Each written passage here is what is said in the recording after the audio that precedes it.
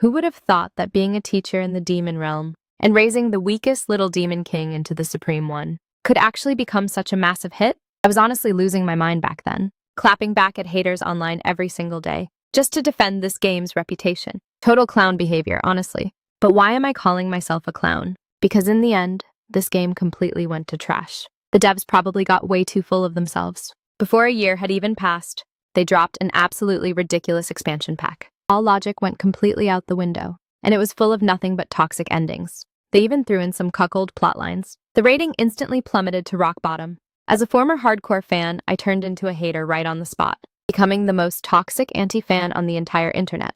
I posted countless essays ripping them to shreds. Then the devs, who usually played dead, actually replied to me for the very first time. They coldly said, "Since you think you're so smart, why don't you go create a good ending yourself?" That honestly made me laugh out of anger. But before I could smash my keyboard to talk back, a blinding flash of light suddenly burst from the screen. A massive gravitational pull dragged me straight into the monitor. Now things have really gone south. Before I could even process what was happening, my entire body felt like it was falling into a bottomless pit. Everything around me was filled with an eerie purple light. Where on earth am I? This feeling? Could I really have been isekai'd into the game? Right at that moment, massive red eyes suddenly lit up in the darkness. That overwhelming pressure instantly paralyzed me. Before I could even catch my breath, a blurry figure unexpectedly appeared right in front of me. He was muttering a string of corrupted code, making it completely impossible to hear what he was saying. It felt like I totally blacked out. By the time my vision finally cleared up, I found myself standing right in front of a massive gate.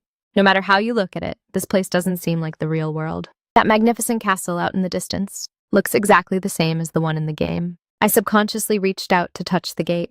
This icy sensation is way too real. There's no way I'm dreaming. I know this place way too well. Did I seriously just get isekai'd into the game and even turned into that unlucky teacher Nihang? Now everything is about to change completely.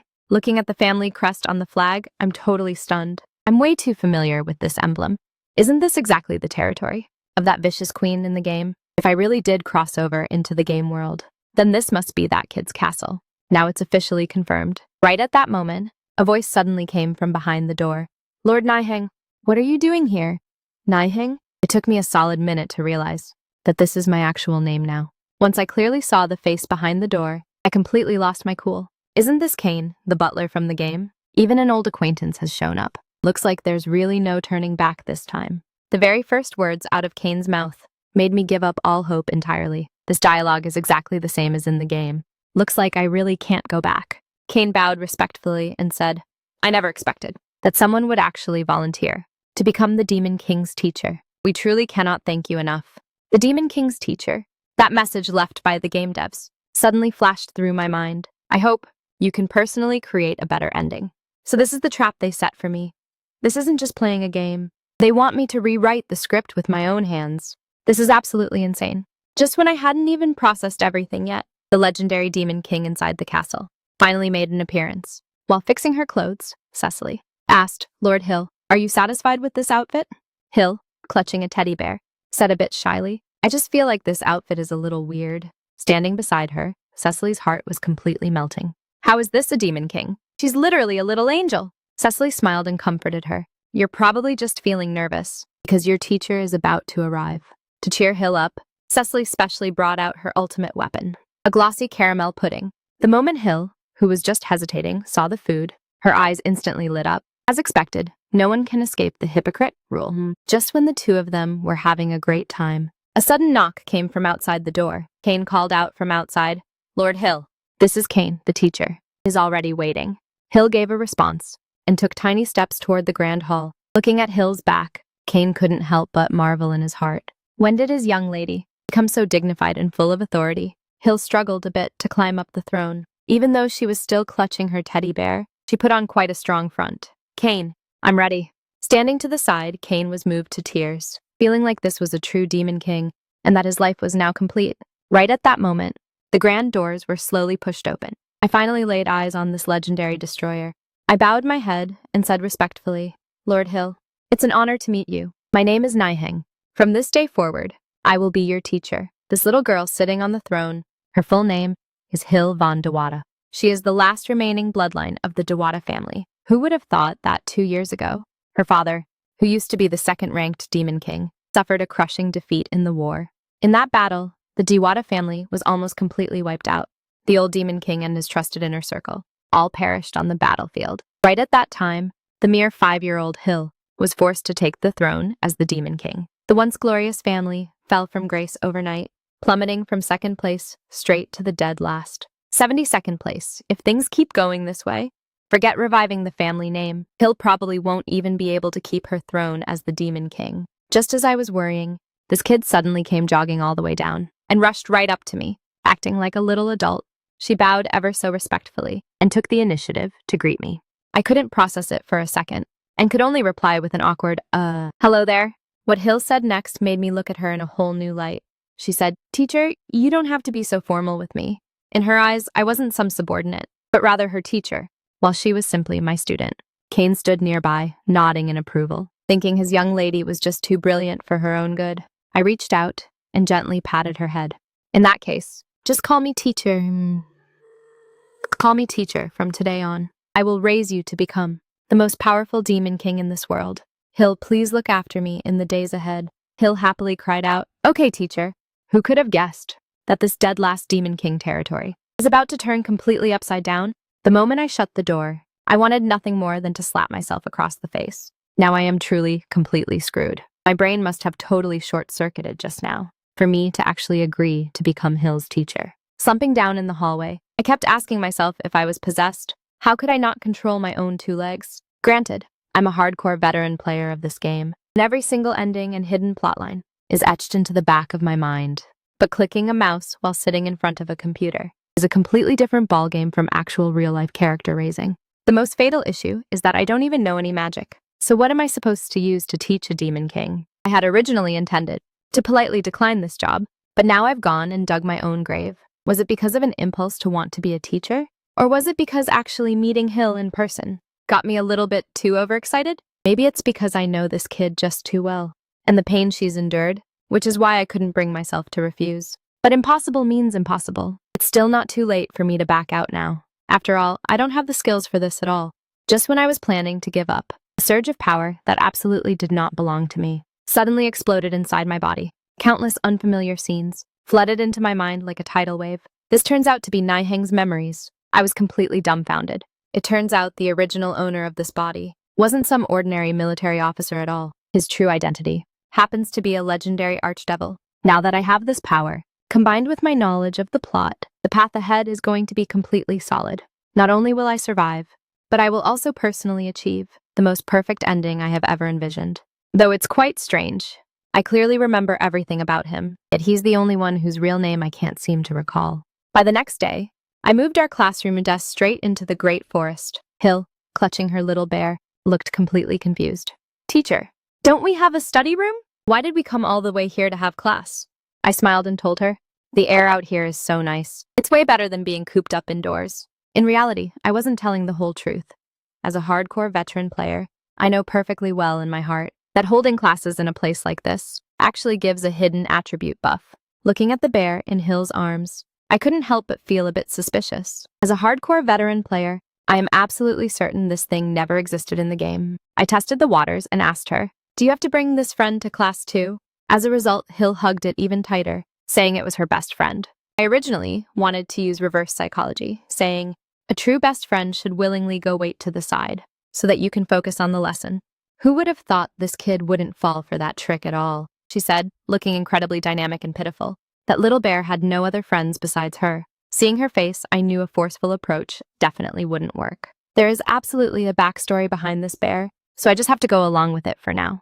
I crouched down, greeted that bear with a completely serious expression, and even gave it a little handshake, treating it as one of my students as well. Now Hill was finally happy, flashing an incredibly brilliant smile. Since her mood has been thoroughly managed, let's get straight into the real deal. I tapped on the blackboard. We're not learning any of that useless stuff today. We're diving straight into magic power training. This completely threw Hill off, and she asked why we weren't learning Demon Realm history first, since Kane had always emphasized before that she needed to build a solid foundation first. I scoffed in my mind.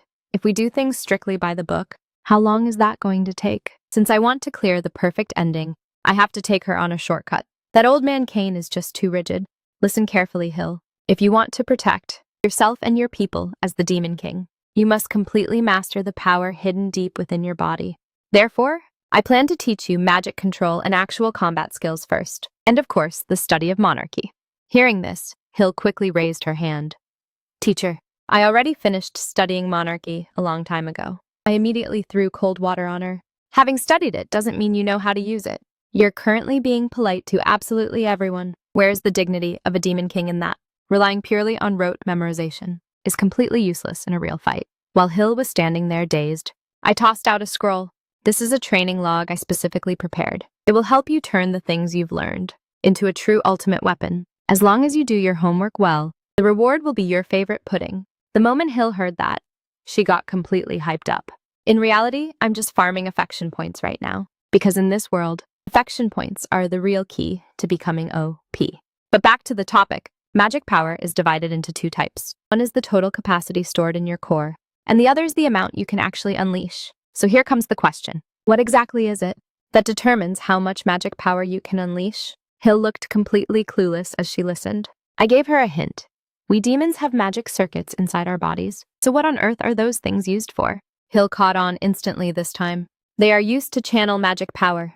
Exactly. Circuits are like pipelines for magic. Then what if you have an insanely high number of circuits? Hill blurted out. Then magic power would gush out endlessly, just like a massive flood. This right here is the true secret to getting strong. This kid Hill is seriously a quick learner, grasping the core of the problem. In an instant, I struck while the iron was hot to praise her a bit. Because after all, everyone loves compliments. And this is how you farm those affection points like crazy. I told her that while innate magic capacity is set in stone, circuits can be increased through hard work later on. As long as you have enough circuits, you can instantly unleash a terrifying amount of power. But talk is cheap, so I flexed a little bit right on the spot to show this kid what a real magic burst looks like. Hill was completely mesmerized by the sight, shouting that her teacher is just too cool. My status as the royal tutor is now completely secured.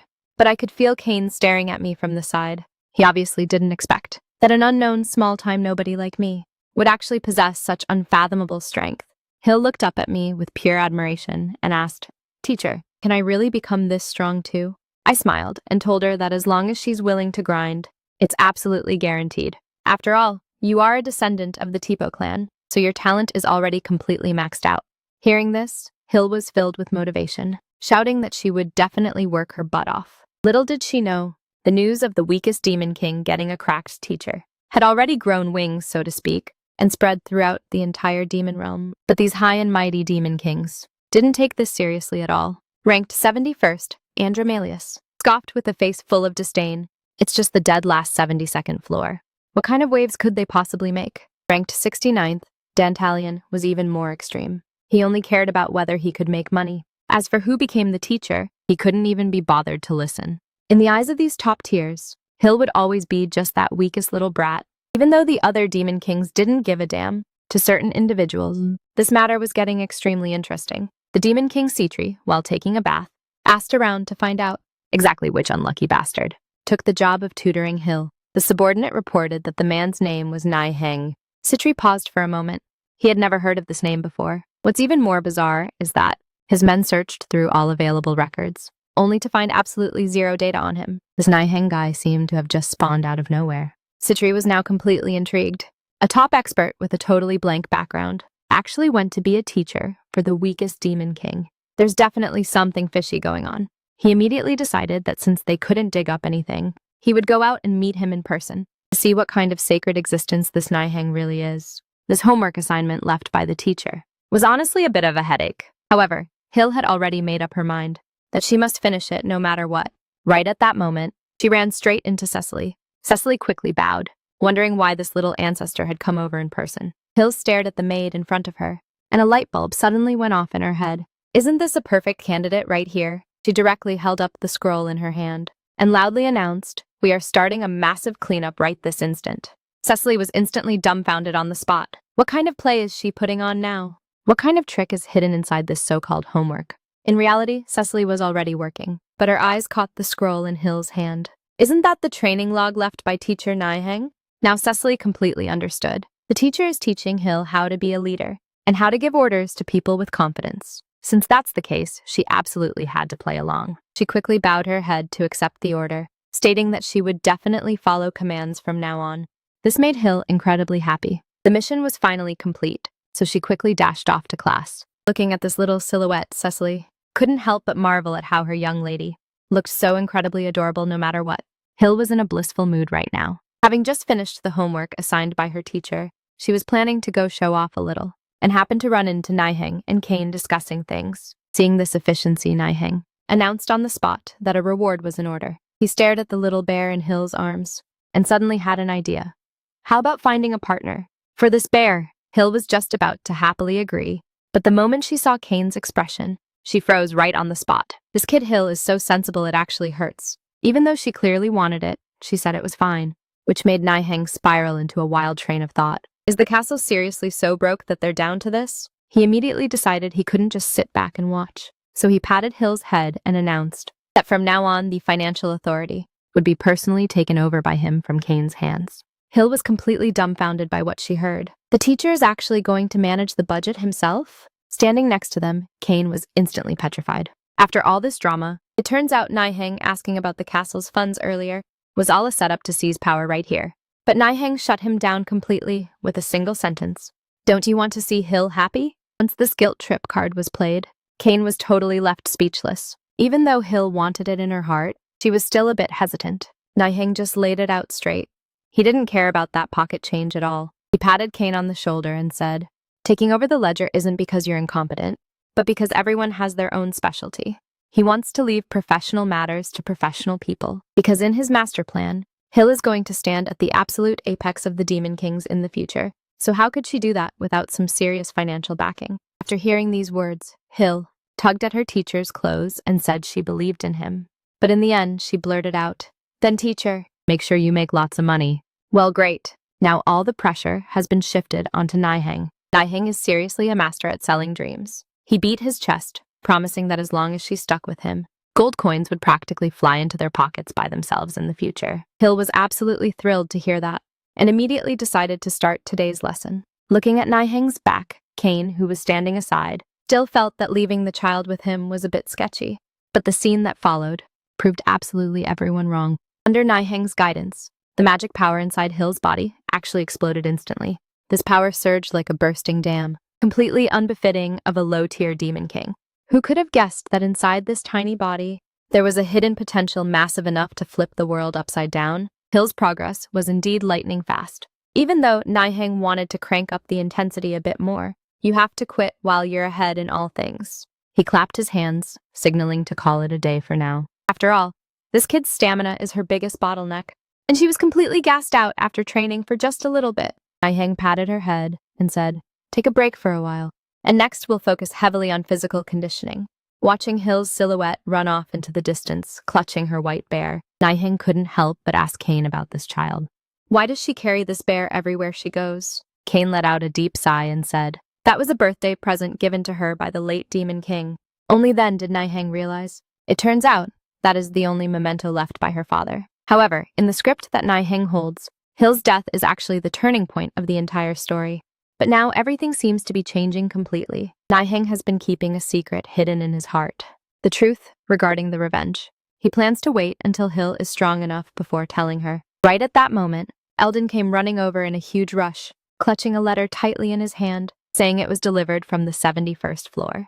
The moment Kane heard this, he felt like trouble was brewing. After all, in the demon realm, even if you are just one floor apart, the difference in strength and territory is night and day. With this kind of obvious one-sided power diff, anyone would be sweating bullets. But Nihang didn't look flustered at all. He even comforted Kane, telling him not to freak out, because this malicious letter happened to be the exact comeback opportunity he had been waiting for. A few days later, the castle gates slowly ground open. Looking at Kane's nervous expression, Nihang quietly reminded him to loosen up. The other party clearly wanted to give them a harsh reality check. Even the driver up front steering the carriage looked like a hidden powerhouse. Nihang let out a cold laugh, instantly exposing the other party's true identity. The joke has gone too far. Sage Baphomet. The moment these words dropped, the demonic phantom behind the driver instantly materialized. Kane and the others were completely stupefied. Who could have possibly guessed that a mere coachman would actually be such a big shot? Baphomet, on his part, was quite surprised as to how Nihang had seen right through him. Right at that moment, the carriage door was pushed open, and the actual VIP, Demon King Sitri, finally showed his face. Nihang acted incredibly polite, leaning forward slightly to greet His Majesty Sitri, who stood before him. Sitri actually quite admired him. After all, being able to spot Baphomet's disguise at a single glance proved that Nihang was definitely no ordinary nobody. To be the Demon King's teacher, he truly had to have some real skills. Standing to the side, Kane was already scared out of his mind. He felt that Nihang was simply being way too arrogant, daring to speak with this level of equality when facing a Demon King of this tier. But the way things developed next was something absolutely nobody anticipated. Sitri wanted to go inside and have a seat, but Nihang straight up blocked him at the door. His tone was calm yet extremely firm, stating that without a legitimate reason, no one was permitted to take a single step further, because this place is the territory left behind by the previous Demon King. Nihang's guts are seriously on another level, directly stating his terms right to the Demon King's face. Even if your level is high, it's completely useless. Without a legitimate reason, there is absolutely no way you are stepping through this gate today. Sitri was about to burst with rage. If this were the past, a character like this would have already lost his life. But since he came here for official business this time, he could only force down his anger and flash his status as the ruler of the 71st floor.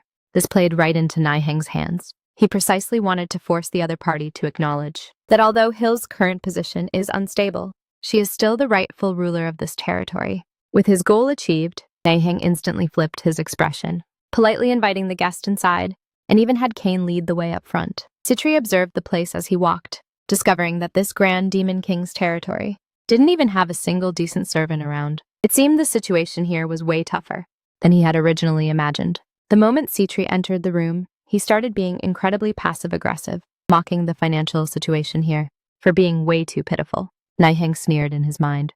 Isn't this entire situation caused by you guys in the first place? After sitting down, Sitri deliberately struck a seductive pose and asked when Hill would be coming over. Nihang saw right through it at a single glance. This woman wants to use her charms to play him. Since you want to play, then I will keep putting on a show with you, Nihang stated with a big smile. That the castle's financial ledger is currently completely under his control, so if there's anything to talk about, they can just discuss it directly. Sitri felt incredibly smug in his heart, thinking Nihang was just an easy target to push around. As long as he gives a little sweetness, men will obediently listen to his commands. He finally showed his true colors, saying that in order to help this territory defend against humans previously, he had lost quite a few soldiers, so now he has come to demand compensation. Wow, what a nice little scheme he's running. Nihang picked up his teacup and asked in a completely unhurried manner, "Back when you deployed those troops over here, whose permission did you actually obtain?" Nihang's tongue is honestly savage. He stared directly at Sitri and slowly spat out a single sentence. "You're actually just a low-life, third-rate thug, aren't you?" The moment those words dropped, Sitri was completely stunned. He even doubted whether he had misheard it. But far from backing down, Nihang instead flashed an even more brilliant smile. This time, Sitri completely lost his temper. He slammed his teacup down furiously. "Daring to be this disrespectful to a high-tier demon king? I see you really have a death wish." Accompanied by a loud crash, Sitri's demonic pressure instantly exploded. Now things have truly gotten out of hand. Nihang's playstyle here is practically adding insult to injury. While calmly sipping his tea, he asked Sitri if being called a third-rate thug was the reason he got so incredibly angry. Before Sitri could even manage to talk back, Nihang ripped away his fig leaf completely, forcing your excess military troops onto the weak, and then turning right around to extort money from them. If this kind of underhanded method isn't the work of a small-time thug, then what is? These words completely lit the powder keg. Sitri could no longer maintain that elegant facade of his. He roared out that Nihang was simply way too arrogant, as a terrifying demonic pressure instantly swept across the room. Sitri had clearly developed actual killing intent. "Since you want to die so badly, then let me grant your wish." Facing the sky full of raging flames, Nihang was actually still calmly sipping his tea. He let out a sigh and said, "I originally wanted to save some face for a demon king, but now it seems there's no need for that." With just a gentle snap of his fingers, the flames that were roaring ferociously a moment ago instantly vanished without a trace.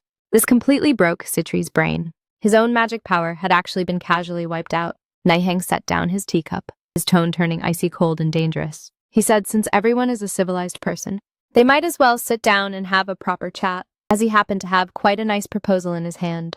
Right at this exact moment, the light in Nihang's eyes shifted completely. That suffocating sense of pressure made Sitri realize that right now, he didn't have a choice at all. Hearing the word seal, Sitri was completely stunned. He was still trying to bluff, questioning. You actually dare to negotiate conditions with me?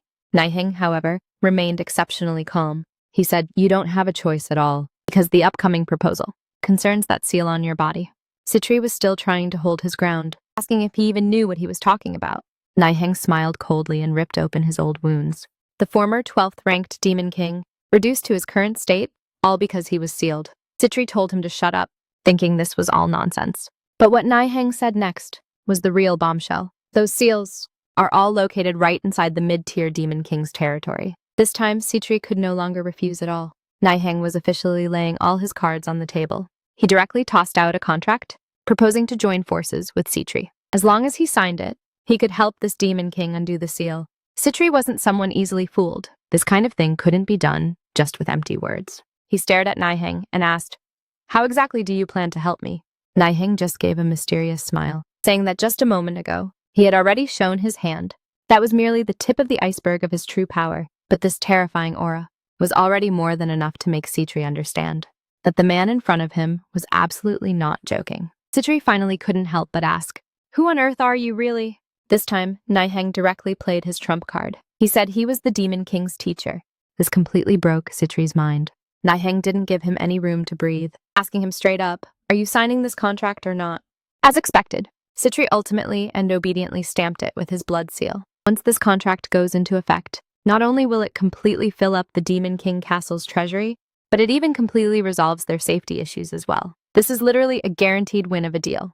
The reason Sitri actually dared to sign was entirely because of the third clause in the contract. Nihang promised to provide full-scale support, and the single promise was his ultimate reassurance. What if that move Nihang pulled just now really wasn't even 1% of his true strength? This is absolutely a gamble worth making. Sitri decided to go all in. He demanded that Nihang stamp his blood seal as well. Nihang agreed very crisply, directly whipping out a short dagger. As both blood handprints were pressed down, the contract took effect completely amidst a crimson glow. This dangerous transaction was finally finalized, Nihang said with a smile. Well then, here's to a happy partnership. Turning around, Nihang brought Sitri straight to Hill, introducing this Demon King as one of their own from now on. Hill could still barely believe her ears upon hearing this, and quickly gave a polite greeting. Sitri was clearly not used to this kind of scene yet, casually calling Hill a brat. As a result, Nihang's facial expression instantly flipped. He reminded Sitri that since they are now allies, he needs to relearn his manners when speaking. A Grand Demon King was actually lectured by Nihang until he lost all his edge, and could only bite the bullet to greet her properly again. Looking at this dynamic, the days ahead for this Demon King are probably not going to be very easy. Nihang was finally satisfied. He said things would have been fine if he was this polite from the start. Then he dropped a massive bombshell, getting ready to explain how he would fulfill the contract. Before Sitri could even process what was happening, Nihang smiled and announced that starting right now, this Grand Demon King would also have to become his disciple. The moment those words dropped, Sitri completely lost his mind. This is literally a joke! Nihang, however, wasn't joking at all. He knew perfectly well how glorious Sitri used to be. But the current him, in Nihang's eyes, just wasn't up to par at all. Nihang's words were absolute savage emotional damage. He said Sitri's strength was completely average. His ranking was at the very bottom, and he was basically just a mediocre NPC Demon King. This time, Sitri's coping mechanism completely broke down, yelling that there was no need to put it so harshly. But Nihang just stood there with a wicked smirk, making Sitri so angry he couldn't even speak straight. Just as Sitri was preparing to push back, Nihang suddenly wiped the smile off his face. He pointed out with laser accuracy that Sitri believed he had already reached his absolute limit and could only rely on reclaiming his sealed power to make a comeback. But what Nihang said next left Sitri completely dumbfounded. He said this Lord Demon King actually still had room to grow even stronger. Sitri's first reaction was that he was lying. But if this were true, then the entire playing field would be completely different. Nihang was also calculating on his end. As long as he was willing to step in and help this Demon King take back his former glory, it would be an absolute walk in the park. Sitri was still a bit uneasy, warning Nihang not to play tricks on a Demon King. Nihang remained perfectly chill, saying he never joked about major matters like this. Since the contract has already been signed, let's just head back to our respective places today. Nihang casually added a final line. From now on, when he's free, he should take the initiative to come find him. This part completely blew Sitri's top. Why on earth should a Grand Demon King take the initiative to go see a mere human? Where is his dignity supposed to go? Before Sitri could even finish venting his anger, Hill, who hadn't said a word the entire time, suddenly stepped forward. This little girl seemed ready to protect her own, directly and loudly announcing that Nihang is her master, so nobody better try to pull anything on him. This left Sitri completely out of options, having no choice but to go along with Hill's wishes. He reluctantly proposed, "Meeting once a week should be fine, right?" Nihang was quite good at rolling with the punches, saying, "As long as you think it's fine, then it's fine." This sounded like he was just humoring him. The moment Sitri heard this, he lost his temper again, asking Nihang back if he thought he actually wanted to meet. Nihang just gave a mysterious smile, saying who knows about that kind of thing. Anyway, the days ahead are still long, so let's wait and see. Although the alliance with the Demon King was successfully formed, but the amount of trouble ahead hadn't decreased one bit. Sitri's subordinates were currently full of resentment. These soldiers were left behind here to guard the castle, and they weren't happy about it at all, feeling like this assignment was absolutely cursed. Why on earth did they have to be trapped in this godforsaken place? These soldiers were right in the middle of complaining intensely, only to run straight into a brick wall. An icy voice came from behind them, asking that since they were so dissatisfied, why didn't they just beat it and go back to being good little dogs? The soldiers who were just cursing and swearing a second ago turned around and clearly saw the person arriving, and their souls were instantly scared out of their bodies. The one speaking was none other than the adjutant of the 4th Army, Baluna. His gaze was so cold it looked ready to kill. The lizard man, who had been acting pretty tough just now, instantly chickened out on the spot, apologizing while promising he would keep his subordinates in line. Baluna didn't want to hear any of his nonsense at all, directly telling them to get lost and go train. Watching the soldiers scurry away in disgrace, Commander Lina Laza let out a heavy sigh. The current atmosphere in the 4th Army was an absolute mess, and their training couldn't keep up at all. Baluna also had a completely helpless look on his face, asking back, aside from doing this, what other options do we even have right now? It seemed the mess within this army was far more difficult to clean up than initially imagined. A few days later, things exploded inside the Lord's mansion again. Sitri was practically losing his mind with rage, demanding to know why Nihang went back on his word, and was now actually saying he wouldn't teach him swordsmanship anymore. Nihang, on his end, was as steady as a mountain, still holding the fast-asleep Hill in his arms. He said he really didn't do it on purpose. It's just that integrating the Demon King's army is way too exhausting, and he simply can't spare any time right now. Therefore, Nihang smoothly threw out a suggestion. Since Lord Demon King is in such a big hurry, why not step in and lend a hand himself? This sounded like a request, but in reality, he just wanted to use Sitri for free hard labor. How could Sitri not see through this setup?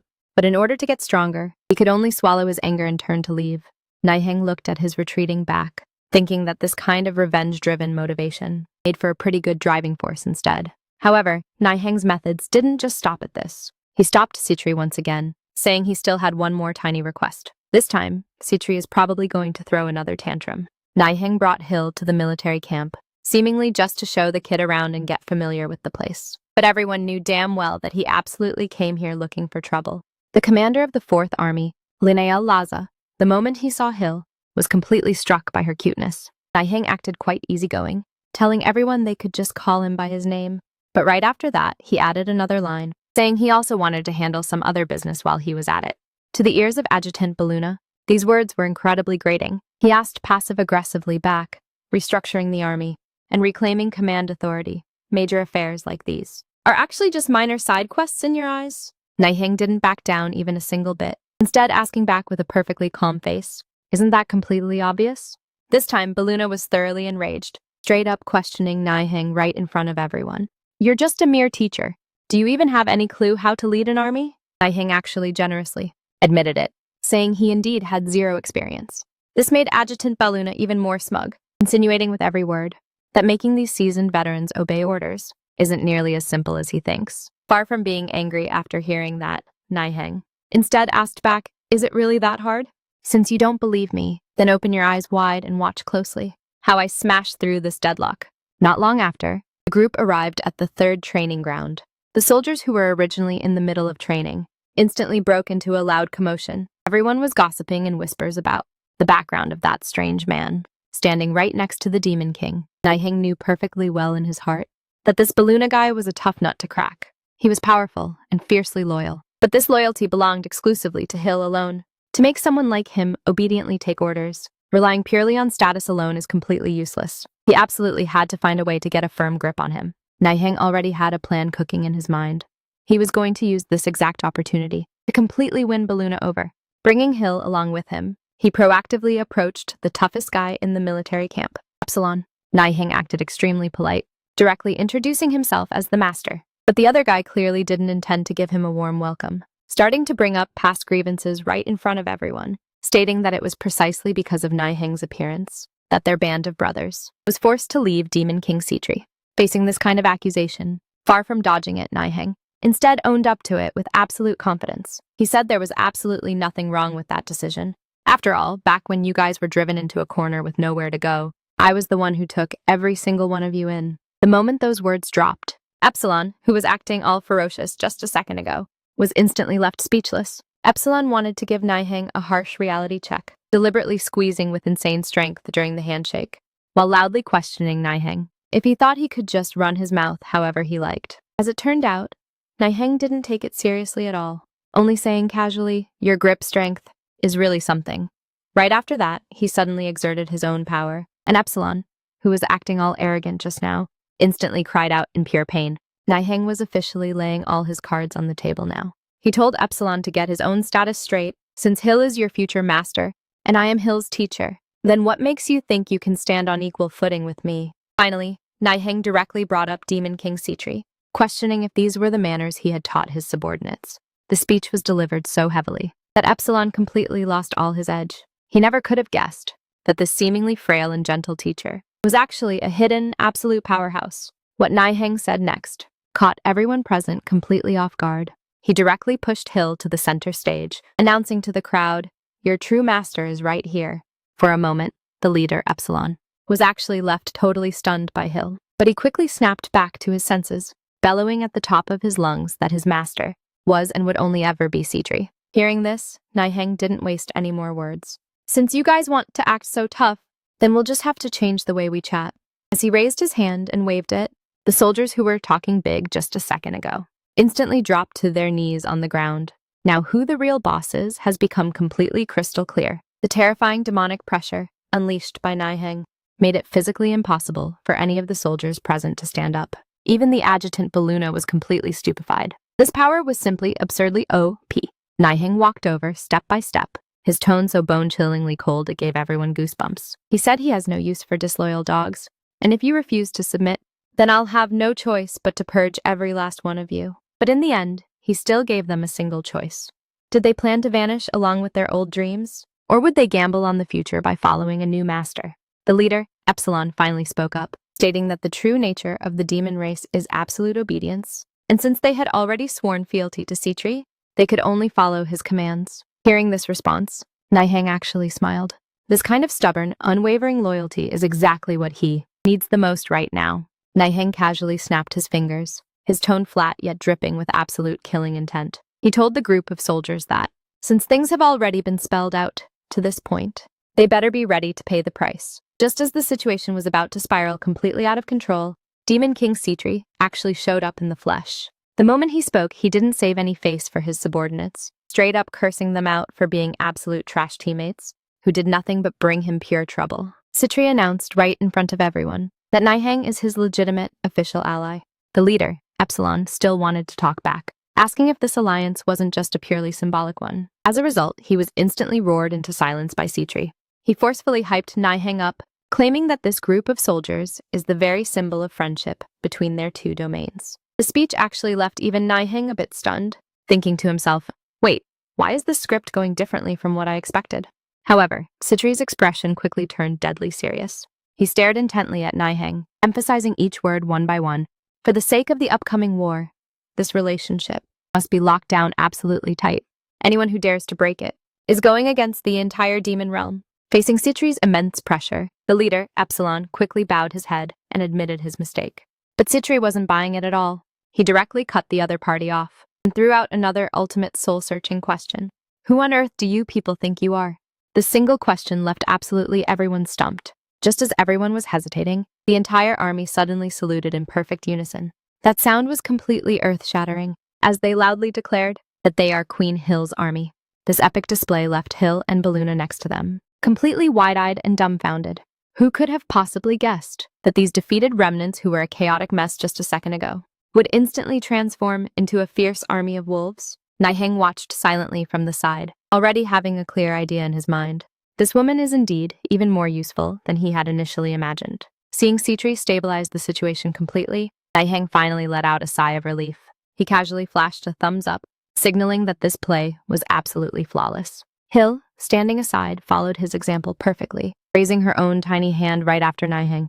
This perfectly synchronized movement truly showed they are a real master and disciple. Since they were about to start the lesson, Nihang originally wanted to make some preparations first. As a result, this little kid actually wrapped her arms tightly around his arm directly. Once Hill gets stubborn like this, absolutely nobody can talk her out of it, as she refused to let go no matter what.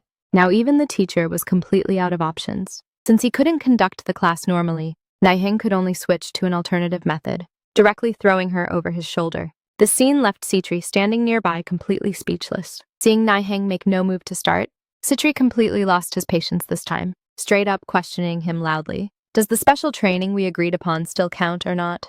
But Nihang didn't intend to put Hill down at all, instead stating with a perfectly calm face, teaching this way makes it much more interesting.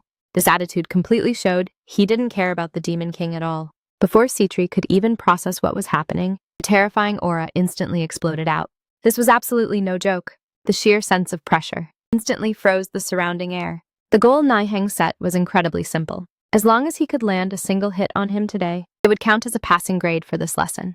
Sitri didn't believe it at all, thinking that doing a special training while carrying a child was pure nonsense. But Nihang just gave a faint smile, stating that this was definitely going to work. The moment the words left his mouth, a terrifying demonic pressure instantly erupted. Before Sitri could even react, he was pinned flat against the ground by this immense power. Nihang's tone was perfectly calm, yet he spat out the most arrogant words possible. His current strength had long since surpassed the previous Demon King. If you want this special training, then break free from this demonic pressure first, and try to touch me. Sitri never could have guessed that this demonic pressure would actually be strong to this extent, where even standing up became a luxury. Carrying the child, Nihang walked forward without looking back, but his words were like sharp daggers, stabbing straight into Sitri's heart. He said if he couldn't even withstand this tiny bit of pressure, then he shouldn't even dream about reclaiming his power. The moment those words dropped, Sitri was thoroughly enraged, but Nihang doubled down, even advising him to just throw in the towel and call it a day. In reality, this was exactly Nihang's goal. To go to the place where the power was sealed, he had to adapt to this kind of extreme environment first. Watching Sitri struggle desperately, Nihang already knew exactly what was up. A true breakthrough is always hidden inside the most painful moments. Seeing Sitri in so much pain, Hill couldn't help but feel a little worried. But Nihang looked perfectly nonchalant, stating that this is exactly what a special training should look like. He even deliberately told Hill to watch very closely from the side, because this hellish type of torture is something Hill will also have to go through herself in the future. Sitri's miserable screams echoed from the distance, sounding completely terrifying to anyone listening. Until the sun was almost setting, this contest still hadn't come to an end. Nihang was still making sarcastic remarks from the side, advising him not to push himself too hard. Since he wasn't exactly young anymore, these words were a literal precision strike on a sensitive spot. Even though Sitri had already reached his absolute limit, his mouth would absolutely never soften up, telling him to straight up shut up. It seems this Demon King's temper hasn't changed one bit. Sitri was still giving it his all over there, swearing that he would absolutely touch Nihang today no matter what. Nihang, on the other hand, was perfectly fine, sipping tea while enjoying the show, though he was secretly marveling in his mind that this Demon King indeed had some real skills, as his adaptation speed was even faster than anticipated. Hill got envious watching from the side, insisting and clamoring for Nihang to give her a lesson too. Nihang originally wanted to advise her to rest, since training too hard is never a good thing. But who could possibly refuse those sparkling big eyes? This time the teacher could only surrender. Since he was going to teach, then it was time to bring out the real deal. Nihang casually snapped his fingers, getting ready to teach Hill some high-level stuff. But the original training intensity doubled along with it. Sitri, who was still crawling on the ground, was completely dumbfounded by this. Nihang finally relented, telling Sitri to take a break first. This Demon King could finally catch his breath, lying flat on the ground, not wanting to move a single muscle. Turning around, Nihang started testing Hill, asking her what she had learned today. Hill remembered it crystal clear, saying it was about utilizing the magic power in the air to accomplish things that were originally impossible to do. Though the logic is simple, How do you actually catch this magic power that's running all over the place? Hill tilted her head and thought for a long time, before suddenly popping out a genius idea. Wouldn't it work if I just asked them for help directly? Nihang was completely stunned upon hearing this, praising that this idea was simply amazing. But Hill instantly hit another roadblock, stating she had never spoken to magic power before. Nihang, however, looked completely mysterious, saying he would teach her how to strike up a conversation with magic power in just a bit. Watch closely, just like this. Nihang casually waved his hand, releasing the magic power from inside his own body. As long as you can make friends with these free-roaming magic powers around you, you can win every single one of them over to your side. This trick of borrowing external power to strike back is no simple feat. A power that was originally weak can instantly become as overwhelming as an ocean wave. Hill stared so hard from the side her eyes went totally wide, wishing she could dive right in and try it out immediately. Nihang was quite generous too, telling her to straight up go ahead and try it herself.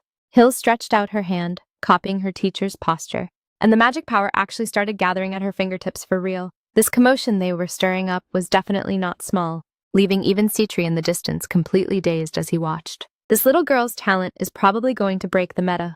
Who could possibly believe that this is actually the magic power of a mere 7-year-old child? Sitri saw everything crystal clear from the side, already making up his mind completely. No matter what price must be paid, this alliance relationship must be secured at all costs. This little girl will absolutely be a total game changer in the future. Nihang struck while the iron was hot, telling Hill to try and condense the magic power together. Hill obediently followed instructions, but the moment she reached out, she found the feeling was a bit off. Nihang smiled and explained, "Those forces that make you feel unfamiliar are actually the magic powers that were already present in the air. Even though Hill's current magic pool isn't large enough, as long as she learns to borrow these external reinforcements, she can unleash moves that far exceed her level." Nihang extended a single finger, starting to teach her step by step how to cheese high-level monsters. Step 1. First imagine the most brilliant flame inside your head. Don't mind how terrifying this flaming skull looks. In reality, inside Nihang's hand, it was as well behaved as a tiny little pet. He was just planning to have Hill copy him and learn, but as a result, Sitri next to him couldn't sit still any longer, hurriedly calling out to stop him, staring intently at the flame in Nihang's hand, asking what on earth he was teaching the child. Nihang still had a perfectly calm face, thinking what kind of issue this could possibly be. Sitri, however, stated that this wasn't some basic introductory stuff at all, but rather an ancient magic that had long been lost to time. This time, even Nihang himself was stunned. This little trick he casually taught, did it actually have such a massive background? Sitri completely couldn't sit still this time, insisting on getting to the bottom of it, wanting to know what Nihang's true background really was, and how he even knew this kind of lost ancient magic. Nihang, however, didn't want to take the bait at all, casually brushing him off with a few words, before turning around to check on Hill's learning progress, asking her if she saw that move clearly, just now. Hill didn't suffer from stage fright at all, loudly answering in the affirmative, and then closed her eyes with great composure, starting to visualize the appearance of the flame in her mind. Who could have guessed that this little girl would actually replicate it on the spot? With a sudden swoosh, a flame burst from her fingertip, and she even duplicated the complex ancient runes. Although Nihang praised her out loud, saying it was pretty good, he still didn't forget to pour a bucket of cold water on her. Borrowing external power is certainly convenient, but if the fundamentals aren't rock solid, there's no way to deal with real trouble in the future. Nihang directly made things clear, saying training is training, but that punch just now was absolutely no joke. Sitri hurriedly waved his hands, explaining that things were completely different from what he thought. Seeing how incredibly OP this ancient magic was, Sitri also developed an itch, begging Nihang to teach him as well. As a result, Nihang didn't even think twice, straight up rejecting him on the spot. Sitri got anxious this time. "We clearly agreed that everyone is on the same team, so why won't you teach me?" Nihang, however, said with a deadpan face, "Our current level of trust hasn't reached the point where I can teach you this kind of secret art." But Nihang's mind wasn't idle. He suddenly realized that this was an absolute goldmine of an opportunity to rip him off, so he deliberately left him hanging, saying that as long as their relationship could take another step forward, then this matter isn't completely off the table. The moment those words dropped, Sitri clearly misunderstood the whole thing, agonizing over it for a good while over there, before finally biting the bullet and accepting it just to get stronger. He hesitated for a long time, before finally asking in a low whisper, "Then, what kind of style do you actually like?" This completely random question left both Nihang and Hill totally mind-blown. Nihang's head was now filled with question marks, completely unable to fathom how on earth the topic had suddenly shifted to his personal preferences. Sitri was still trying to bluff his way through over there, stating that if they want to get closer, they obviously have to understand each other's tastes first. Nihang quickly cleared things up, explaining that the relationship he meant was the trust between their two territories, and absolutely not the kind of thing Sitri was imagining. This time, Sitri was so embarrassed he wanted the ground to swallow him whole, wishing he could make Nihang completely forget everything that was just said. Nihang didn't plan to dig any deeper either. As long as the misunderstanding was cleared up, he reminded Sitri to remember to bring a proper proposal over next time. Hill, who was standing nearby, was completely lost, having absolutely no clue what kind of riddles these two adults were playing at. Once things quieted down, Nihang started sorting through the memories in his head. Only now did he realize that the character he possessed had a background that was not simple at all. As a great demon, mastering ancient magic was pretty much a basic requirement. In the original game's lore, these great demons were extremely mysterious, almost never showing their faces. They were ancient entities who had lived for countless ages, with every single one of them being at the absolute peak of combat power. It looks like this new identity of his was even more mind-blowing than he had initially thought. Nihang discovered something was a bit off with this body, as it was instinctively repelling other great demons. But he had no time to obsess over this right now. He still had a mountain of messes on his hands to deal with, which had to be done one by one. The absolute top priority right now was how to expand the territory. Going to the human realm was still way too early, and Sitri's domain couldn't be touched either. Weighing all his options, he could only choose to make his move on the Demon King of the 71st floor. Going head-to-head was definitely out of the question, as incurring too many casualties was simply not worth it. Just as he was stressing out over it, a document on the table led him to an unexpected discovery. By the next day, Hill came running to find him early in the morning. Seeing Nihang looking this perfectly calm, the new plan had presumably already taken shape. Linear Laza pushed open the door and walked in with Hill. Nihang exchanged a few polite words, since this commander was usually swamped with work. But the words that followed instantly made the atmosphere grow incredibly tense. Nihang got straight to the point, saying he planned to expand the territory. Linear Laza was completely stunned upon hearing this, as the 71st floor was definitely not to be trifled with. Even if they added Demon King Sitri's military forces, they still had zero chance of winning a head-on clash. He advised Nihang that he must be extremely prudent, warning him not to impulsively start an all-out war. As a result, Nihang didn't say anything, but simply handed over a document. After Linear Laza finished reading it, he couldn't utter a word for a long time. It turned out Nihang never intended to clash head-on from the start. This plan he held in his hand was to switch to another strategy and completely play the enemy to death. Nihang looked at the commander in front of him, his tone overflowing with confidence. He asked Linear Laza what he thought of this plan. Looking at the strategy in his hands, Linear Laza finally relented. As long as they didn't go head-to-head with the enemy, this thing actually had a solid chance of working. Since they had decided to make a move, they had to find the most professional people, so infiltration was absolutely indispensable. Although there were still people worried that internal chaos might break out, Nihang didn't care about that at all. In the current situation, no one dared to disobey anymore. To completely eliminate any lingering worries, Nihang directly dropped his final move, independently organizing all the newly arrived soldiers to form a brand new legion. Once this particular arrangement was executed, any internal tension would likely be completely suppressed. Linear Laza's analysis was spot on.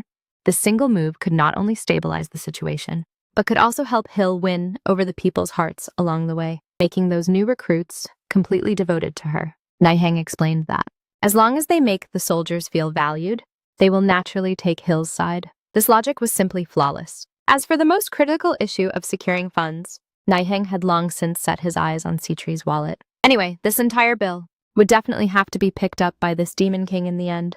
Hill beamed with joy upon hearing this, loudly stating that as long as it's arranged by Nihang, she loves every single bit of it. This cute look of hers was truly enough to melt anyone's heart. Right at this moment, Sitri also leaned in wanting a piece of the pie, clamoring about wanting to help everyone expand their influence. As a result, a single glare from Nihang made his skin crawl, causing him to back away awkwardly, and asked Nihang if he didn't trust him. Nihang didn't even raise his head, coldly replying that he didn't at all.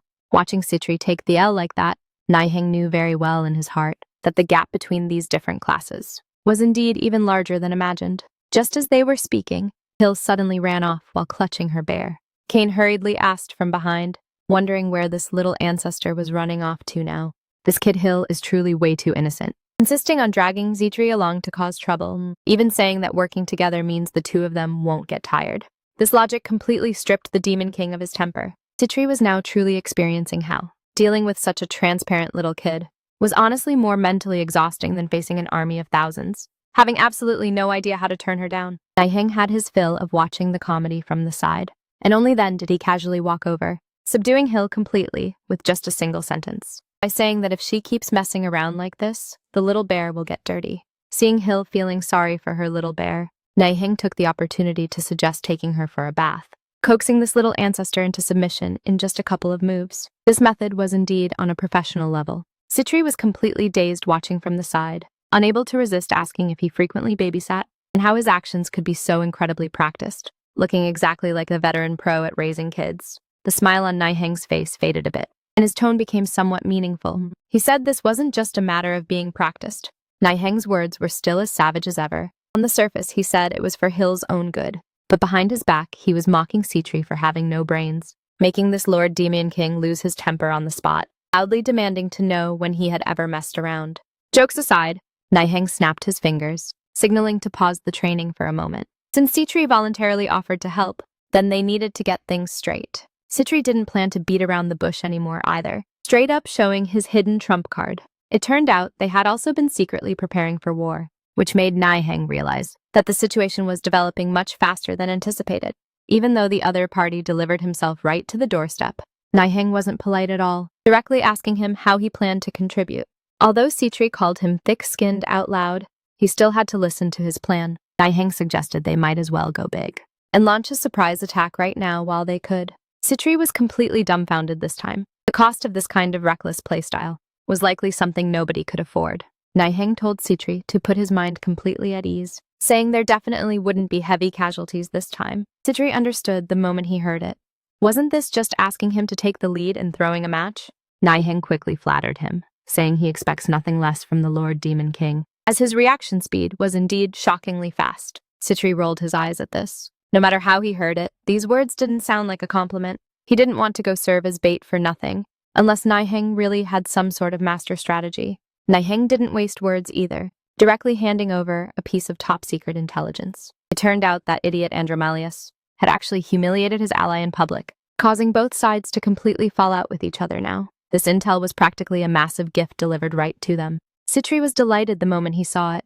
That guy was indeed a brainless, arrogant jerk. Since the enemy was already having internal strife, this was the perfect opportunity to poach their allies. Nihang smiled faintly, as his goal was extremely clear. He precisely wanted to take this opportunity to directly win over the enemy's strongest combat power to their side. Nihang was planning to use a honey trap this time. He prepared to send out a candidate that the other party could absolutely never turn down. Sitri guessed it almost instantly, stating that this obviously referred to Linear Laza. Since the plan was locked in, what Sitri cared about most was still the splitting of the spoils. Unexpectedly, Nihang was shockingly generous this time, suggesting a 50-50 split for both the territories and the funds. The moment those words dropped, Sitri felt like the sun was practically rising from the west, always feeling like this guy was definitely up to no good. Nihang, however, stated with a perfectly open face that since they were allies, shouldn't being a little more generous be expected? He even turned things around to tease him, saying that on the rare occasion he spoke the honest truth. Sitri unexpectedly didn't plan to believe it.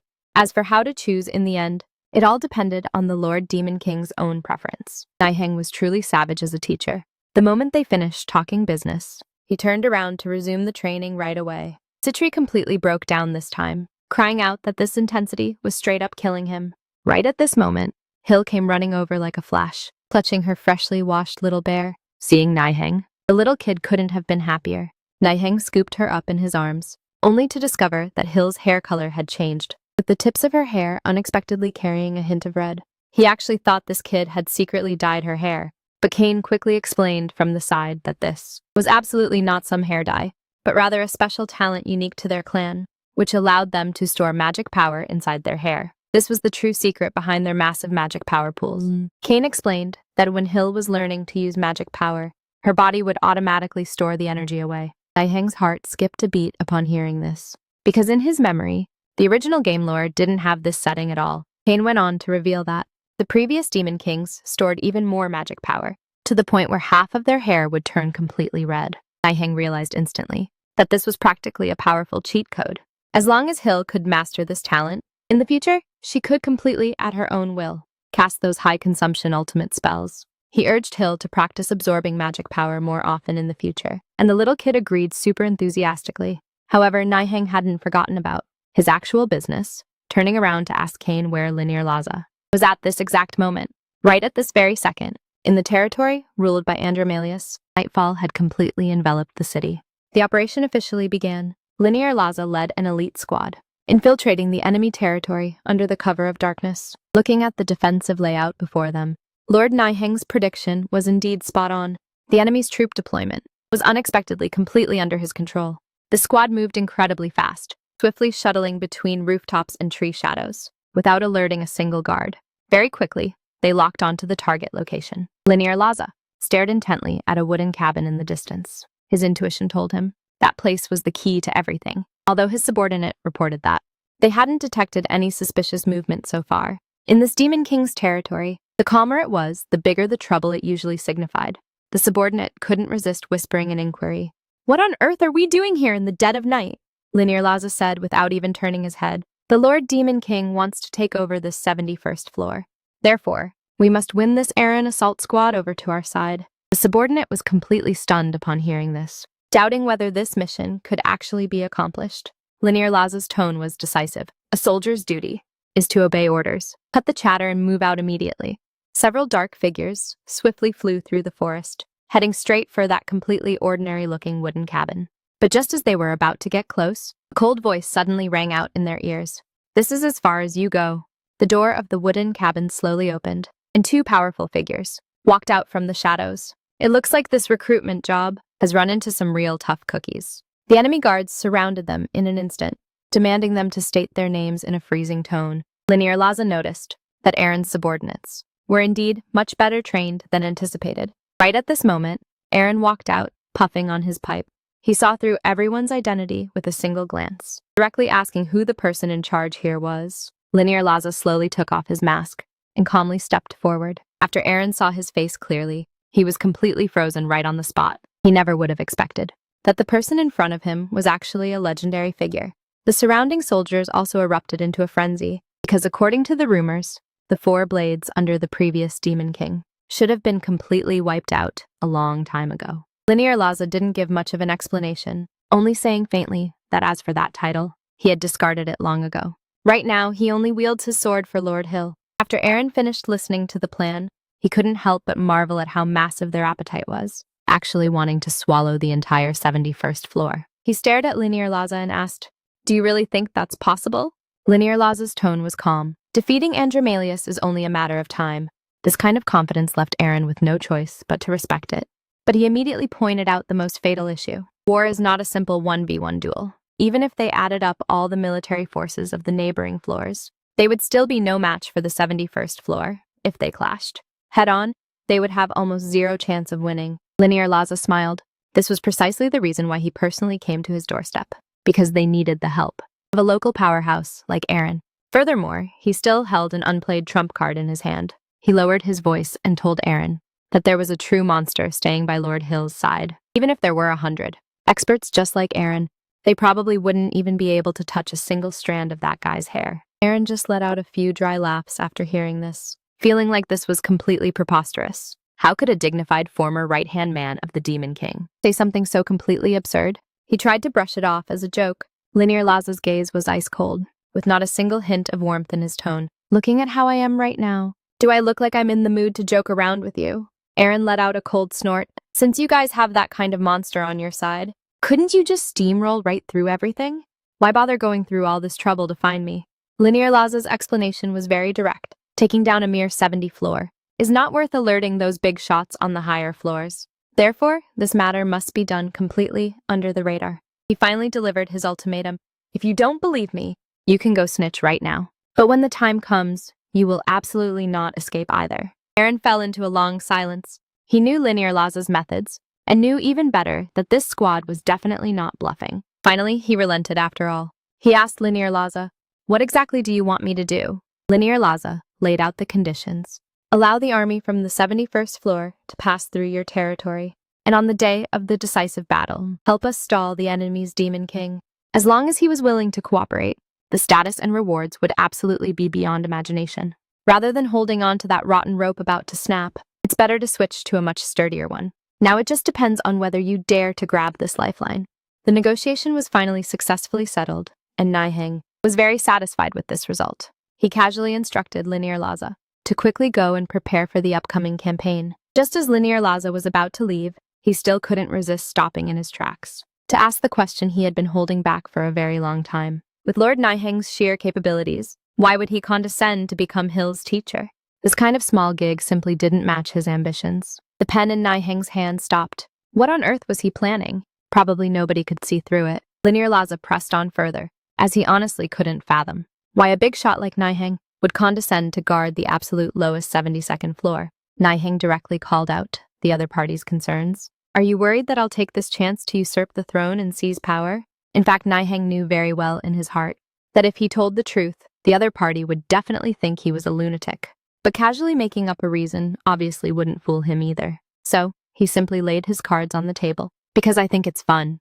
Personally raising a demon king, and furthermore, one who was looked down upon by everyone as weak. This was the real simulation game he wanted to play. Linear Laza was completely dumbfounded. He never expected that Nihang's ambition would be this insane. Nihang said with a smile, just the thought of personally backing her to rule the entire demon realm in the future. This kind of joy is simply beyond description. Linear Laza was totally dazed listening to this. So you're doing all this purely to find some entertainment? Nihang waved his hand. At the beginning, it really was like that. But now I truly do quite like this place. After all, we have the cutest Hill here, and a butler like Kane who is absolutely loyal and reliable. Even Leah, who is in charge of internal affairs, is a trustworthy and great helper. This time it was Linear Laza's turn to be speechless. This man was far more complex than he had imagined. Nihang continued listing his favorite companions. Cecily not only does a beautiful job, but her mind is also exceptionally delicate. And Big Chef Mark, his cooking skills are definitely among the best in the demon realm. As for Lieutenant Baluna, although his personality is a bit rebellious, his competence and loyalty are completely unquestionable. Of course, there's also our powerful, reliable, and extremely beautiful Linear Laza. Commander, the straight-up compliment completely caught Linear Laza off guard. Nihang, on the other hand, looked perfectly calm. I'm just speaking the truth. Why are you reacting so strongly? In reality, what felt most satisfying to Nihang was being able to see these game characters with his own eyes. That was honestly more thrilling than anything. He looked at Linear Laza and gave his final promise. Don't worry. As long as you guys don't kick me out, I will absolutely never betray everyone. These words left Linear Laza completely silent. Linear Laza apologized for his previous rudeness, but Nihang didn't take it to heart at all. In his eyes, this kind of questioning was actually a reflection of loyalty, because the person he pledged loyalty to was Hill. Nihang smiled and urged him to go get some rest quickly. Looking at this man's back, Linear Laza marveled in his heart that having such a person by Her Majesty Hill's side was truly a massive blessing. Right at this moment, Hill came skipping and hopping over. The way she called out, "Teacher," was simply sweet enough to melt anyone's heart. Nihang was a bit surprised, since it wasn't class time yet. Why did this little kid come running over? Hill leaned in close, looking curiously at the ledger on the desk. Nihang didn't hide it either, patiently explaining that he was handling the finances. Hill wanted to watch from the side, and Nihang naturally wouldn't refuse. As long as he was around, the atmosphere on the 72nd floor would always be this heartwarming. Since Hill was here, Nihang planned to take the opportunity to give her an economics lesson. The human adventurers had destroyed all the crops, and the farmers couldn't even afford to eat now. Nihang asked Hill, "What do you think we should do?" Hill thought quite simply, since there's still old grain in the warehouse, wouldn't it work to just distribute it directly to them? Nihang smiled. Are we giving it away for free then? Hill quickly changed her tune. Then keep a portion for relief, and sell the rest to them at a cheap price. Nihang then threw out another difficult problem. What if the farmers have no money in their hands right now, and can't even afford cheap grain? What should we do then? This completely stumped Hill. Her little brain thought for a long time, but still couldn't come up with a good solution. Only then did Nihang reveal the answer. At a time like this, we can utilize a grain loan system. Hill listened very intently, and the logic was actually very simple. Lend grain to the farmers at a low interest rate now, and have them pay it back during the next harvest. This way, it not only solves the immediate crisis, but it also won't cause you guys to lose money. Hill really took this lesson to heart. Nihang concluded in the end, This way, it both solves the food shortage and ensures the Demon King's castle won't lose money. It's practically a win-win. Hill understood perfectly, loudly giving an affirmative answer. Right at this moment, a knock came from outside the door. Leah pushed the door open and came in, interrupting their teaching session. It turned out to be snack time, and it was time for Hill to recharge her energy. Nihang smiled and waved his hand. Go ahead, hurry up and eat your snack. The moment she heard there was food, Hill was instantly re-energized, with her mind completely filled with pudding. Leah even added to the hype from the side, saying, that strawberry cake was prepared today. This time, Hill completely couldn't sit still anymore. But just as she was about to head out, she suddenly stopped in her tracks and looked back at Nihang, who was still busy. Nihang was also a bit puzzled. What's wrong? Don't you love eating cake the most? Hill loudly invited Nihang to come eat snacks together. This time, even Leah standing by the side was stunned. Her Majesty was unexpectedly willing to share her own snacks. Only then did Hill realize that in her excitement just now, she forgot to use honorifics.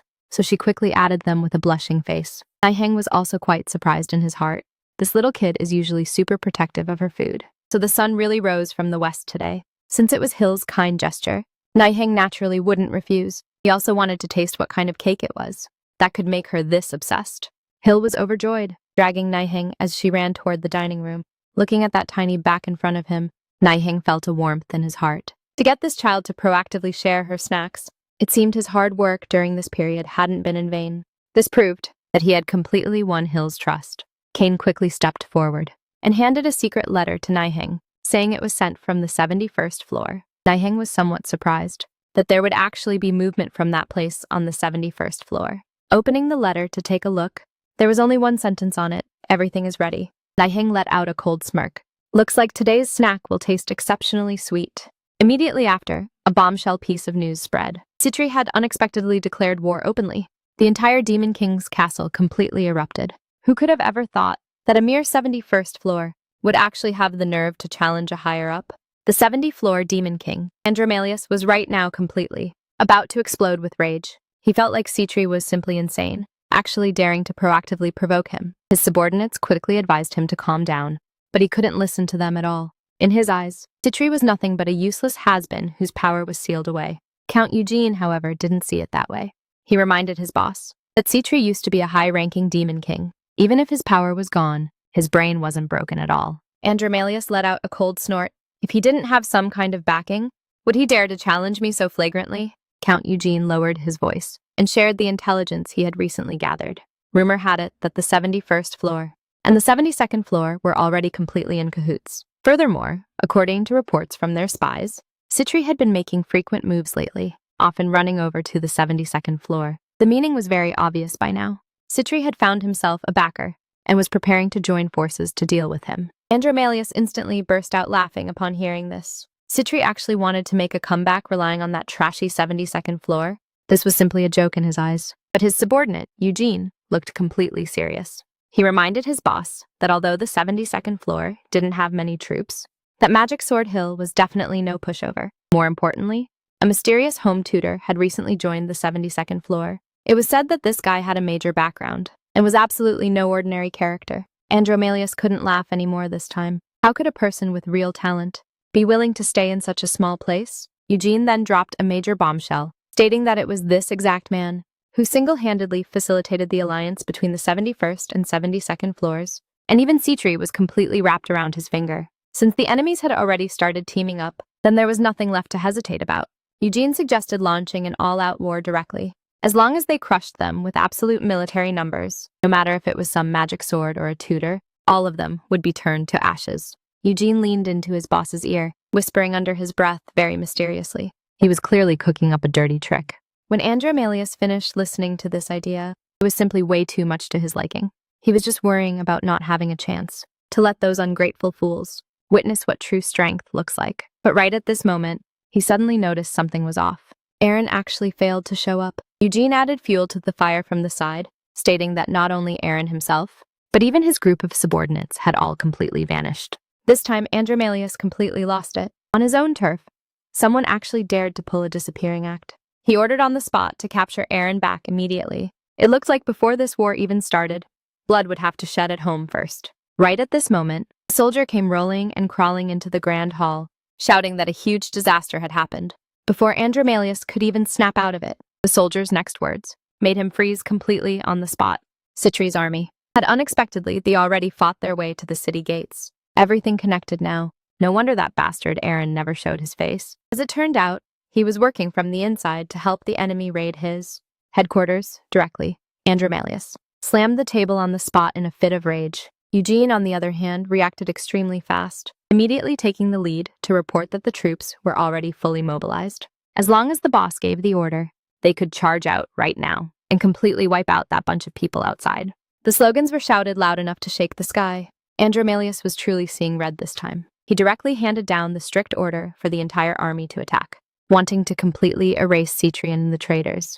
But who would have thought that Nihang was busy putting armor on Hill over here? Although Hill felt this metal lump was heavy and stuffy, this was a life-saving suit on the battlefield after all. To coax the kid, Nihang even brought up small cakes. As long as she behaved and listened, there would be all kinds of rewards waiting afterward. Kane also showed his face at this time. It looked like the commander's side had already moved according to plan, so they had to hurry up and keep up too. This grand show was finally entering its climax. Nihang picked up Hill, preparing to officially set off. Kane silently saw them off from behind, wishing them a victorious return from this trip. Arriving at the gathering point, Lieutenant Baluna had already been waiting for a long time. The teleportation array before them was glowing with blue light. This was intentionally prepared by Lord Sitri, allowing them to go straight to the 71st floor. As Nihang passed by, he even mumbled a small complaint that this teleportation array looked a bit cheap. Baluna listened with total confusion, and before he could ask for details, Nihang had already stepped inside with Hill. Taking this step out meant there was truly no turning back. Just as the main force was lured away, in the shadows high up in the castle, several pairs of eyes were staring intently below. The leader was named Duncan, Special Forces Commander under Andromalius. Looking at the empty courtyard, he sneered and cursed them as idiots. This bunch of people actually dared to leave the castle empty. Did they really think nobody would dare to touch their headquarters? Since they dared to leave their backs exposed, then they must be prepared to pay the price. Duncan violently waved his hand, handing down the most ruthless order. Move out! Eliminate everyone left behind here, Baluna asked with some worry. Lord Nihang, is it really okay for the Demon King's castle to be poorly defended right now? After all, under the opponent's command, there is still a troop that specializes in infiltration. In case they take the chance to sneak attack our base. Nihang let out a cold smirk upon hearing this.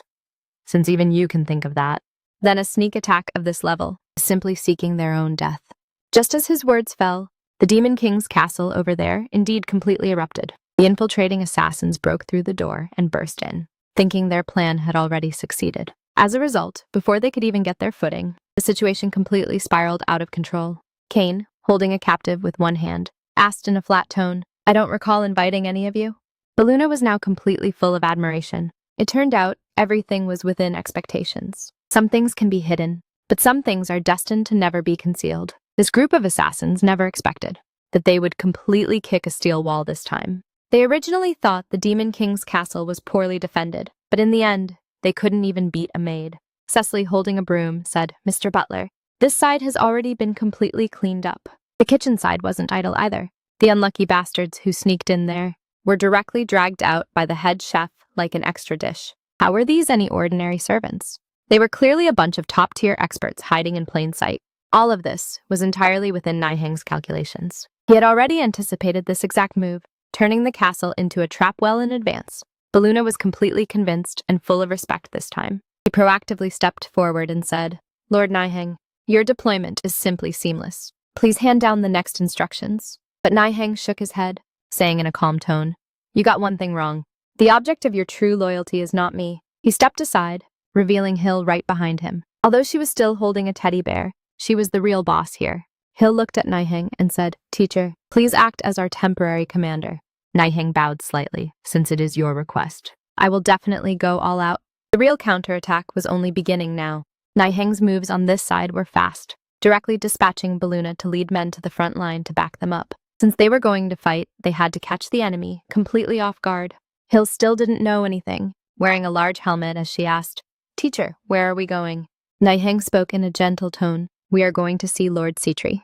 Hill was overjoyed upon hearing this, completely unaware that the world outside had already changed entirely. At this time, Sitri was standing at a high point, looking down at the dense, black mass of the army. He had to admit, that he had indeed misjudged before. This man Nihang, whether in gathering intelligence or in executing plans, was so terrifyingly strong that it sent chills down his spine. He was absolutely an extremely dangerous guy. He turned around and warned his subordinates in a cold voice. Once we take what we're supposed to take, we leave.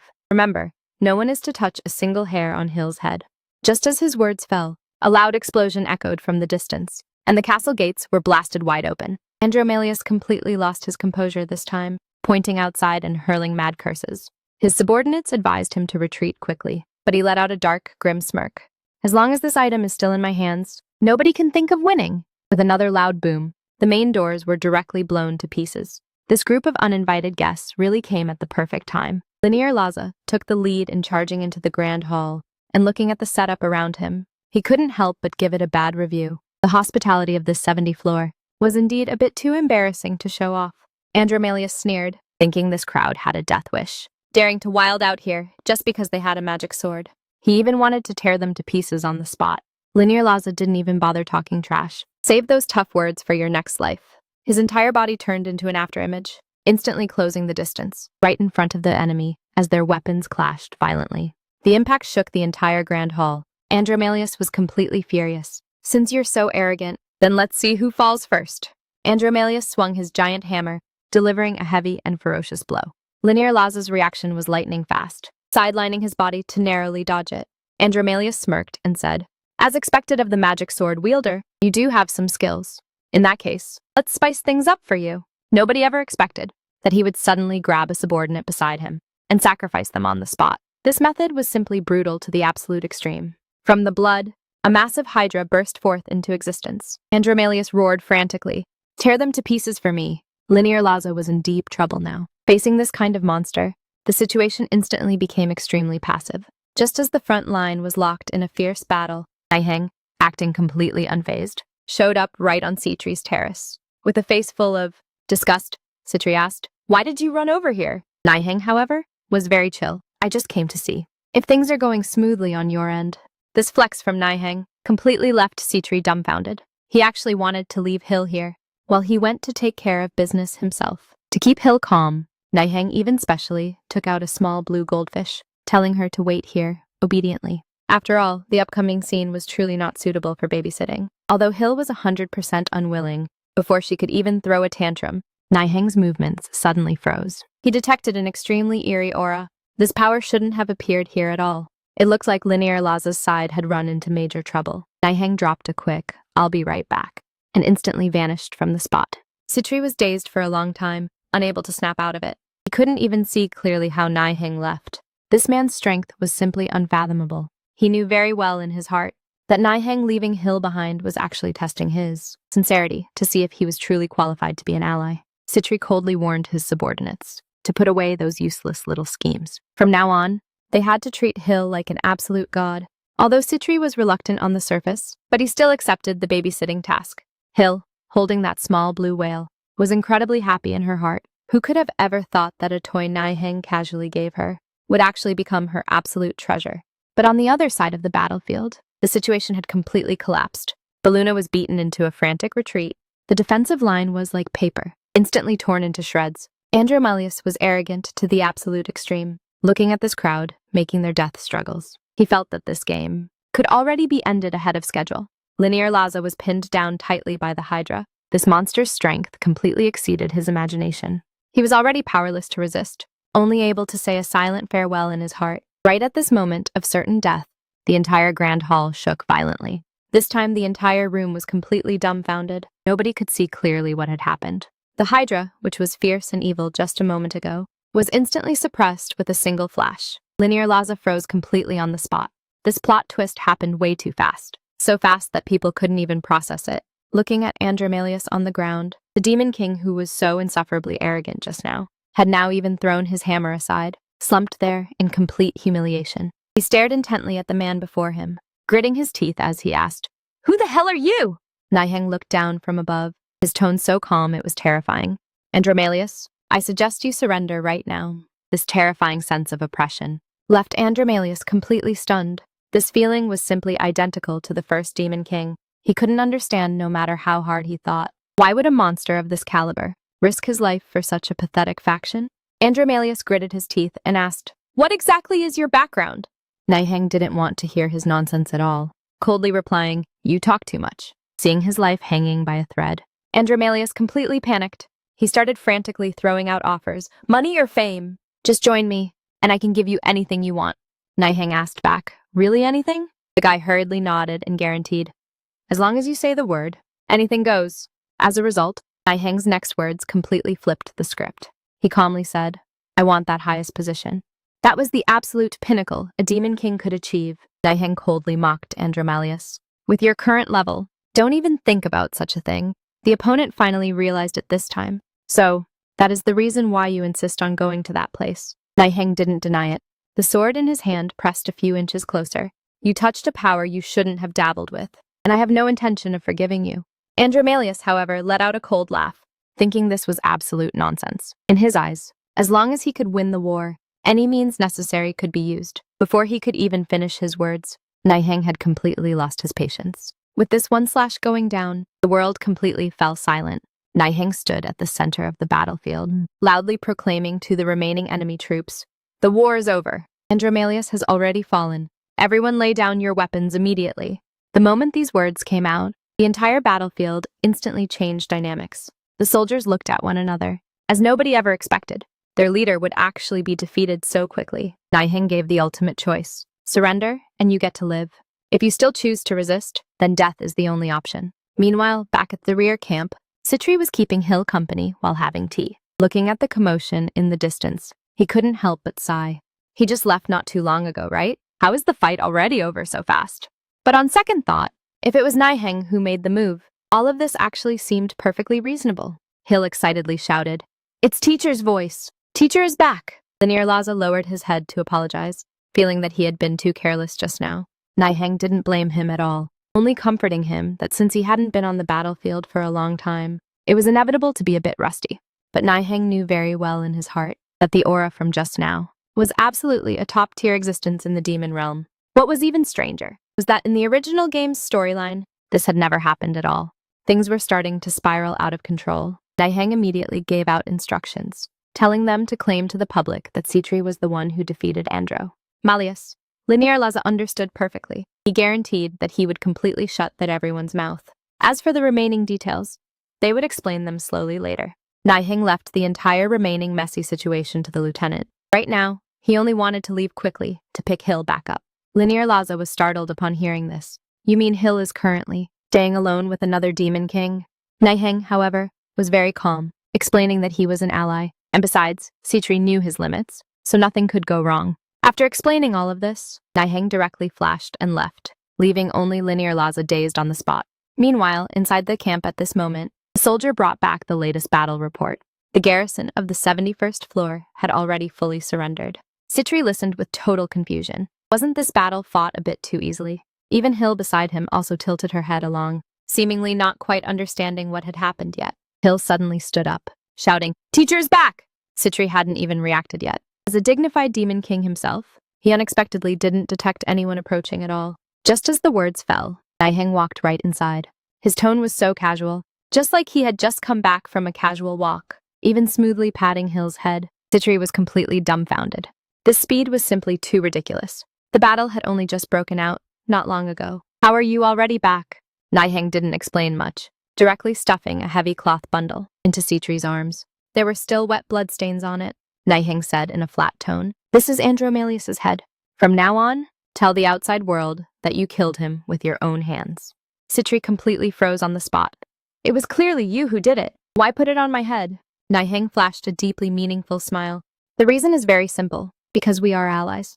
Nihang prepared to take his people and leave first, not forgetting to give instructions before leaving. The loot from this time must be split 50-50. Sitri, holding the head, looked at Nihang's departing back, always feeling that smile of his just now. Gave people total goosebumps. Clanging sounds came from the castle entrance. The old butler, Kane, was holding a hammer, fixing the main gate inside. Nihang, holding Hill, had just walked in. When he noticed the door frame was completely cracked, Kane gave an awkward smile, explaining that he didn't hold back his strength just now. Nihang saw through it in a single glance. "Looks like some uninvited guests came to our home just now." He patted Kane on the shoulder, saying a brief, Good job. Kane respectfully bowed his waist, congratulating Lord Nihang on successfully conquering the 71st floor. Nihang looked into the distance, his tone calm yet full of ambition. This is only just the first step. Kane was discussing moving into the Demon King's castle, but Nihang waved his hand and said there was no rush to live in this place. He planned to give the 70 floors castle directly to Sitri for free. The moment these words came out, both Kane and Hill were completely dumbfounded. Hill couldn't help but ask, "Teacher, you were clearly the one who killed the powerful enemy. Why let Sitri take this advantage?" Kane was also feeling the sting from the side. Occupying the castle is the symbol of conquest. Isn't our deal this time too big of a loss? Nihang, however, appeared very chill, saying, "Right now we are short on money and short on land, and it's not yet the time to be self-sufficient. Before our strength is sufficiently built up, we must learn to keep a low profile and make a fortune in silence." And besides, Nihang had an even deeper plan. Since Sitri became the master of this floor, then if any trouble happens here, in the future, who should be responsible for it? Hill finally processed it this time. So it turns out Sitri not only took the credit, but also had to take the blame for her teacher. Nihang saw through it very clearly. The reason why Sitri accepted the proposal was because he desperately needed to prove that he was still that feared Demon King. Kane felt chills running down his spine listening to this. It turns out all of this was within Nihang's calculations. Nihang smiled faintly. He was no saintly do-gooder and never made a losing deal. For the upcoming days, Nihang planned to focus on internal affairs first. Aside from having to tutor Hill, he also had to upgrade equipment and secure cash flow.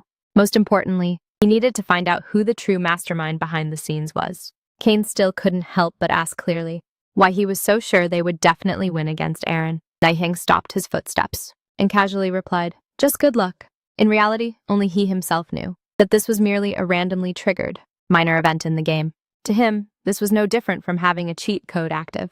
Kane looked at Nihang's back, already reaching a final conclusion in his heart. This man absolutely must stay by the queen's side. Without even turning his head, Nihang waved his hand. "All right, hurry up and fix the main gate." The most troublesome matter had finally passed. Nihang decided that next he would focus heavily on Hill's education. He pointed at Hill's small head and reminded her, "You must remember, the true ruler here is not me, but you." Hill listened with great enthusiasm, nodding her head while hugging her teddy bear. The things teacher teaches are the most interesting. She wanted to learn every single skill available. Seeing Hill being so cooperative, Nihang's heart finally felt at ease. It seems like this edutainment method is indeed way more effective than rote memorization. After wrapping up his official instructions, Nihang planned to handle some paperwork and told Hill to go rest first. As a result, this little girl wouldn't let go at all, clinging to him no matter what. This is trouble now. It seems like being a competent teacher requires learning how to comfort a kid first. Kane also backed her up from the side, saying, "No matter how hard you work, you still need good rest."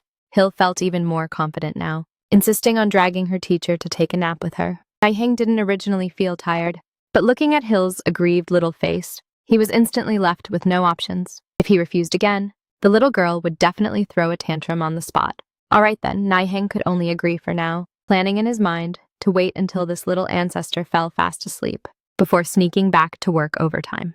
As soon as Hill heard her teacher agree, she directly jumped up in joy and dragged Nihang as she ran toward the bedroom. Just as they reached the door, the maid, Leah, was already waiting there. Nihang casually ordered, "Bring a cup of hot tea to Hill's room." However, Nihang's next words made the atmosphere become a bit subtle.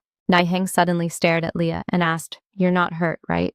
Leah was stunned for a moment, hurriedly replying that she was fine. Nihang didn't say anything more, only telling her to go prepare the tea. As Leah turned to leave, she realized that this man had already seen through the situation in the castle, as well as everyone's hidden trump cards. Hill curiously asked, "Teacher, what's wrong with Big Sister Leah?"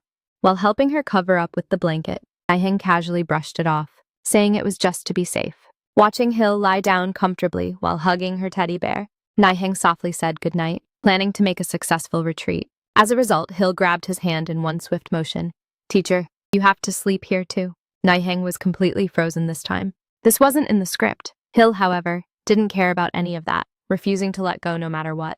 It looked like Nihang wasn't going anywhere. Looking at the clingy Hill in his arms, Nihang was also wondering in his heart, was it because this child lost her father at a young age? Or did she truly find a sense of security in him? Seeing how Hill absolutely refused to let go, Nihang was ultimately left with no choice. "All right, I'll just nap with you for a little bit. Once you fall fast asleep, I'll head out." Just as Nihang was enjoying a moment of peace, the outside world was already turning upside down. The 69th Demon King, Dantalion, was currently sitting on pins and needles. He couldn't understand no matter how hard he thought. How could a guy of Andromalius's caliber actually die at Sitri's hands? Could that woman's seal have been broken? Leona, however, felt that things weren't that simple. Sitri must have joined forces with the 72nd floor. After all, that crucial sword was still over there. Dantalion completely panicked this time.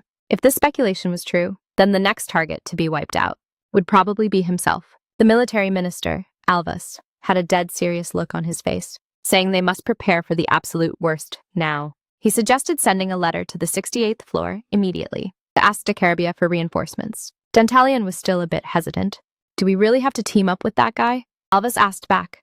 As things stand now, do we even have any other choice? Dantalion knew his own weight very well. When it came to fighting, he couldn't even match the deceased Andromalius. If he just kept sitting around waiting for death like this, the next one to lose his head would definitely be him. Stop wasting time. Hurry up and get the letter ready. Dantalion gritted his teeth and gave the order. He concluded that for the sake of self-preservation, the other party would absolutely not refuse this alliance. While the 69th floor was busy looking for allies, Nihang's side was actually quite chill. A knock came from outside the door. The maid softly reminded, "Lord Nihang, the tea is ready." Leah pushed the door and walked in. She originally wanted to bring in the tea, but seeing the scene inside the room, she couldn't help but let out a soft exclamation. It looked like these two were truly exhausted to their limits, actually falling fast asleep just like that. Nihang leaned against the head of the bed, while Hill was curled up beside him, hugging her teddy bear. This adult and the little kid were sleeping sounder than anyone. After being busy for a whole week, the territory and profits were finally sorted out. Although Sitri was sharp-tongued, he didn't pull any tricks during this operation. Since he had already taken the Demon King's castle, he wanted to take the first pick of the remaining treasures. Nihang, however, was very generous. As long as the split was fair, he didn't care about these things at all. However, the upcoming days probably wouldn't be that easy. Nihang intentionally gave him a heads up. Even if the territory's political affairs are busy, he still has to come back to train once a week. After all, their previous efforts must never be wasted here. Sitri listened with a bit of impatience. He was a demon king after all, and he would absolutely never break a promise he made. Now the alliance between the two was completely solidified, but the real test had only just begun. Just as Sitri left, Nihang had to face a massive pile of messes. The post-war cleanup tasks were as numerous as ox hairs. He had to finish writing all the operational guidelines before tonight. Right at this moment, Cecily suddenly pushed the door open and came in, her tone sounding very troubled. She said today's class for Hill probably had to be cancelled. Nihang's heart skipped a beat, hurriedly pressing to know what had happened. As a result, the reply he got was that Hill had fallen ill with a fever. This time, Nihang completely couldn't sit still anymore. She was clearly perfectly fine yesterday. How did she just get sick out of nowhere? Could it be that the recent schedule was too packed? Or did the previous war overdraw this child's physical health? Thinking up to this point, he was no longer in the mood to care about any guidelines. Cecily hurriedly comforted him, saying it was just a common cold, and it's very normal for little kids to occasionally fall ill. She'll be fine after resting for a day or two. Only then did Nihang slightly snap out of it. He sat back down in his chair, feeling that he indeed overreacted a bit just now. But he knew very well in his heart that this was no longer some game, but real life actually happening. He forced himself to calm down, planning to quickly finish up the work at hand, so he could go check on that little kid. When he pushed open the bedroom door, he was holding Hill's favorite plushie in his arms, asking her how she was feeling. Seeing her teacher appear at the doorway, Hill's originally listless little face instantly lit up. Hill was incredibly happy, hugging the plushie and thanking him repeatedly. Hill lay on the bed, mumbling dazedly, saying the plushies teacher gave her were really way too many. Nihang, standing by the bed, listened with a completely blank face. He was currently holding the third plushie he had just brought over. Why was this child even complaining about having too many in her dreams? But seeing her sleep so soundly, Nihang could finally breathe a sigh of relief. Although he didn't know what on earth she was dreaming about, as long as the fever could go down, it was better than anything. Nihang reached out to test the temperature. The fever had finally gone down. Looks like she will take a turn for the better tomorrow. He simply moved his work setup to the bedside, planning to work while keeping watch over her. Unexpectedly, Hill woke up at this time, calling out softly, "Teacher." Nihang was startled, hurriedly apologizing and asking if he had woken her up. Seeing that Hill's energy was okay, Nihang asked how she was feeling. This child's first reaction was actually to ask her teacher, "Were you worried about me?" Nihang smiled and patted her head. "Of course I was worried. But this kid Hill was also a total tryhard. Sick like this, and she still wanted to look at the documents in her teacher's hands. Nihang directly rejected her, saying today's only mission was to rest, and they would talk about the rest tomorrow. To make Hill sleep obediently, Nihang even pulled out his ultimate trump card. He said if she wasn't better by tomorrow, then the pudding would be completely out of the question. As soon as she heard the word pudding, Hill really became well-behaved this time. Nihang softly said goodnight, finally letting her settle down for a good night's sleep.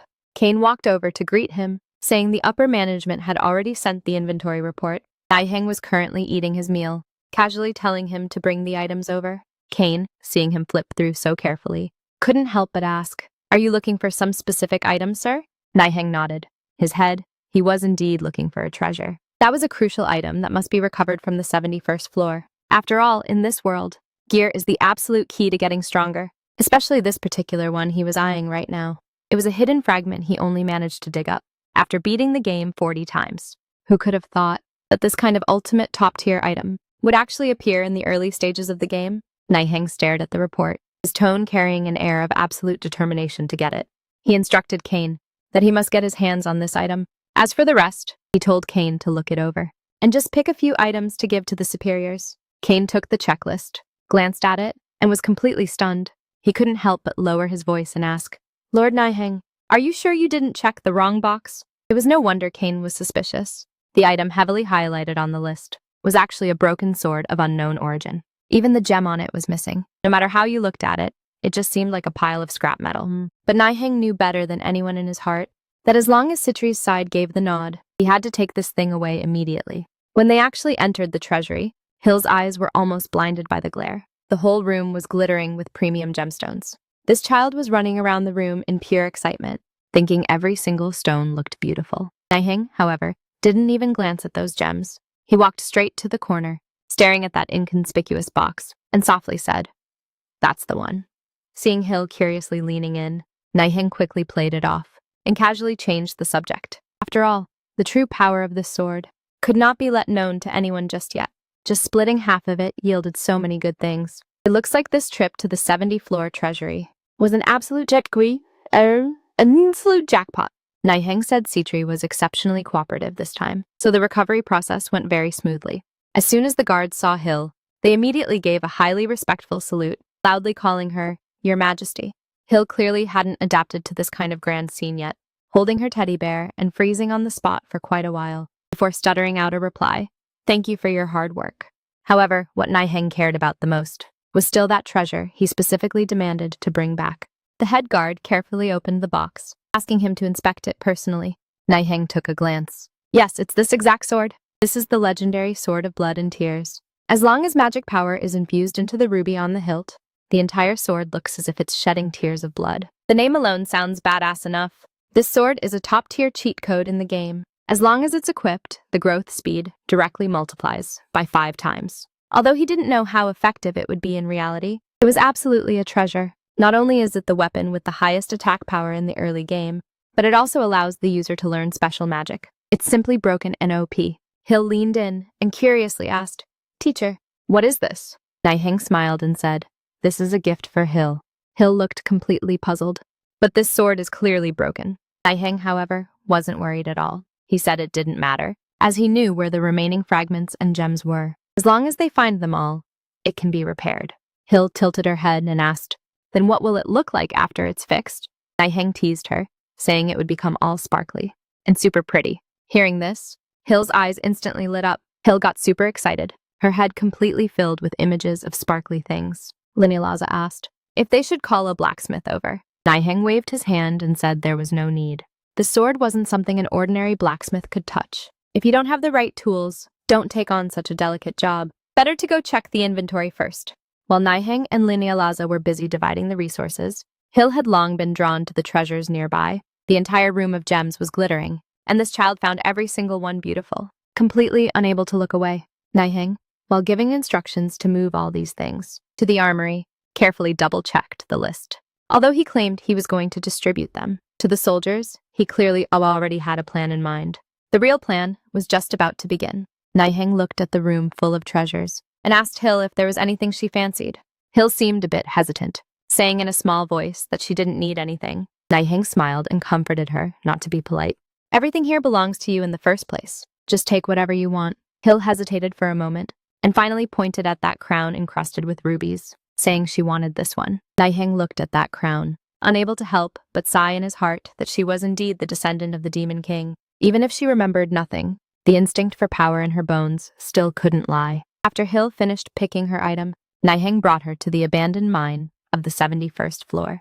Hill looked at the pitch-black cave entrance and asked her teacher, "Why did we come to a place like this?" Nihang explained that the fragments needed to repair that sword were hidden in the deepest part of this mine. Although this place was like a maze, Nihang had already memorized the map inside out. To him, these fork roads were not a problem at all. Nihang brought Hill and finally arrived at the depths of the mine. Hill looked around at the empty surroundings, asking her teacher in puzzlement, "Are there really treasures here?" Nihang, on the other hand, was very confident, saying he would find it in just a moment. He searched through the pile of rocks for a long time, mumbling that it should be right around here. Sure enough, Nihang pried out a piece from the crevice of the rocks that was glowing with the red light. Hill leaned in to take a look, her face completely written with disbelief. She pointed at that fragment and asked, "Is this really that sword? It just looks like a broken stone." Nihang smiled mysteriously, saying it wasn't finished just yet. Now only the most crucial part was left. He pressed his hand against the stone wall, and following a violent tremor, the final trial finally appeared before their eyes. Nihang called Hill over. Hill looked at that eerie, massive stone door and asked in a small voice, "Teacher, are we going to pass through this door?" Nihang picked Hill up in one swift motion, saying softly, "Pretty much. I'll carry you for the rest of the way." The gargoyle guarding the door had just shown its face, acting quite dedicated as it shouted that passing was forbidden. As a result, Nihang didn't pay attention to its words at all, but instead treated it like a rare animal, telling Hill to take a good look before it went extinct. Hill was also a carefree soul, exclaiming with an excited face, "Teacher, look quickly! This big stone can actually talk." The gargoyle was completely bewildered by these two. It just wanted to ask Nihang what his deal was, but Nihang directly told it to shut up and stop interrupting his class for his student. Immediately after, a terrifying pressure exploded in an instant. Nihang's gaze was frighteningly cold, as if the other party said just one more word, it would turn into gravel the next second. The gargoyle, which had been full of majesty just now, completely behaved itself this time, directly kneeling on the ground with a grand salute, crying and begging to lead the way for the big boss. Hill was completely stunned watching from the side. The speed at which this stone changed its face, wasn't it a bit too fast? Nihang felt that keeping this big stone to guard the gate was indeed quite convenient. He ordered the gargoyle to guard the entrance well, while he carried Hill into the secret chamber. Right in the center of the secret chamber, a red gemstone was currently emitting a powerful light. Hill had never seen such a scene before, and couldn't help but let out a gasp of admiration. Nihang, however, was very calm. He took out the broken sword fragments collected earlier, and gently placed them in front of the gem. Following his command, violent resonance erupted between the gem and the broken sword. The entire room was instantly swallowed by the red light. Looking at this treasured sword emitting red light before his eyes, Nihang smiled and asked Hill what she thought of this sword. Hill's eyes went completely straight, sincerely exclaiming that this sword was truly beautiful. But she never expected that Nihang would say in the next second that this sword was a gift for her. Hill simply couldn't believe her own ears, holding her teddy bear and double-checking repeatedly. Upon receiving a definitive answer, she happily shouted, "Thank you, teacher!" This was no ordinary toy. Just look at this gorgeous stat panel. The attack bonus is directly maxed out, along with all kinds of broken special effects. How is this just giving a gift? This is clearly handing Hill a top-tier god-level gear right out of the gate. Hill was excitedly showing off her new gift, while Kane looked completely puzzled as to why he would give a little girl a sword. Nihang, on the other hand, felt it was about time to have her start practicing swordplay. But this was only the beginning. Kane turned back to look, and his entire being froze. Nihang had actually brought back a massively sized gargoyle as well.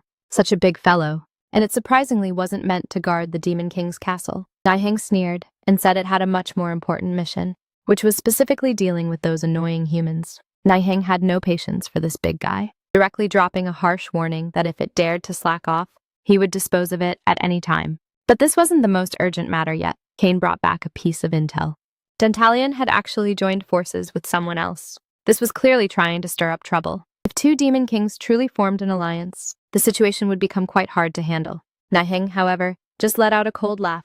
Looks like he already has a plan in mind. But Dentalion is a tough nut to crack. Nihang knows very well in his heart that not only is the opponent powerful, but his brain is also sharp enough. However, he has already found the opponent's Achilles heel, and that is trust, which merchants value the most. Kane feels this is simply a pipe dream. With so many years of friendship and credibility, how could it just vanish out of nowhere? Nihang, however, isn't anxious at all. He never planned to achieve everything overnight. This will be a long game lasting up to 5 years. While raising Hill to build up his own confidence, he will slowly dismantle the opponent's foundation from within. After all, this routine of playing rivals to death is something he had already mastered to perfection in the game. Nihang drops a bombshell, saying he wants to directly enter the market as a competitor. Kane listens, completely bewildered. But this business isn't meant to be done out in the open. Instead, it will be quietly deployed on the 71st floor. Kane's first reaction is, "Are we going to use Lord Sitri again?" Nihang corrects him, calling it a collaboration. The bargaining chips he holds in his hands are more than enough to make that Demon King willingly join the partnership. Just what kind of treasure could it be that would drive those shrewd merchants crazy? Nihang shows a smile of absolute certainty. The stuff he wants to sell has never even been seen in the entire demon realm. Very soon, a mysterious rumor begins to spread around in secret. In a small border town of the Holy Kingdom, a piece of shocking news is spreading like wildfire. Supposedly, the guards of the demon realm have all withdrawn. The current demon realm is like an unlocked treasury. This group of adventurers is already getting red-eyed listening to this. In their eyes, those brutal monsters have now all turned into shiny gold coins. As long as they are brave enough, this single trip could completely flip their fortunes. The horns of the Ram tribe have been fetching a premium price lately, since nobody is guarding them. Isn't that just like picking up free money? A few people put their heads together and prepare to set off overnight, terrified that if they show up late, they won't even get a scrap of the loot. But only when they reached the city gate did they find out that the whole city seemed to have gone crazy. The densely packed crowd was completely heading for the demon realm. Who could have thought that this kind of free lunch falling from the sky scenario was actually a massive trap Nihang dug out for them with his own hands? Just as this group of people was preparing to set off, their shoulders were suddenly grabbed tightly by someone. The person who arrived spoke in a polite tone, but the meaning behind the words showed no intention of leaving them a way out. The other party had clearly heard the news about the Ram tribe and absolutely insisted on tagging along. Dane turned around to look, and his entire body froze right on the spot. That shiny epaulette on the other party plainly told everyone that these two were A-rank adventurers through and through. This level of tough cookie was simply not someone they could afford to mess with. Luke knew very well in his heart that if they dared to say a single no right now, the few of them probably wouldn't even make it out of the city gate. Since they had no choice, they could only swallow their pride. Liku, on the other hand, smiled very happily, praising these youngsters for indeed being sensible. The original treasure hunting party had now turned into a forced party-up. But whether this trip to the demon realm was to make a fortune or to become cannon fodder for some big boss, nobody had a clue. Some people thought this was a great chance to flip their fortunes, trying desperately to sneak into the demon realm, but they had no idea that the batch of adventurers who entered recently had actually not a single one return. Liku had already led the team over the hilltop. Although they hadn't seen a single guard along the way, he always felt that things were incredibly eerie. Those monsters originally stationed here seemed to have just vanished into thin air. Liku casually mentioned, "Could it be that this floor has already been abandoned?" Dane listened with a completely bewildered face. Liku explained that rumor has it the demon realm is like a tower, where each floor is a completely different world. Just at this moment, the girl responsible for scouting suddenly signaled everyone to take cover. Right behind the rocks not far away, a member of the Ram tribe appeared. Liku stared at the target ahead, confirming that this was the legendary main prize. He slowly tightened his grip on the massive axe on his back. Since the prey had already shown its face, this hunt was about to officially begin. The prey wasn't even secured yet, but Liku turned his back on them first. He proposed that the ram's most valuable horns would go to him, while the rest would be left for Luke's squad. Hearing this, Luke almost lost his cool. Everyone knew that only that pair of horns on the ram was worth anything. How was this a proposal? This was clearly highway robbery. Melissa next to him suddenly buffed Liku with holy light, her tone gentle, yet dripping with murderous intent. She said, "Luke, you're still young. If you want to go home alive, you'd better listen to Liku." Looking at the glowing A-rank powerhouse before his eyes, Luke completely understood in his heart that from the moment these two actively demanded to team up, this was a setup designed from the start. How could 3 ordinary adventurers ever win against a tough cookie backed by divine power buff? This wasn't a matter of choice at all, but a matter of whether they could survive or not. Luke could only grit his teeth and agree, but he laid down a condition. Since Liku was taking the lion's share, Liku would have to carry the upcoming battle all by himself. Liku just sneered after hearing that. He never intended to let this bunch of noobs get involved anyway. Just as Liku was preparing to make his move, the ground beneath their feet suddenly shook violently. This commotion felt as if the mountain itself was being torn apart. Dane was shaken so hard he couldn't even stand straight, screaming at the top of his lungs, "Is this an earthquake?" Luke desperately checked on everyone's condition, and the scene instantly devolved into total chaos. Liku leaned on his massive axe, his face full of annoyance. He didn't care about some earthquake at all. He was only worried that with such a racket, those valuable rams would definitely all be scared away. But before he could even curse out loud, a chilling voice exploded right above their heads. The other party said, "Finally found you guys. This last bunch of little mice!" Now absolutely nobody could laugh anymore. Turns out the vanished guards hadn't run away. Instead, they were right here waiting for them. Who could have thought that Liku, who was acting all high and mighty just a moment ago, would now completely freeze up? He stared dead at the monster before his eyes, letting out 3 words from his mouth. A gargoyle? Now everyone knew very well in their hearts that they had truly kicked a steel plate this time. Someone screamed at the top of their lungs to run immediately. If they were one step too late, nobody would survive. Luke still wanted to reach out and pull Liku along, but Dane could no longer care about that much. He shouted to leave Liku alone. Saving their own skins was the most important thing right now. But right at this critical moment of fleeing for their lives, Ellie, who was responsible for scouting, froze dead on the spot. No matter how hard Dane yanked, he couldn't budge her. She just repeatedly mumbled the word, "Guardian." The real big boss behind the scenes has already shown up. Lin L. just stood to the side, coldly watching, and asked his subordinate, in a low voice, for instructions on what to do next. Looks like for this so-called hunt, the prey from the very beginning was this group of adventurers. Linealaza's gaze was ice cold. He handed down the final absolute order, not to kill them on sight, but to capture every single person alive. Now it was Luke's turn to be bewildered. Watching his companions get thrown into cages one by one, no matter what, he couldn't figure out why these brutal demons surprisingly didn't kill anyone. Just what on earth was this for? Could there be a fate even more terrifying than death? Nihang sat in his office, listening to the report on the battle results of this phase. In just a short month, 276 people had already been captured. These living human beings were actually being treated as goods, neatly stacked inside the warehouse. Nihang, he casually replied that it was still way too few. Listening to this tone, it was almost as if he was grinding for a sales quota. Linealaza couldn't help but sigh in admiration. He originally thought connecting to the human world was a weakness, but he didn't expect Nihang would turn it around instead, treating humans as the targets of the hunt. Nihang calmly explained. The true big boss behind the scenes had already shown up. Linealaza. For the sake of a so-called perfect ending, Nihang has completely discarded all means and morals. In his eyes, those humans aren't even comparable to bugs by the roadside. Showing mercy is a pure waste of time. Linealaza, however, brought a piece of trouble.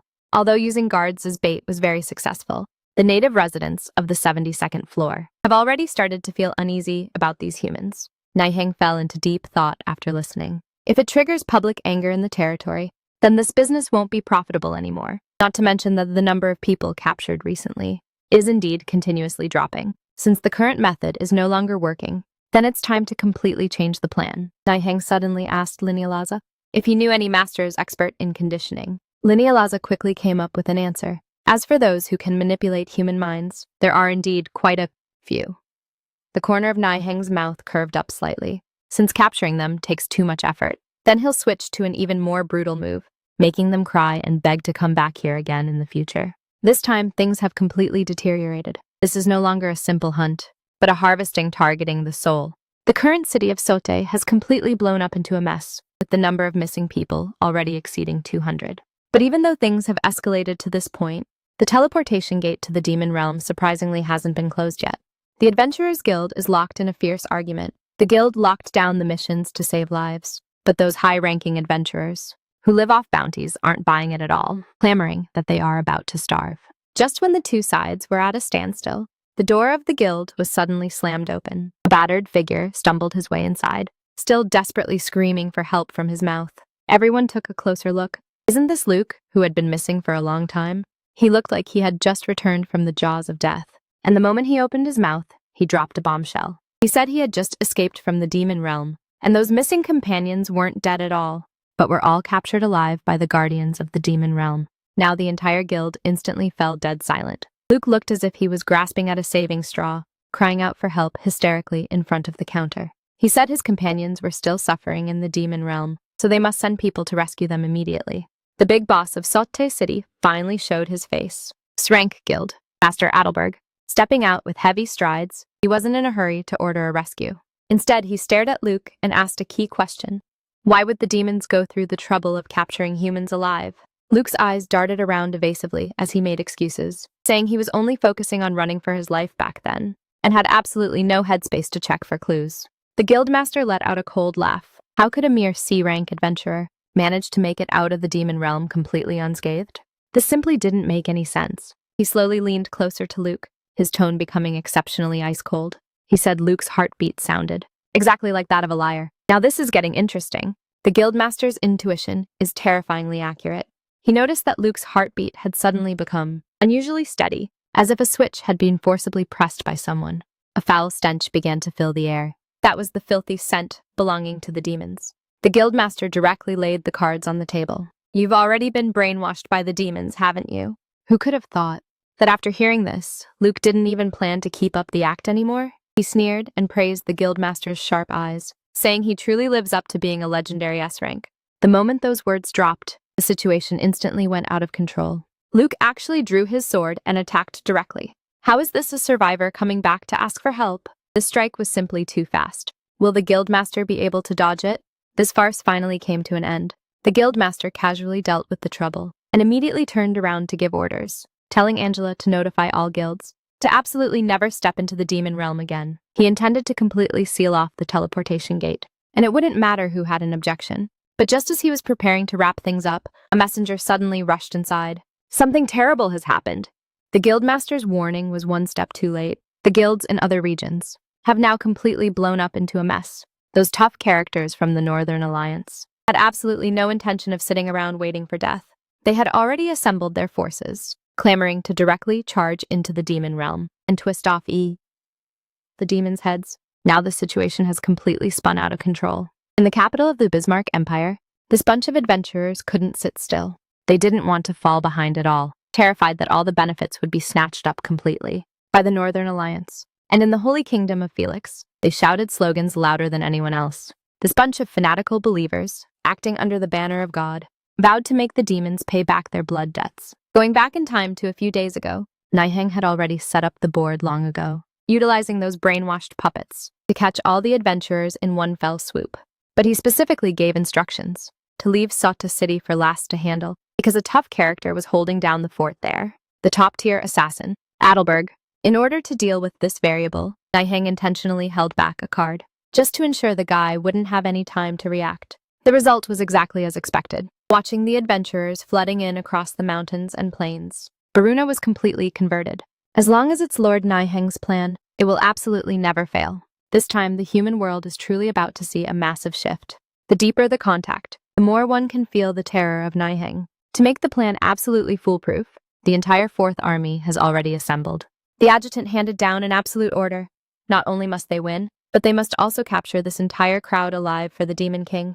The originally clear sky was instantly blocked by a massive shadow. Before the adventurers below could even react, a sky-blotting gargoyle had already deadlocked onto them. Now absolutely nobody can run away. The moment the gargoyle landed, it directly crushed the humans' formation to pieces. Baruna saw the perfect opportunity and immediately ordered them to open fire. These were no ordinary cannons, but demon net cannons specially designed to capture people. When the giant nets rained down from the sky, that group of adventurers didn't even take it seriously, thinking they could easily tear them apart. But once they touched it, they realized this stuff was made from giant spider silk. The more they struggled, the tighter it bound them. Now they were all completely like sitting ducks, with not a single one able to escape. Just when the battle was completely one-sided, a tough character charged out from the human camp. A rank crusader Joseph. With a swing of his sword, he actually managed to forcibly block the gargoyle's onslaught. Joseph shouted at the top of his lungs, "Charge out with me!" Watching this momentum of counterattack, Baruna realized that relying on the gargoyles alone might not be enough to stop them. Linnea Laza also spotted the issue and proposed to clear out the surrounding small fries first. Linnea Laza actively volunteered, telling Baruna to leave the rest to him. The Asura warrior also made his entrance, cloaked in purple flames. He vowed that this time, he would absolutely never repeat the same mistake. Before Joseph could even react, the situation instantly spun out of control. The Asura warrior coldly watched everything unfolding. In his eyes, these fellows messing up the plan were all nothing but useless trash. Watching the humans dropping their armor and fleeing in panic, the Asura warrior sneered and said, "If you want to live, then run with all your might. Anyway, not a single one of you can escape." In his eyes, this battle had already turned into a game of cat and mouse. He'd play along with them first and capture every last one of them in the end. The battle was quickly settled. Nihang was extremely satisfied with the results this time. The casualties were minimal, yet the gains were incredibly high. This wave was an absolute jackpot.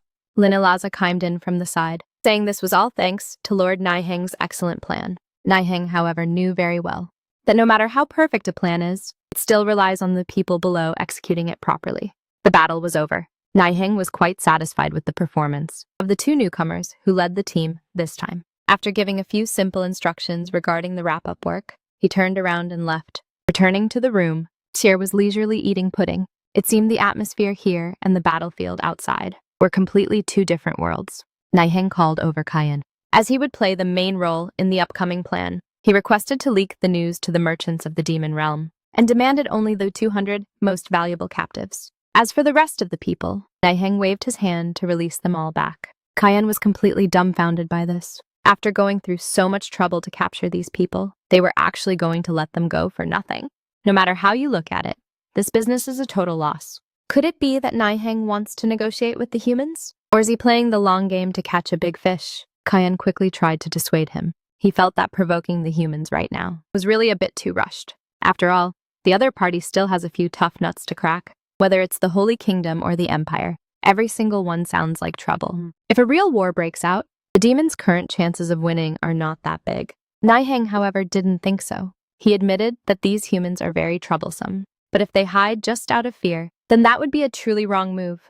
He concluded that these countries cannot deploy troops at all right now. Tyr listened with a completely bewildered face. Since the other party is so strong, why wouldn't they dare to attack right now? Nihang pointed out the key factor. It was the humans who invaded the demon realm first, and this responsibility must be shouldered by those captives. As long as they hold on to this leverage, the initiative will forever remain in the hands of the demons. This move of Nihang's is pure open strategy. He calculated that those human kings simply won't dare to refuse to pay the ransom. Otherwise, they will completely lose the support of the people. Tyr was still too naive. He didn't understand what the big deal was. Nihang patiently educated him that for a ruler, power and reputation are the most important things, which you must keep in mind at all times. Kayan finally grasped the intention. He turned around to select those 200 highest valued goods. Right after that, Nihang handed down another order. He wanted to find the best blacksmiths to replicate human inventions. Tyr had a curious look on his face, wondering if learning human stuff could really make money. Nihang just smiled mysteriously. Probably. It seemed his ambition was far more than just capturing a few prisoners. The Emperor of the Bismarck Empire had a look of pure disdain right now. He never expected that he would actually be blackmailed by a bunch of demons in this lifetime. In his eyes, the demon realm was nothing but a playground for adventurers. But now things have clearly changed. The ministers even started to worry whether the demons had developed the ambition to annex the human world. The Emperor asked about the amount of the ransom, and the numbers reported by the minister gave him a shock. 50 kilograms of gold, 200 kilograms of silver, and even 2 tons of iron ore. This is an absolute extortion. The Emperor's first reaction was to deploy troops to teach them a lesson. But Marquis Sebert gave the exact opposite advice. To protect their reputation, they must comply with the other party, because this time it was the Adventurers Guild that made the first move. The humans have absolutely no moral high ground. Now the Emperor was completely backed into a corner, coughing up the cash or losing face. He had to make a choice right away. Emperor Claude was still not convinced. In his view, when dealing with monsters like the demons, there's absolutely no need to listen to reason. But Marquis Sebert saw right through it, precisely because the other party is the demon race. It makes it even harder to fathom their true strength. The ones sent out this time were A-rank adventurers, who are all experts capable of going toe-to-toe with regular knights. Yet the result? They were completely wiped out, with not even a single survivor escaping. The Emperor slammed the table in a rage. Could a dignified empire actually bow its head to the demons? One sentence from the Marquis made him completely shut up. If they didn't rescue the people and word got out, the Emperor's reputation would be completely ruined. Left with no choice, Claude could only grit his teeth and agree. The Empire would pay this money. But at the same time, he also handed down an absolute order. They must keep a close eye on every single move of the demons. This debt will be settled sooner or later. Kyan brought back key intelligence, the Empire, the Holy Kingdom, and the Northern Alliance, these major human factions, have all agreed to participate in the negotiations. Nihang just smiled faintly after hearing this. Everything was under his control. He told Kyan to bring the captives to the teleportation array tomorrow morning. That was the trading location he had set up long ago. Nihang's patience was also limited. He left a final absolute order for the human envoys. If things aren't settled within this week, then just directly dispose of the remaining captives. Now all the pressure was pushed over to the human side. The top-tier craftsmen from all floors of the demon realm were all secretly summoned here today. Everyone was whispering in private, wondering what on earth the Lord Demon King wanted to do. Right at this moment, the main host showed up. Sitri, bringing along Seer and Nihang, slowly walked up to the high platform. Under the gaze of the crowd, the craftsmen burst into a flurry of discussions instantly. How could these two big shots be together? Moreover, that man who was called Teacher Zier was surprisingly following behind as well. Sitri didn't waste words. He directly signaled the crowd to look at one side of the platform. As the covering cloth was pulled away, rows of fine weapons instantly revealed their true forms. Now all the craftsmen blew up in excitement.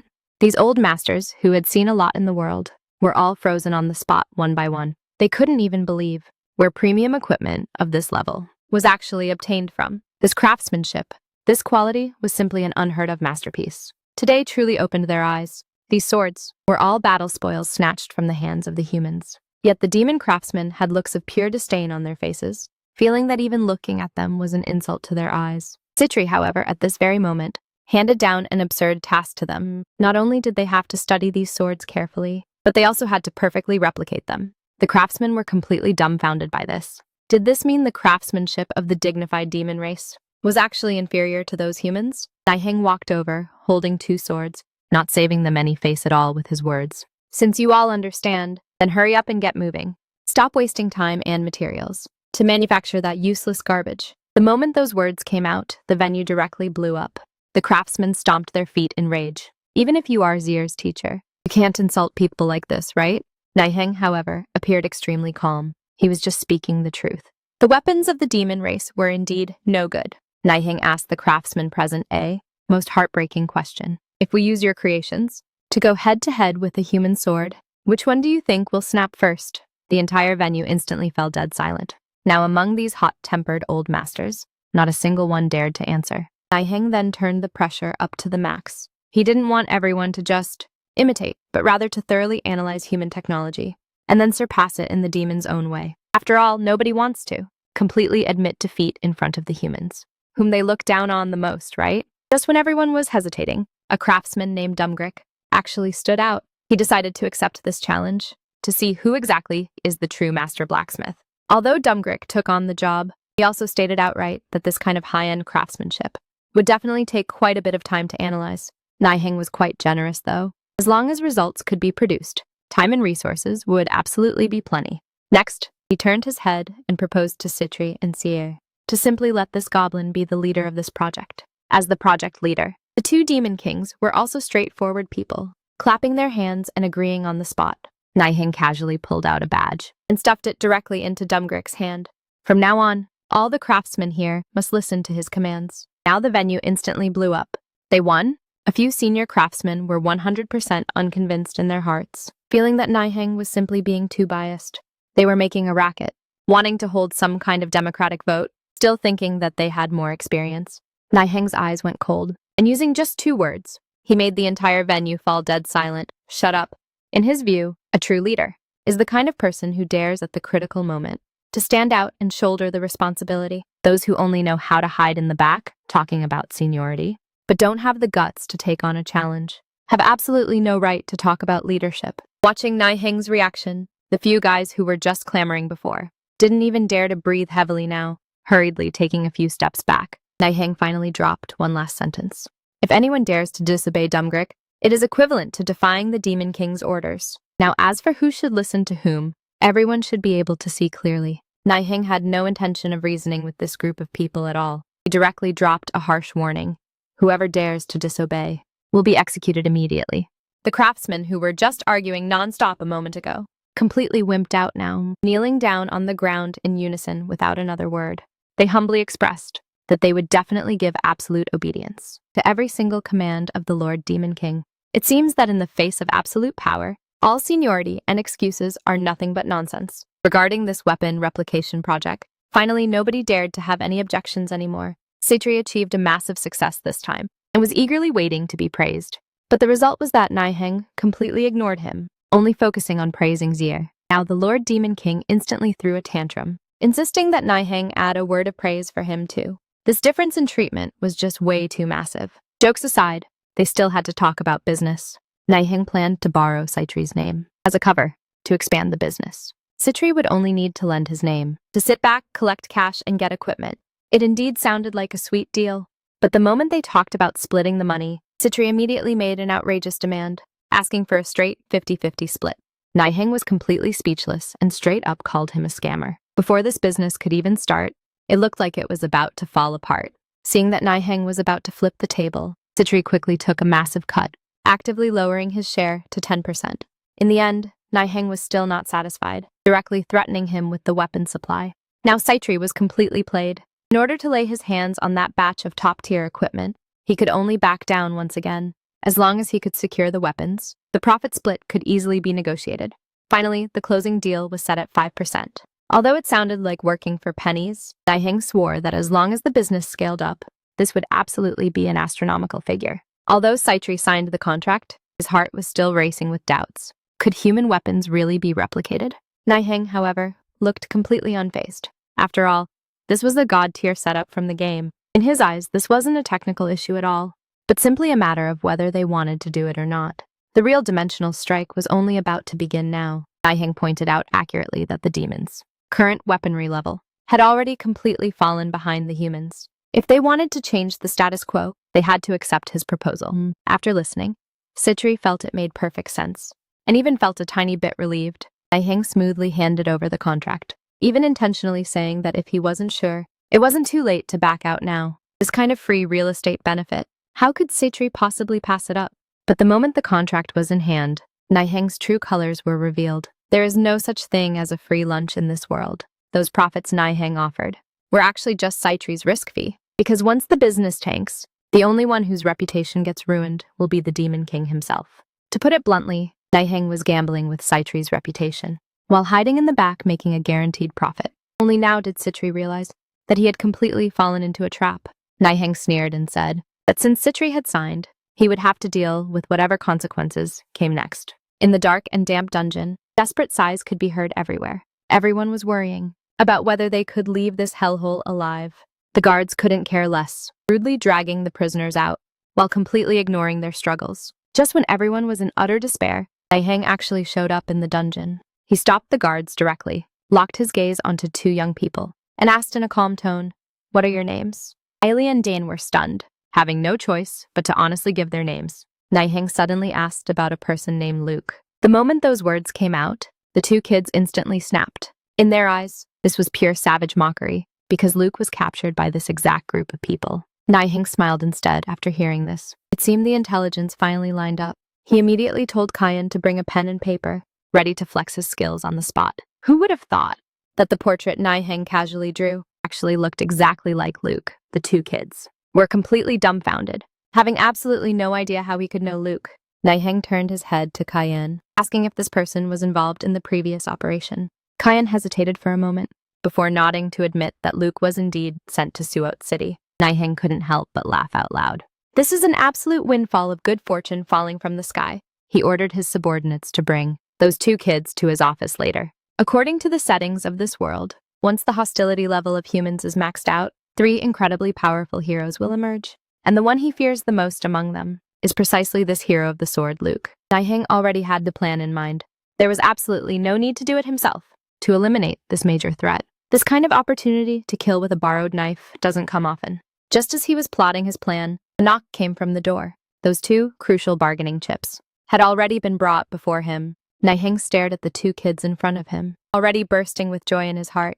These 2 are the left and right hands of the future hero, with potential that is simply ridiculously strong. If they were really sold off as slaves, that would be an absolute waste of god-tier potential. He directly cut to the chase, telling these 2 kids to work for him from now on. Nihang knew very well in his heart that keeping humans by Demon King Sitri's side would only invite endless trouble, so he had to play the bad guy himself. Nihang walked straight up to the kids and gave them a tough choice between two options: either work for him or get lost back to the dungeon. When Dan wanted to ask about the consequences of returning to the dungeon, Nihang sneered and told him that they would either be sold to suffer endless torture or they could go accompany that Luke. The current situation left them no room to say no.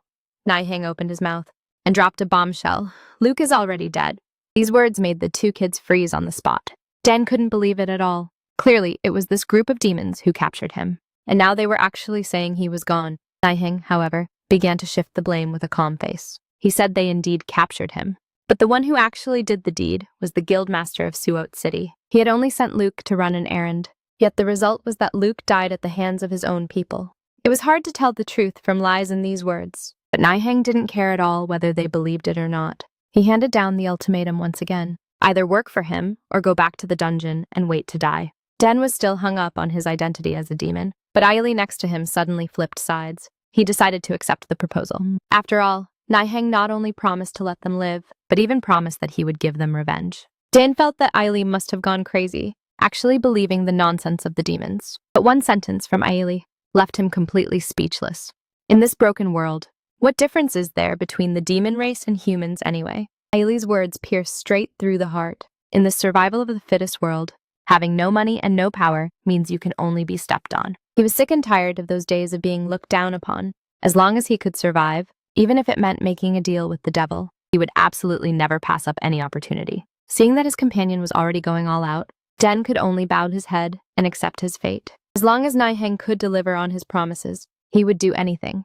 But Nihang had no intention of giving them any friendly looks at all. He dropped a cold sentence: go train. Because right now you guys are no different from trash in my eyes. Nihang directly handed down an absolute order, giving those two kids 3 years' time. If they couldn't prove their value, then they shouldn't expect to see the tomorrow's sun. After dealing with those two little ones, he turned around and started teaching Sierre how to practice swordplay.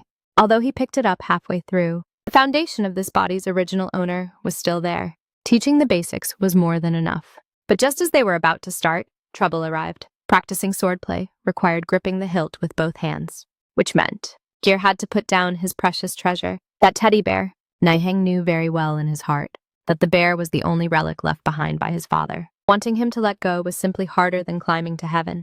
He had even made plans that today's lesson wouldn't be able to be practiced. But nobody expected that Sierre only hesitated for a brief moment before obediently placing the bear on the chair. It seems that in this kid's heart, his trust in Nihang had already surpassed his obsession with the past. Sierre settled his beloved teddy bear, officially starting his first swordplay lesson.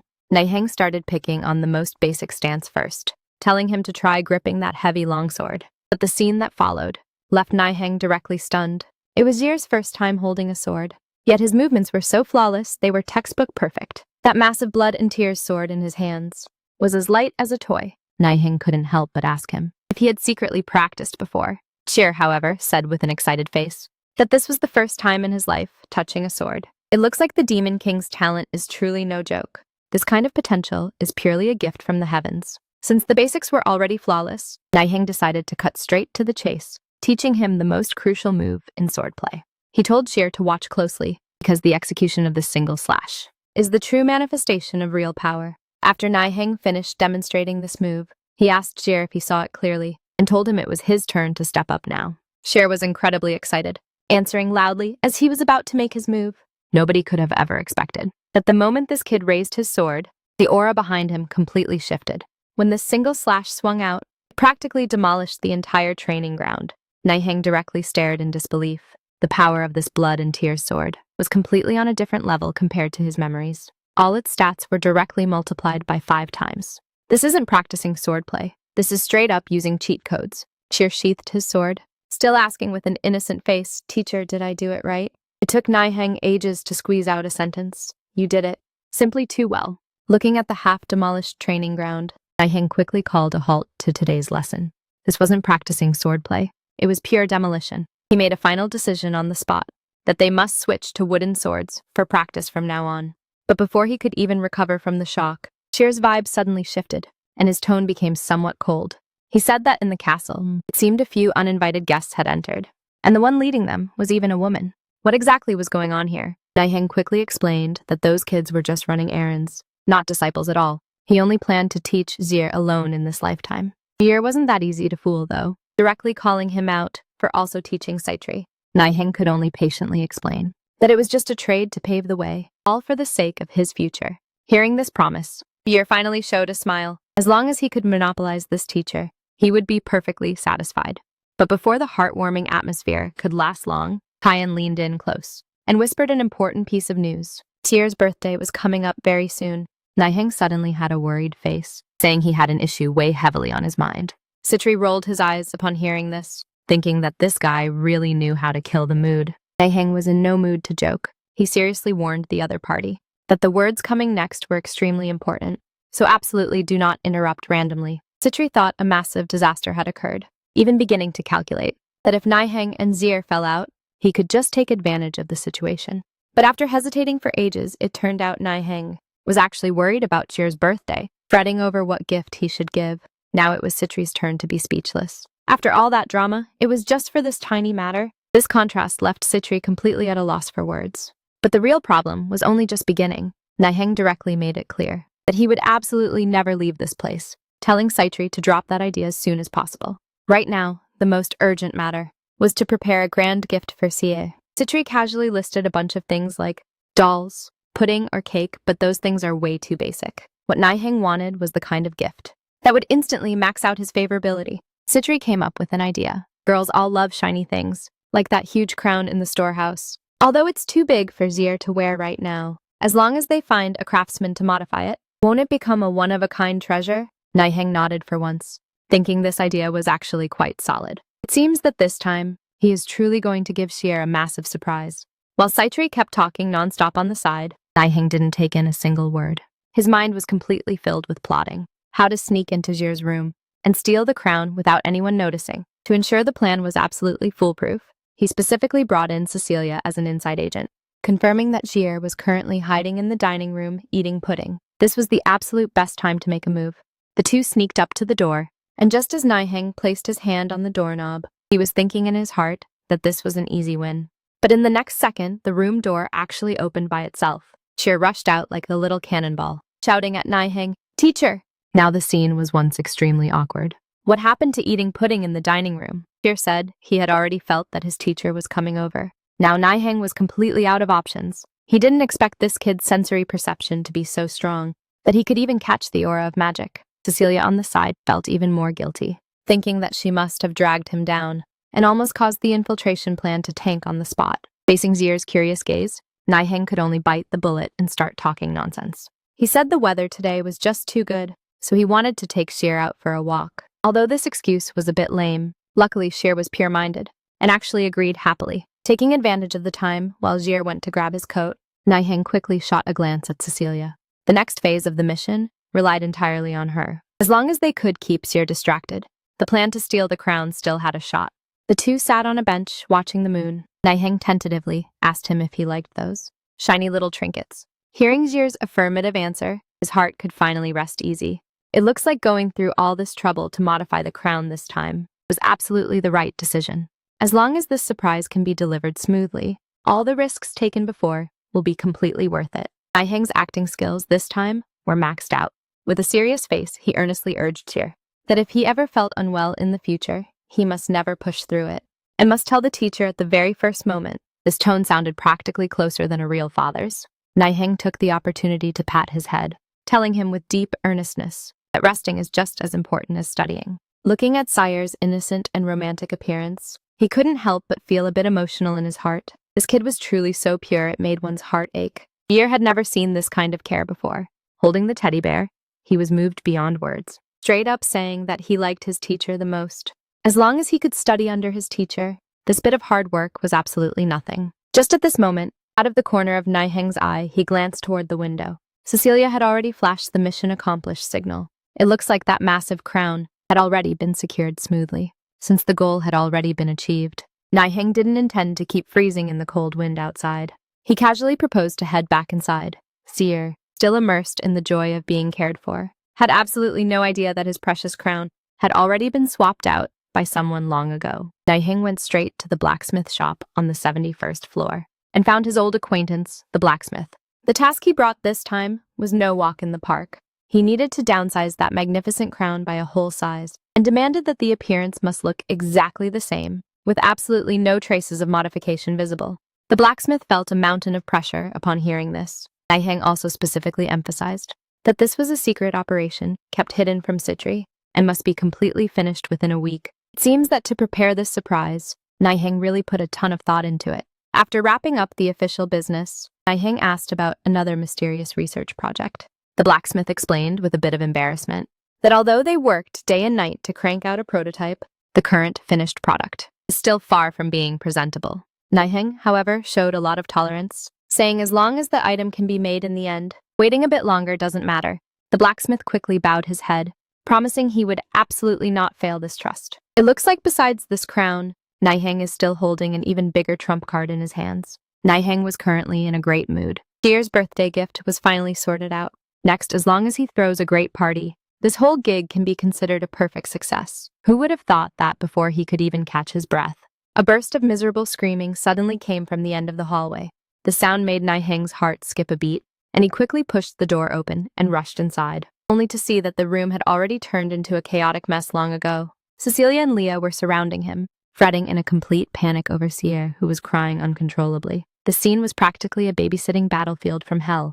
Leah held the pudding and spent ages trying to coax him, saying the teacher just went out to run an errand and would come back to accompany him right away. But Jier couldn't take these words in at all, screaming no at the top of his lungs. That momentum looked like it was about to lift the entire roof off. Everyone present was completely stunned by this single scream. Nobody expected this kid to have such a massive temper, where even his favorite dessert didn't work. Just when everyone was completely at their wits' end, Jier seemed to notice something, and his crying actually stopped abruptly. Sobbing, he raised his head, and happened to see Nihang standing at the doorway. That incredibly aggrieved little look made one's heart completely break just watching it. It seems that in Jier's heart, no matter how delicious the pudding is, it can't compare to having his teacher by his side. The moment Jier saw Nihang appear, he directly lunged forward and dove straight into his arms, crying his eyes out in absolute heartbreak. Although Nihang took the full impact of the tackle, he still quickly and gently comforted him, asking what kind of grievance he had suffered. Cecilia explained from the side, saying that just now Jier couldn't find him anywhere, and thought that the teacher left this time and never planned to come back. This kid was obviously scared out of his wits, terrified that he would be left behind again. Hearing this, Nihang felt a bit uncomfortable in his heart. He just went out to handle a private matter, never expecting it would make Jier feel so insecure. He quickly apologized, promising that from now on, he would definitely give a heads up before going out, just to coax this little ancestor back into the room first. Once Jier's emotions stabilized a little, Nihang held him and sat down, his tone full of affection and heartache. He felt that he had indeed been careless this time, but he still wanted to find out what exactly made Jier so afraid of losing him. Sobbing, Jier spoke his true feelings. He was most afraid that his teacher would suddenly abandon him and leave. Hearing this, Nihang quickly comforted the little girl, promising to always protect her until she grows up healthy, until she has the ability to stand at the peak of power. But a follow-up question from Jier left Nihang completely stunned. He asked if that day really comes. Would the teacher leave after accomplishing his mission? This kid's mind was far more sensitive than imagined. Nihang didn't know how to answer for a moment. He had indeed always planned to go home once the mission was completed, but facing Jier's eyes full of dependency, there was no way he could speak this kind of truth. This was a dilemma for him. In the end, Nihang still pulled him into his embrace, giving a gentle promise, saying he would stay by his side forever. Jier quietly verified if it was true or false, but the price behind this promise was probably known only to Nihang himself. To lighten the mood, Nihang proposed to take Jier to eat his favorite pudding. Although Jier agreed with his mouth, his heart was as clear as a mirror. The teacher had just lied. This was the first time his teacher had lied to him. Jier keenly perceived that once the teacher completed the mission here, sooner or later, he would leave without looking back. This kind of outcome was something he simply could not accept. Since the teacher is his teacher, then he must stay by his side forever. As long as he becomes more outstanding, making the teacher completely unable to leave, he will never have a chance to slip away. Jier had already secretly hardened his resolve in his heart. He would absolutely never let the teacher go. Even if it meant using every single means possible, he would keep him within his line of sight. This obsession had already completely spun out of control. In the blink of an eye, a week's time passed, and Jier's birthday banquet officially began. The entire palace was cheering to welcome the appearance of this little birthday star. Nihang held his hand as they walked down the long hall. Cheer held the teddy bear, waving in response. This grand display indeed gave him plenty of face. The subordinate soldiers quickly approached and presented the gifts they had prepared in advance. Cheer was incredibly happy, praising the gifts for being beautiful again and again. This kind of pure, joyful appearance was truly a rare sight in the imperial court. However, in the eyes of the truly powerful figures, these small gifts were just fun little things to look at. Someone already started shifting the conversation toward Demon King Sitri, who was standing nearby. Since everyone had already shown their appreciation, then what kind of grand finale gift did this noble Demon King prepare? Everyone was waiting to watch the show. Sitri clapped his hands, telling his men to bring up the grand gift he had prepared. As a result, the moment the gift was unveiled, everyone was completely dumbfounded. It turned out to be a massive solid gold statue. Sitri felt that only this could showcase majesty, even though it actually looked quite cute. Ear could barely put this gift down, directly giving Sitri a massive thumbs up. As long as the little birthday star was satisfied, Sitri felt that all this effort wasn't wasted. But the main event was still to come. What Zier anticipated most was still the gift prepared by his teacher, Nihang. Nihang smiled slightly, telling his men to bring the item up. The true surprise was about to be revealed. Nihang took the box handed over by the blacksmith and said to Seer with an air of mystery, "This gift, you will absolutely love it."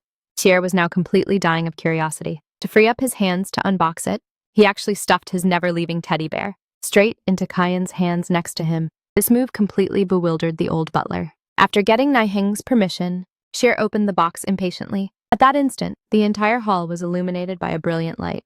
It turned out, the box contained an incredibly exquisite crown. Nihang personally placed it on him, wishing his little disciple a happy birthday. Seer couldn't be any happier. This was a gift personally given by his teacher. To him, this was more precious than any mountain of gold or silver. Seeing how ecstatic the little guy was, Nihang smiled and asked if he was really that happy. Seer answered loudly, "Of course!" As the training intensity increased, the red color on Jier's hair became more and more apparent. This meant he could already proficiently control magic power. But just at this moment, Nihang suddenly stopped his movements. He seemed to have noticed something wrong. Jier asked with a curious face. "What's wrong, teacher?" Nihang parted his hair and was completely stunned.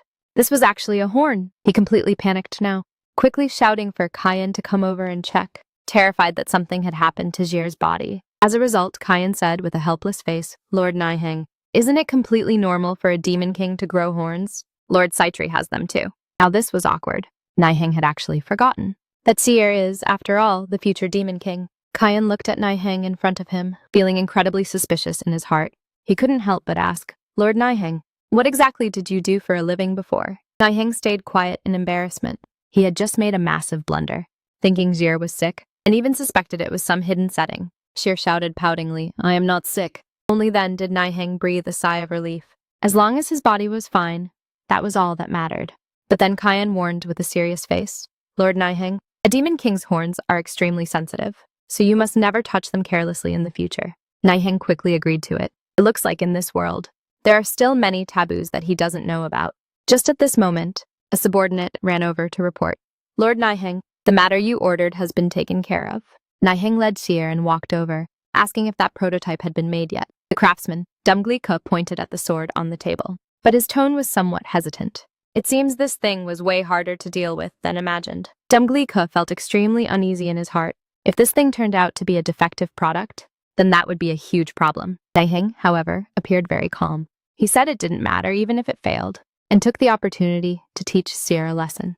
Although everyone wants a good result, the experience brought by failure can actually make a person progress much faster. So there's no need to be that nervous. Nihang took over this prototype sword. He drew the blade and carefully examined its appearance. It looked quite decent indeed. Then he turned around and urged Seer that the upcoming test would be very dangerous, telling him to step back a bit first. Everyone retreated into the distance. The true power of this sword was about to be revealed. As this single slash swung down, the energy that erupted left everyone present completely stunned. This power was simply beyond everyone's imagination. Dumglika stared fixedly ahead, not even daring to take a breath. Nihang slowly sheathed the long sword and said in a calm tone, "Thanks for the hard work."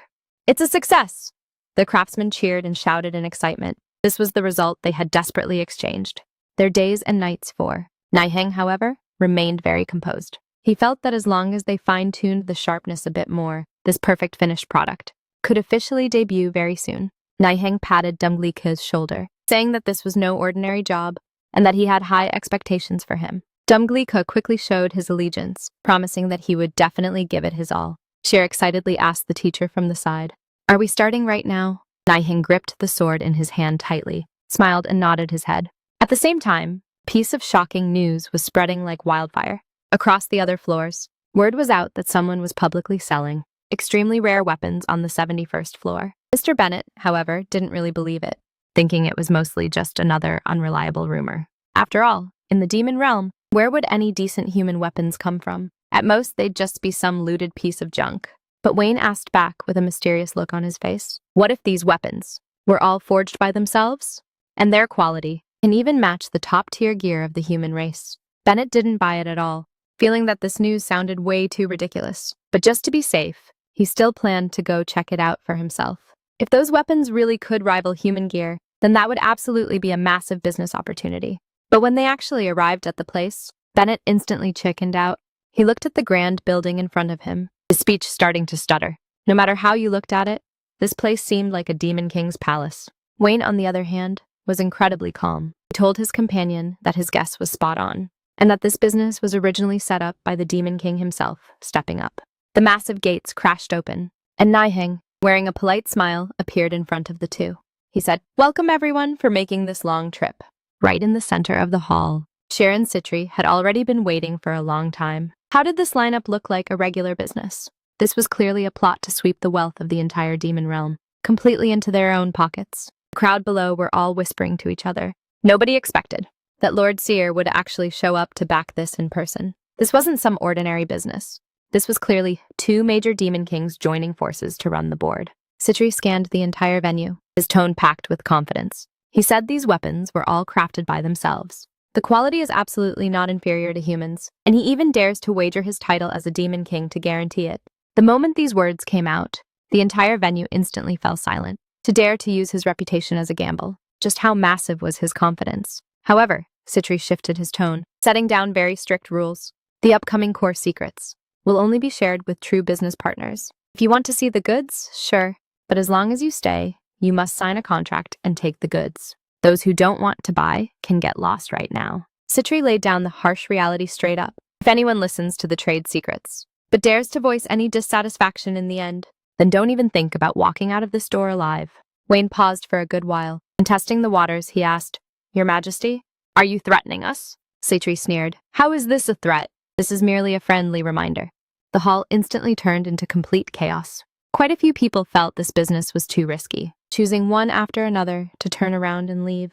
In the end, only Bennett and a few others were still standing. He knew very well in his heart that although this was risking his life, it was also the only chance to befriending two demon kings. This is what they call high risk, high reward. Before long, the once crowded hall had only 20 people left. Sitri sat comfortably in his seat, feeling that everything was going according to plan. Nihang, however, poured a bucket of cold water from the side, saying, "Don't be too quick to celebrate. This is merely the beginning, and the real grand spectacle is still to come." Nihang took a step forward, directly revealing his trump card. He isn't just Shir's teacher, but also the mastermind behind this massive business. This completely bewildered the merchants below. Everyone originally thought Sitri was calling the shots, but with just a casual sentence, Nihang pulled the leading authority into his own hands. The terms offered were extremely enticing.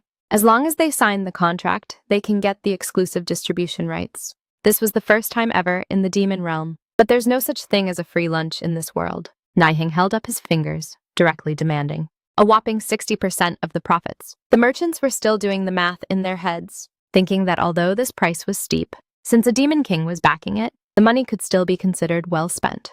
But who could have guessed that Nihang was playing both sides? Sitri was on the side absolutely fuming, because the profit-sharing cut Nihang had discussed with him wasn't this arrangement at all. This man was not only incredibly bold, but his heart was also pure black, daring to use even the demon king's name to hustle and scam. The merchants were running their own little calculations, and even though that they could only get 40% of the profits, as long as the goods were real, this would absolutely be a mind-blowing fortune.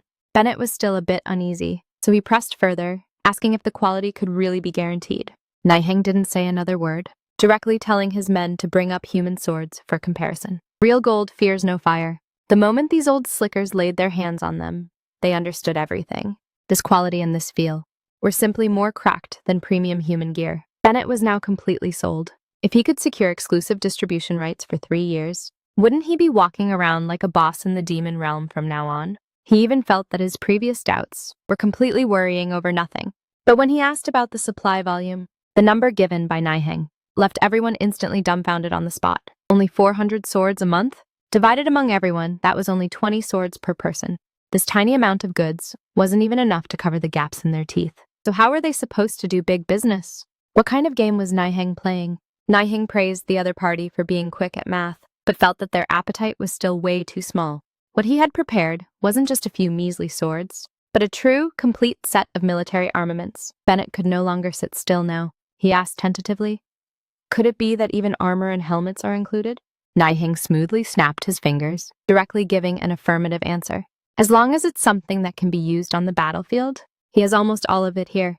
Arrows, long spears, axes, and even complete sets of light and heavy armor are fully available."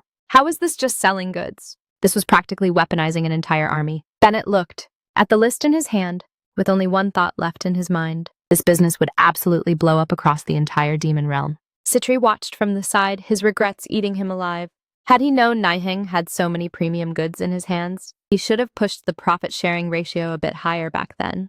But on second thought, if he really pushed this man too far, he probably wouldn't even get a sip of the leftover soup. Bennett couldn't help but speak up to ask what exactly the second proposal was. Nihang stared at him for a long time, then suddenly asked for his name. This man was no ordinary guy. In the game from Nihang's memory, he was the future president of a top-tier merchant guild. This kind of talent must be scouted into his own hands by any means necessary. Nihang threw out the second bait. This business wouldn't force everyone to participate, because the supply volume was extremely small. Bennett reacted lightning fast, instantly catching the hidden meaning behind the words. Small volume meant an extremely high unit price, and it was definitely a rare commodity unseen on the market. Nihang showed a slight smile. Things are valued higher when they are rare, and there would always be people fighting to the death for these things. All talk and no action means nothing, so Nihang decided to take everyone directly to see exactly what kind of treasure it was that gave him so much confidence. Nihang led the crowd all the way down, making the merchants feel incredibly uneasy in their hearts. Just to check some goods. Why did they have to specially run down to a creepy dungeon? Nihang finally stopped playing games. He pointed at the cell ahead and said, this was his second proposal. The goods inside were all personally captured on the 72nd floor. Before even getting close, bursts of miserable shrieks echoed from inside the cell. The moment everyone clearly saw the scene inside, the place instantly erupted into utter chaos. Locked up inside, turned out to be living, breathing humans. These humans were desperately banging on the iron bars, begging and wanting to escape. Bennett completely couldn't sit still now. He pressed on to ask, could it be that Nihang wants to get into human trafficking? If this business is sealed, the entire nature of it completely changes. What on earth is Nihang plotting? Nihang laid down the harsh reality straight up. This kind of source will be very hard to supply stably in the future, and the risk is extremely high. He would never force anyone. Those who want to stay can keep negotiating, and those who are scared can leave right now. These words made all the merchants present hesitate. Someone was quickly calculating in their mind. Although humans are a hot potato, and many demons even despise them from the bottom of their hearts, to those high-ranking nobles, they are the most sought-after, premium commodities. As long as it can be operated properly, the profits behind it are simply unimaginable. The scene quickly split into two groups of people. Some chose to back out to save their lives, while others decided to gamble it all for huge profits. In the end, only 5 people were left. Nihang looked at these few faces that stayed behind, his expression becoming completely composed. The number of people is just right. This main event, after filtering out the weak, is considered to have truly begun only now. Nihang clearly priced these humans. Those with sturdy bodies will be sent to do hard labor. The good-looking ones will be kept as playthings, and those who are the strongest will be guards specifically used to show off status. Their strength is even not inferior to the regular knights of the human empire. Bennett listened and kept nodding. This tier of combat power is indeed a good thing. But before he could celebrate for long, the tough cookie in the cell completely erupted. This human knight roared in pure rage, saying he would rather die right now than ever become a slave to demons. Bennett was startled by this display. He started to worry that these goods would be too hard to tame. If they turn on them in the future, the business will completely crash and burn. Nihang, however, appeared exceptionally calm. He gave a casual reply. That kind of thing will absolutely never happen. Nihang just gave a soft whistle. The human knight, who was just acting all high and mighty a moment ago, instantly looked as if his vital point had been pinched. The curse mark on his neck suddenly glowed, and his entire body was completely suppressed by a terrifying power. Even though his mouth was still cursedly swearing, his body completely refused to listen to him anymore. The merchants watched, dumbfounded. Nihang explained in an unhurried manner that he had carved a curse on every single slave. As long as the buyer wishes, they can make them wish they were dead at any moment.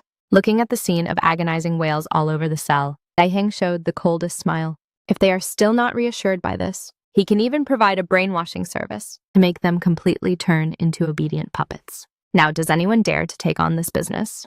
Who could have guessed that these top-tier goods were actually all monopolized by a small shop? Even if someone offered double the high price, the boss had absolutely no intention of giving in, because a true storm was about to sweep through the entire demon realm. The boss intentionally leaked the news out, specifically to bait those big shots to bite the hook. After all, those high and mighty fellows lacked fresh novelties the most. The news quickly reached Nihang's hands. A slave auction? This idea indeed sounded a bit interesting. Since the other party was being so sincere, then he might as well go over and check it out. Nihang decided to take Seer along with him, to see the world while they were at it. A few days later, they appeared on the 69th floor, right on time. The scale of this place was indeed surprisingly massive. Looking at this little girl in front of them holding a doll, and running around all over the place, who could have guessed that she was actually the legendary heir to the Demon King?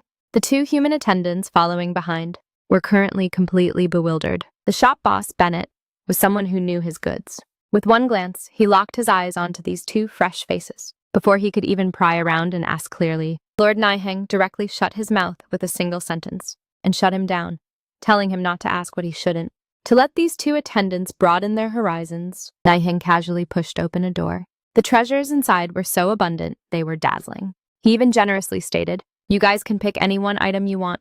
Ari chose a ring, and Nihang saw right through his thoughts with a single glance. This thing can store mana, so for humans who can't generate mana themselves, it is practically a life-saving god-tier artifact. But right at this moment, Jir next to him suddenly changed her expression. Her eyes so cold it sent shivers down one's spine. Ari thought he had done something wrong, but Sitri was actually just jealous. Fortunately, Nihang reacted fast enough with a single, "Do you want one too?"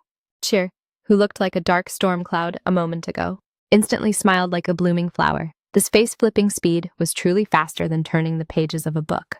With one glance, Jir took a fancy to the shiniest necklace. Nihang, knowing his stuff, recognized with one look that it came with protection magic. With a wave of his hand, he put it on the tab and didn't even forget to remind those two human attendants to prepare a gift as well. This move warmed the hearts of the two attendants, making them feel that Nihang really intended to be responsible for them all the way. The auction officially raised its curtains, but nobody expected that the first one pushed onto the stage would actually be a human slave.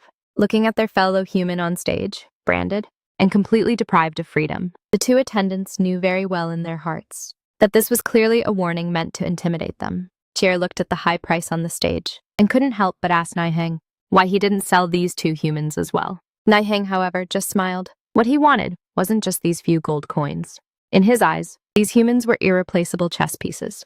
As long as he can win over their hearts, it is more useful than any treasure. Looking at Jir's innocent smiling face, Nihang turned his head and looked at the two attendants who had already fallen into silence. He only asked one question. "Do you regret following me?" Looking at their despairing fellow human inside the cage, Ari and his companion knew very well in their hearts that if it weren't for Lord Nihang, their current fate would only be far worse. At this very moment, they finally, truly handed over their loyalty. In the blink of an eye, 5 years hurriedly passed by. The little girl Seer from back then had now completely turned into a different person. Not only had she grown taller, but her mastery over mana had also become increasingly refined. Nihang was very satisfied with her progress, but today he planned to teach Seer something different. Thinking it would be boring formulas again, she pouted her little mouth, looking a bit reluctant.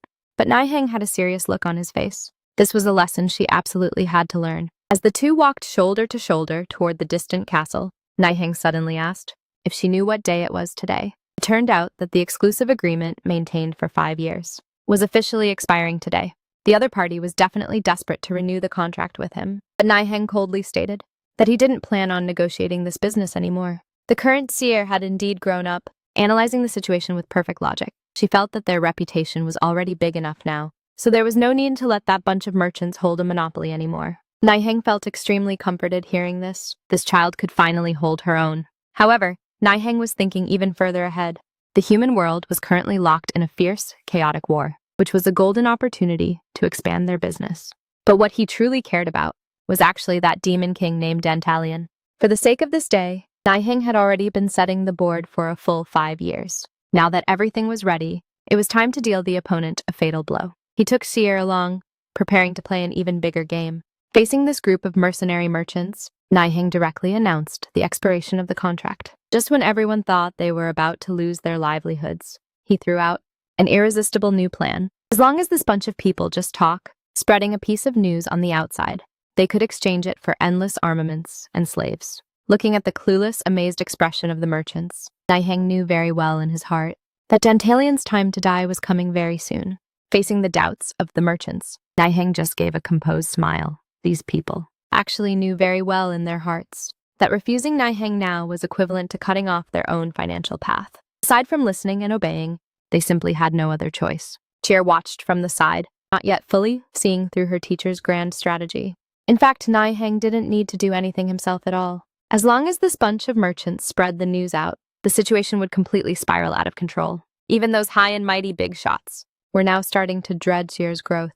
Nihang, however, wasn't anxious at all. He knew that once a rift is formed, he wouldn't need to worry about the remaining matters at all. Sure enough, the news spread even faster than imagined.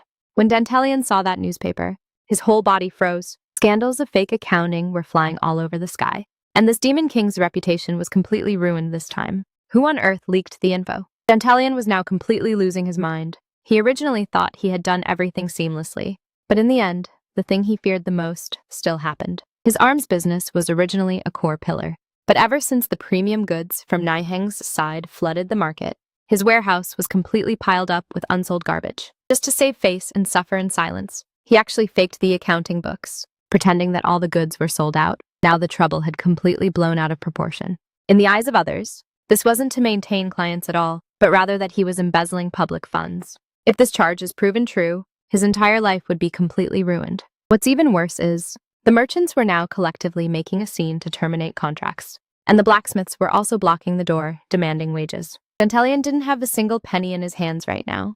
This was practically taking his old life away. If he couldn't bring out the money to maintain his army, the Demon King Sitri would absolutely take advantage of the weakness to strike. Having run out of options, he could only choose the most dangerous step. Go to Decarabia to borrow money, but this money would probably not be that easy to get. Who could have guessed that a dignified Demon King would actually fall to such a low point? Nihang looked at the intel in his hand, feeling extremely satisfied in his heart. Everything was playing out according to his script. He sneered and said, "Your current struggles are all within my calculations." Having switched to a new environment, Nihang's brain was working lightning fast. With one look, he saw right through his opponent's fatal weakness. This move of theirs was practically seeking their own death. Cheer was a bit puzzled, wondering how her teacher knew in advance that the opponent had hidden treasures in the warehouse. Nihang smiled and didn't tell the truth. After all, this kind of cheat code secret could only be taken to the grave. Seeing that Cheer was still overthinking, Nihang intentionally teased her, asking if she didn't believe her teacher's judgment.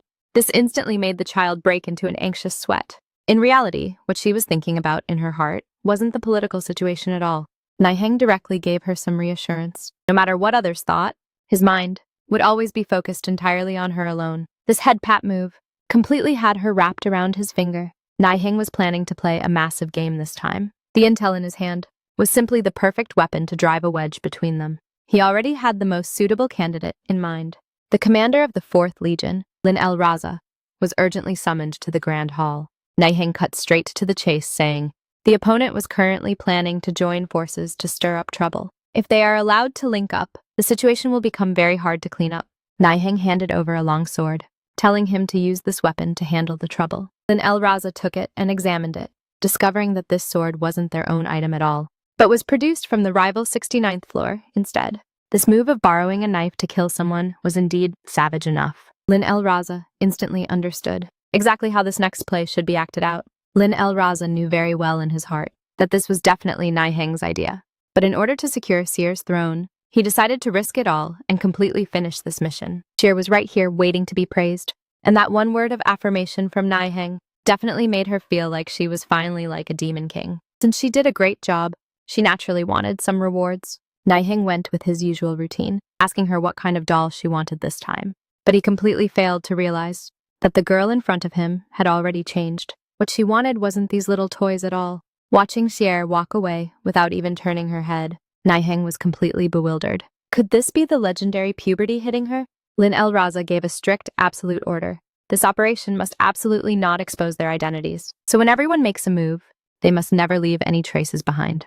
The opponents have 15 people in total. He and Baruna will be responsible for handling the big shots, while the rest will be split among the subordinates. Although someone worried they might encounter tough targets, he already had a plan in mind. As long as they can firmly pin this blame onto someone else's head, how the process goes doesn't matter at all. Following his command, everyone quickly disappeared into the jungle. Not long after, there was finally some movement over by the portal. Watching the targets walk out one by one, Lin El Raza knew the time to reel in the net had arrived. It seems the intel was correct. Those tough targets are indeed not around. This makes things a whole lot simpler. With Lin El Raza's command, the ambush instantly erupted. He led the charge into the enemy formation, roaring to leave no one alive. The opponents completely fell into chaos this time. Before even seeing clearly who the enemies were, they were entirely surrounded. This one-sided slaughter could no longer be turned back. Looking at the mess all over the ground, Lin El Raza coldly said, "Wrap it up." Since the goal had already been achieved, there was no need to leave any survivors. Everyone quickly evacuated the scene. The news reached the 69th floor, and the Demon King Dantalion was completely dumbfounded. The messengers from the 68th floor were actually wiped out entirely. This is going to cause a major disaster. The attendant suggested quickly reporting it, but Dantalion hadn't processed it yet. This matter wasn't done by him at all, so why should he proactively take the blame? As a result, the attendant's next words made him completely fall into an ice cave. The weapons left behind at the scene were all their own products. This time, even jumping into the Yellow River wouldn't wash him clean. The attendant analyzed it very thoroughly. Decisive will definitely use this as an excuse to make a scene, and when the time comes, he'll open his mouth wide like a lion, insisting on turning us into his subordinates. Right now, we should proactively compensate them with money to settle the matter. But Dantalion couldn't listen to it at all. He slammed the table and stood up, concluding that Sitri was the one behind all of this, and directly ordered to prepare for war, to make the opponent pay the price. But before he could even send the letter out, the messenger brought back the worst news. Decisive's massive army had already crossed through the portal and attacked. Now everyone could see it. The opponent didn't come to demand justice at all, but to completely annex them. The timing here was pinpoint accurate. Perhaps from the moment the messengers were killed, it was a trap self-directed and acted out by Decisive. Dantalion completely blew his top this time. He finally saw through the opponent's ambition. "They are trying to swallow their ally alive." He ordered the entire army to deploy, insisting that they must defend the line to the death. Meanwhile, on the other side, Nihang was watching the drama with total composure. The development of the situation was exactly as he had predicted. The two sides had finally completely locked horns. Xier listened, only half understanding. Nihang smiled and explained that this is called when the snipe and the clam fight. We only need to wait to reap the rewards. However, just watching is not enough. Nihang called over the commander and handed down the final instructions. When the two sides are locked in a fierce battle, we will go and raid their rear path. Although the opponent's troop count is quite large, Nihang had no intention of going head-to-head at all. As long as we muddy the water, the rest will all be ours. Nihang gave Lin El Raza a strict absolute order to poach every single merchant from the 69th floor over to our side. Lin El Raza felt a bit uncertain in his heart. This bunch of merchants are all shrewd people. Can they really pack up and move that easily? Nihang had already seen right through this crowd.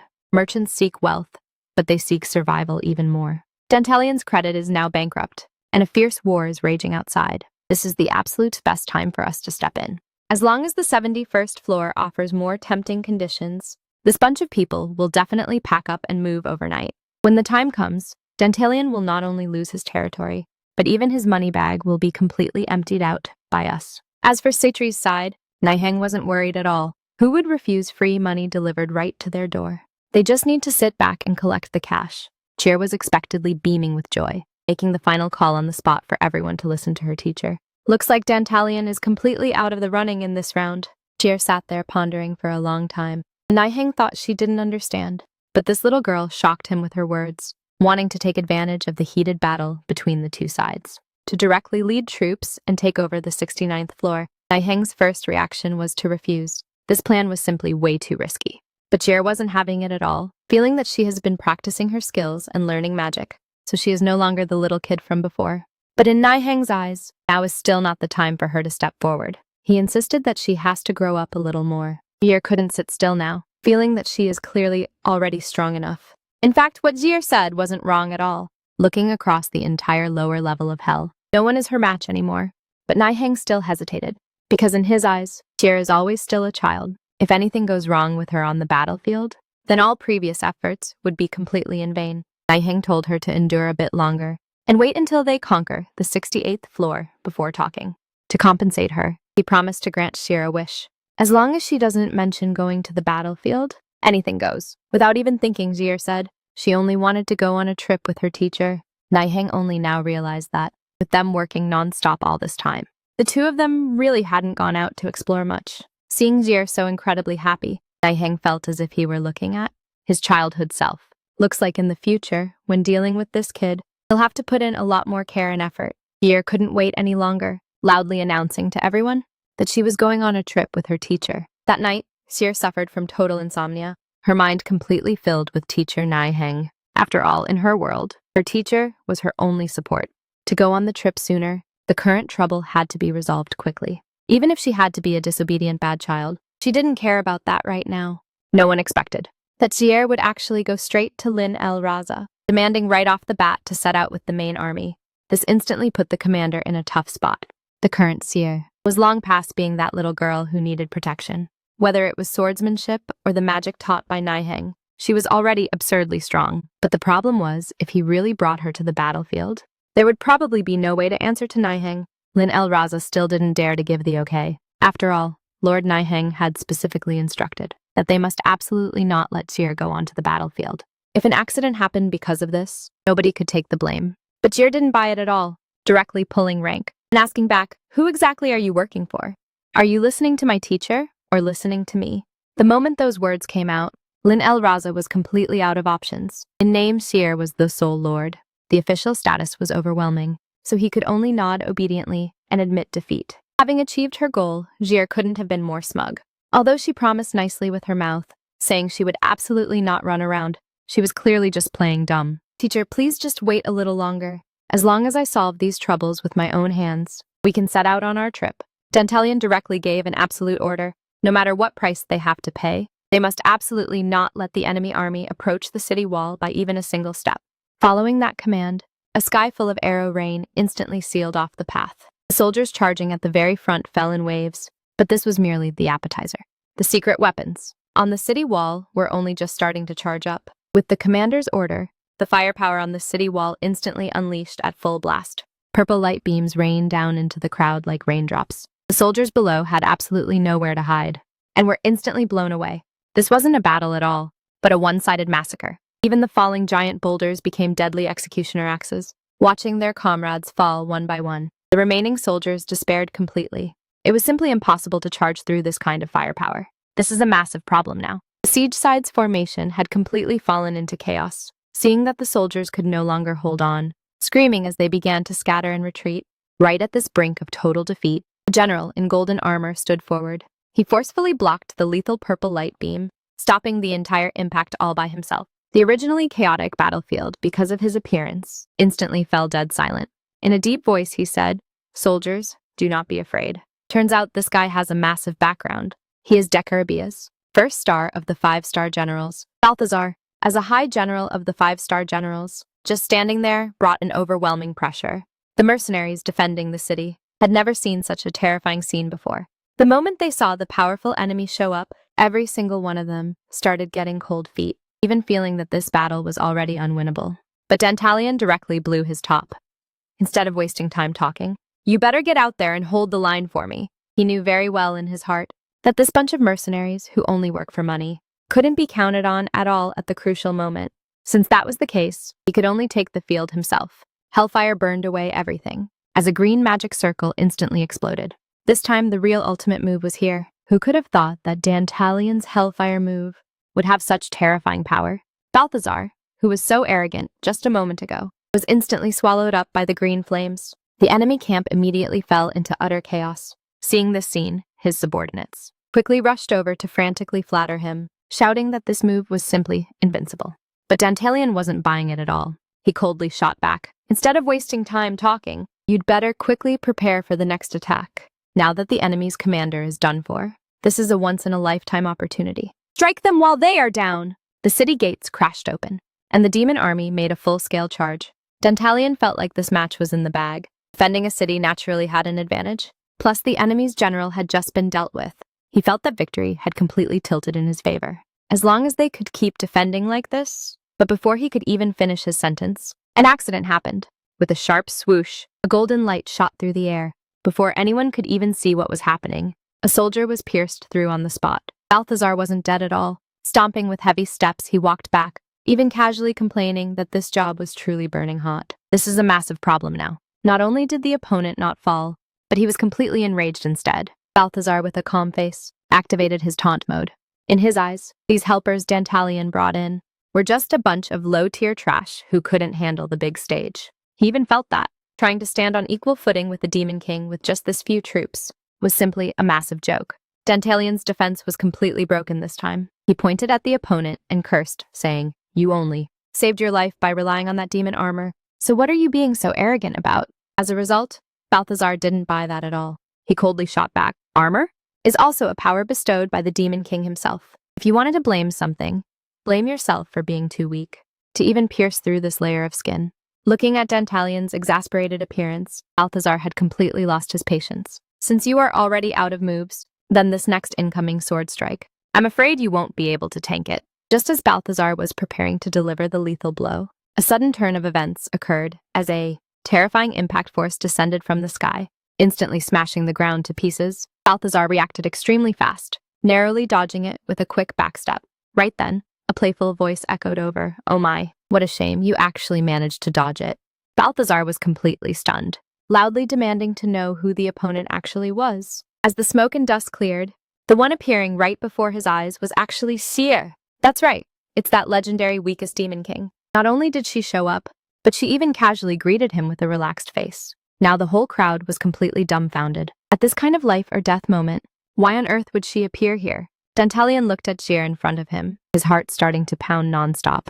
Although she looked like she came to help, he knew very well that this lady would absolutely never do anything without getting some benefits. What kind of scheme is she actually plotting? Jir had no mood to care about what others thought. She stared at Balthazar across from her, her indifferent tone sounding like she was looking at a dead person. Although Balthazar claimed it was an honor with his mouth, his mind was full of curses. A demon king ranked at the absolute bottom. By what right does she dare to run over here and interfere? Jir sneered and said, "My schedule today is packed completely full, yet you just have to block my path here. So there's no choice but to clean you out with my own hands." These words completely enraged Balthazar.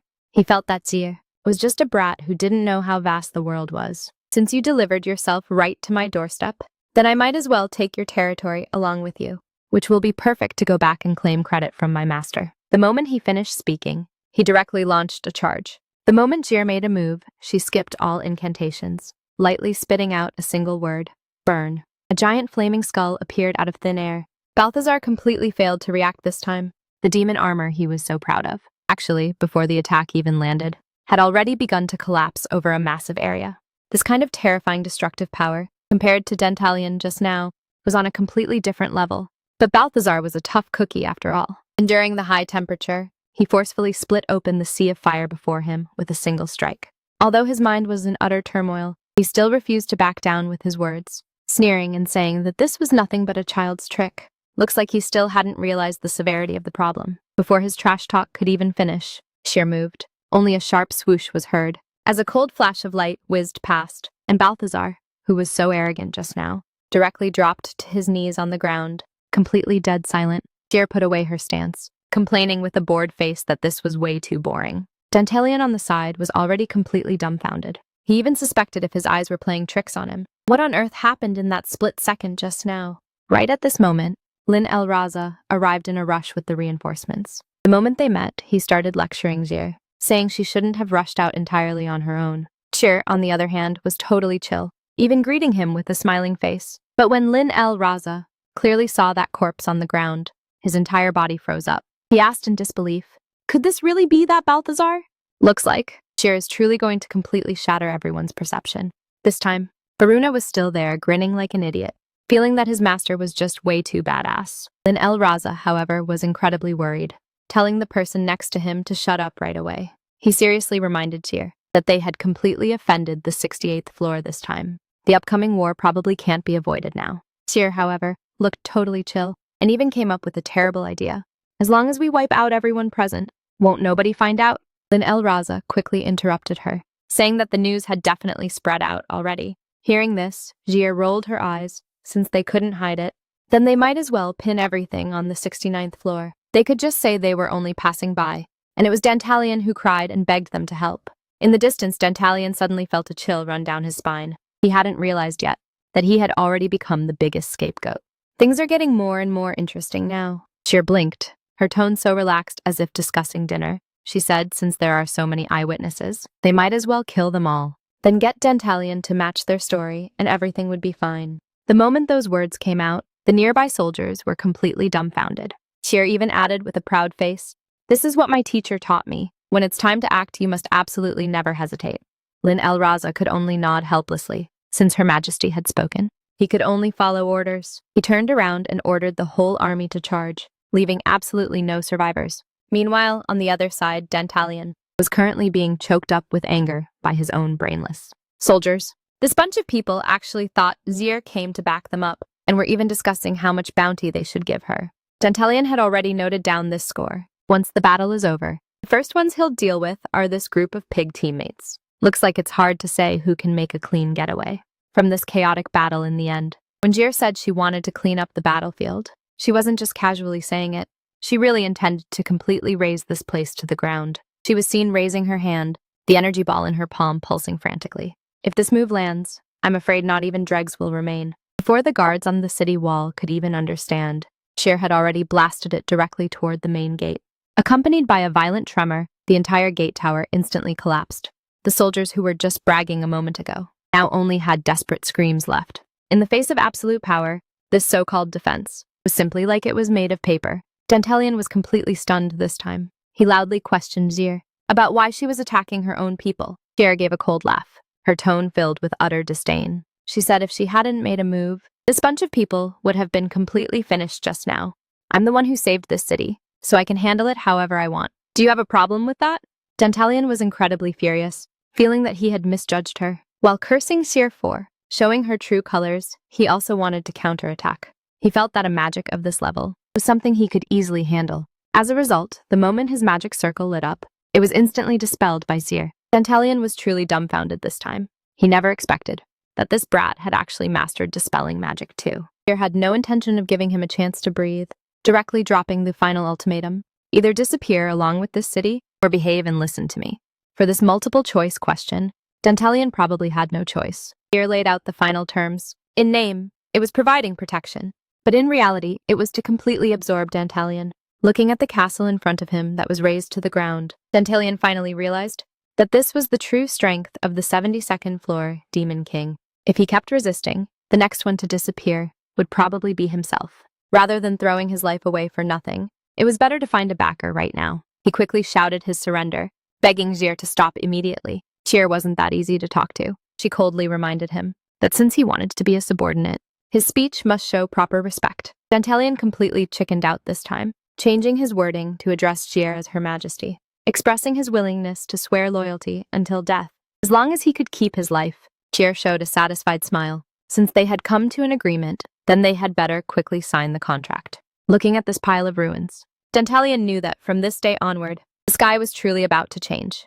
Inside the meeting room of the 69th floor Demon King Castle, the atmosphere right now was a bit subtle. Lin El Raza leaned close to Zir's ear, asking in a low voice if she was actually serious. After all, this was the first time Zir had openly gone against her teacher, Nihang's advice. Lin El Raza genuinely had no confidence in his heart. On the surface, Zir still acted quite tough, reminding the other party not to forget that she was the actual Demon King here, but she couldn't even look cool for 3 seconds before she immediately showed her true colors. Incredibly guilty in her heart, she kept muttering under her breath, there, worrying that Nihang would get really mad, while also comforting herself, feeling that things were handled pretty beautifully this time. Lin El Raza on the side was completely dumbfounded. Where did that domineering aura from just now vanish to in an instant? Right at this moment, The meeting room door, with a loud bang, was violently kicked open from the outside.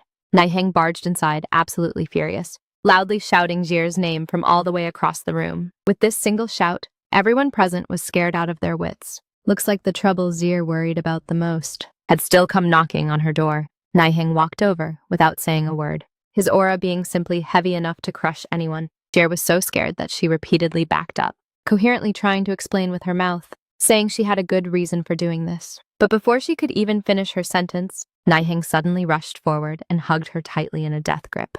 Turns out he wasn't here to throw a tantrum at all. He kept muttering with his mouth, "As long as you're okay, that's all that matters. As long as you come back safely, that's all that matters." Jir's defenses were completely broken this time. The Demon King front, she was originally forcing herself to hold up, instantly vanished without a trace. Leaning in Nihang's embrace, she softly said, "I'm sorry." In the end, she couldn't hold it back anymore and burst into tears. Nihang originally just wanted to hear a report, but the moment Kane opened his mouth, it directly made him lose his cool completely. Jir actually ran to the battlefield all by herself. This time, Nihang couldn't sit still at all. Even though he had repeatedly warned her before, she still treated his words as water off a duck's back. Kane was still desperately trying to stop him from behind, but Nihang couldn't hear anything right now. He had to set out immediately to confirm with his own eyes that the little girl was all right, although his mind was still overthinking whether he had done something wrong somewhere. The most critical problem right now was, if something really happened to Jir, absolutely nobody could bear the consequences. Nihang was filled with lingering fear all the way, thinking that if Jir really got hurt, he would never be able to forgive himself in this lifetime. It wasn't until he saw that familiar figure. Jir was just about to open her mouth to explain, but before she could even finish her sentence, she was locked in a tight embrace by Nihang. As long as she is safe, nothing else matters anymore. Nihang's hanging heart finally settled down, but before the warm atmosphere could even last for 2 seconds, Nihang coldly ordered them to leave, telling everyone in the room to get out first. This completely infuriated Dantelian on the side. Where did this disrespectful guy come from, actually daring to be so arrogant in front of a demon king? With this single shout from Nihang, the atmospheric pressure of the entire room instantly dropped to absolute zero. He coldly spat out a few words. "I said, get out!" Dantelian on the side was completely stunned. This terrifying aura that was suffocatingly heavy was absolutely not something an ordinary person could have. Just what on earth is this guy's background? Once the outsiders had cleanly left, only then did Nihang drop that terrifying expression. He crouched down and asked Jir, "Can you tell your teacher what exactly happened now?" Jir muttered in a low voice, saying she just wanted to be of some help, but Nihang let out a sigh.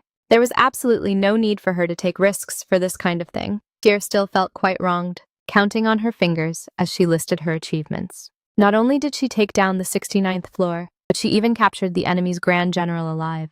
Looking at Jir trying to claim credit, Nihang's eyes finally softened up. He gently praised her, saying she did a good job, but he immediately reminded Jir after that as a demon king, she must absolutely never let anything happen to her. Once she falls, the entire demon realm will face a total upheaval along with her. Jir lowered her head and obediently responded, "Understood, teacher." Nihang then gave further instructions to Jir, saying that now is not the time to expose her true strength yet. After all, information is power, so keeping the enemies in the dark about her cards is the safest bet. Since things have already happened, then they must see how to take the next step. Nihang picked up the peace treaty on the table, carefully studying Jir's plan. It must be said that this move is indeed brilliant, treating the 69th floor as a new stronghold and then absorbing all the merchants there. This way, Dantelian would be completely stripped of his power. Nihang smiled and praised Jir, saying this matter was handled very beautifully. Jir took the chance to bring up her own small request. She wanted her teacher to take her out to play. Hearing Nihang agree so straightforwardly, Jir was completely over the moon. She had been waiting for this day for a long time. However, Nihang shifted his tone. Wanting to go out to play still had a prerequisite. She had to solve that trouble from the 68th floor first. After all, the other party will definitely not sit still and wait for death. Jir completely lost her temper this time. Looks like before enjoying her vacation, she still has to finish dealing with these tedious official duties first. Nihang started calculating the enemy's hidden cards. Dantelian honestly confessed their military strength, infantry, cavalry plus mages. This scale is indeed not to be underestimated. But Dantelian quickly noticed something wrong. Jir on the side kept making hand gestures. Only then did he finally react, that he spoke too casually just now. He quickly changed his wording to address Nihang as "my lord," his heart pounding frantically, for fear of saying the wrong words and making this master unhappy. After all, in the current situation, who is strong and who is weak is crystal clear. Nihang was in no mood to bicker over these etiquettes. He cared more about how the upcoming battle should be fought. They need to win and also protect this territory, which is definitely not an easy task. Tyr suggested letting Zitli make a move, but Nihang knew very well in his heart that once an all-out war breaks out, destruction is inevitable. Wanting to end this completely unscathed is simply impossible. Looking at Jier's face full of self-blame, Nihang reached out and patted her shoulder, telling her not to dump all the responsibility onto herself, and to just treat it as paying a tuition fee. In fact, Nihang was no genius. The reason he could keep the situation so perfectly under control was purely because he had already played through this kind of scene dozens of times in the game. To fix this hot mess, Nihang actually had one more way, though he really didn't want to come to this step. Tyr curiously leaned over and asked what kind of ultimate move it actually was. Nihang's tone was flat. Nothing special. I plan to personally make a move. Meanwhile, inside the 68th floor, Demon King Castle, the atmosphere had completely boiled over. Demon King Decarabia was currently throwing a massive tantrum. The Grand General was killed in battle. The Vice General was captured, and after losing so much military strength, they didn't even take down the 69th floor. He never expected that his trusted subordinates would actually hand in such a report. The attendants below were so scared that they knelt all over the floor, desperately begging for one more chance. They swore that they would definitely get their revenge this time. Decarabia was thoroughly enraged this time. Not only did he want Dantalion's life, but he also wanted Jier's head brought back along with it. He gave his subordinates a strict order. If they screw up again this time, everyone can just bring their own heads to see him. The subordinates agreed with earth-shattering loudness on the surface, but, turning around, their souls were almost scared away. Kruok actually knew very well that those big words just now were purely to save his own life. If they really start fighting, he has absolutely no confidence in his heart. A few defeated soldiers gathered together to discuss a countermeasure, but ended up just staring blankly at each other. Nobody had an idea. After all, even the well-equipped Balthazar got wrecked. How on earth was this battle supposed to be fought? Kruok actually saw things clearly. Retreating is the only smart move when encountering that kind of opponent. He just didn't expect that the young Demon King could actually pull together such a powerful team. Some people even started to doubt if that master had reincarnated and returned. Kruok was a bit worried, now that only the three of them were left. What did they have to fight with? Since playing dirty didn't work, then they would just go head-to-head. We still have troops in our hands. Relying on numerical superiority, we must completely crush the other party. The enemy's calculation sounded quite good. They felt that although Shitli was an ally, she would absolutely not dare too easily get dragged into this conflict. Lubia read between the lines. Wasn't this just wanting to take advantage of the opponent being unprepared and strike first to gain the upper hand? Kruosh was just about to order the entire army to charge, but the door was directly smashed open. The messenger's voice was completely hoarse from shouting, "We're screwed! The enemy has already fought their way to our doorstep." This time, everyone in the meeting room was completely stunned. What happened to the agreed-upon preemptive strike? How come their moves were even faster than ours? Meanwhile, Nihang was currently leading Lin El Raza, advancing through the valley. The slight breeze blowing made it look as if they weren't even in a war. Lin El Raza reported that, because our marching speed was too fast, the enemy's ambush circle didn't even have time to close. Nihang casually praised him, saying he did a good job. But Lin El Raza still had no confidence in his heart. After all, this time there was no support from Sitri. Relying on just the few of us, can we really pull this off? Who knew Nihang would respond with, "I don't know either." The single sentence instantly left the commander completely lost. Nihang casually asked, "What's wrong? Did this kind of scene scare you?" Lin El Raza didn't snap out of it for a long time. In his impression, Nihang had always been someone who takes one step and looks 10 steps ahead. Without a flawless plan, he would never easily put himself at risk. Nihang gave a self-deprecating smile. That was indeed the case before, but this time the situation changed. He didn't blame his subordinate. Instead, he felt that he was the one who failed to see through the opponent's intentions. Lin El Raza still couldn't understand, since he wasn't sure. Why take such a massive risk? Nihang's answer was very simple. Because only by doing this can more people stay alive. Immediately after, he gave an unexpected order, telling Lin El Raza to lead the main army and stand by on the spot. This time, Lin El Raza completely couldn't sit still. "Don't tell me you plan to charge into their formation single-handedly." Nihang shook his head. He planned to bring those two humans along to move together. Hearing this decision, Lin El Raza was completely dumbfounded. Bringing humans there, isn't that a joke? Nihang knew very well in his heart that the current commander Didn't trust those two outsiders at all. But for the upcoming situation, I'm afraid only they can break the deadlock. Nihang looked as calm as an old dog on the surface. But in reality, he was panicking big time in his heart. He talked tough to those two humans, saying he was going to thoroughly test them today and make them prove whether they were actually qualified or not. Dane was actually quite motivated, straight up agreeing to it right away. But as Nihang walked forward, he was constantly overthinking in his heart. He always felt that the reason he could win last time was purely because of good luck from pulling off a sneak attack. Although this body is strong, just how long it can hold out, he has absolutely no confidence in his heart. This kind of anxiety toward the unknown made his entire body tense up.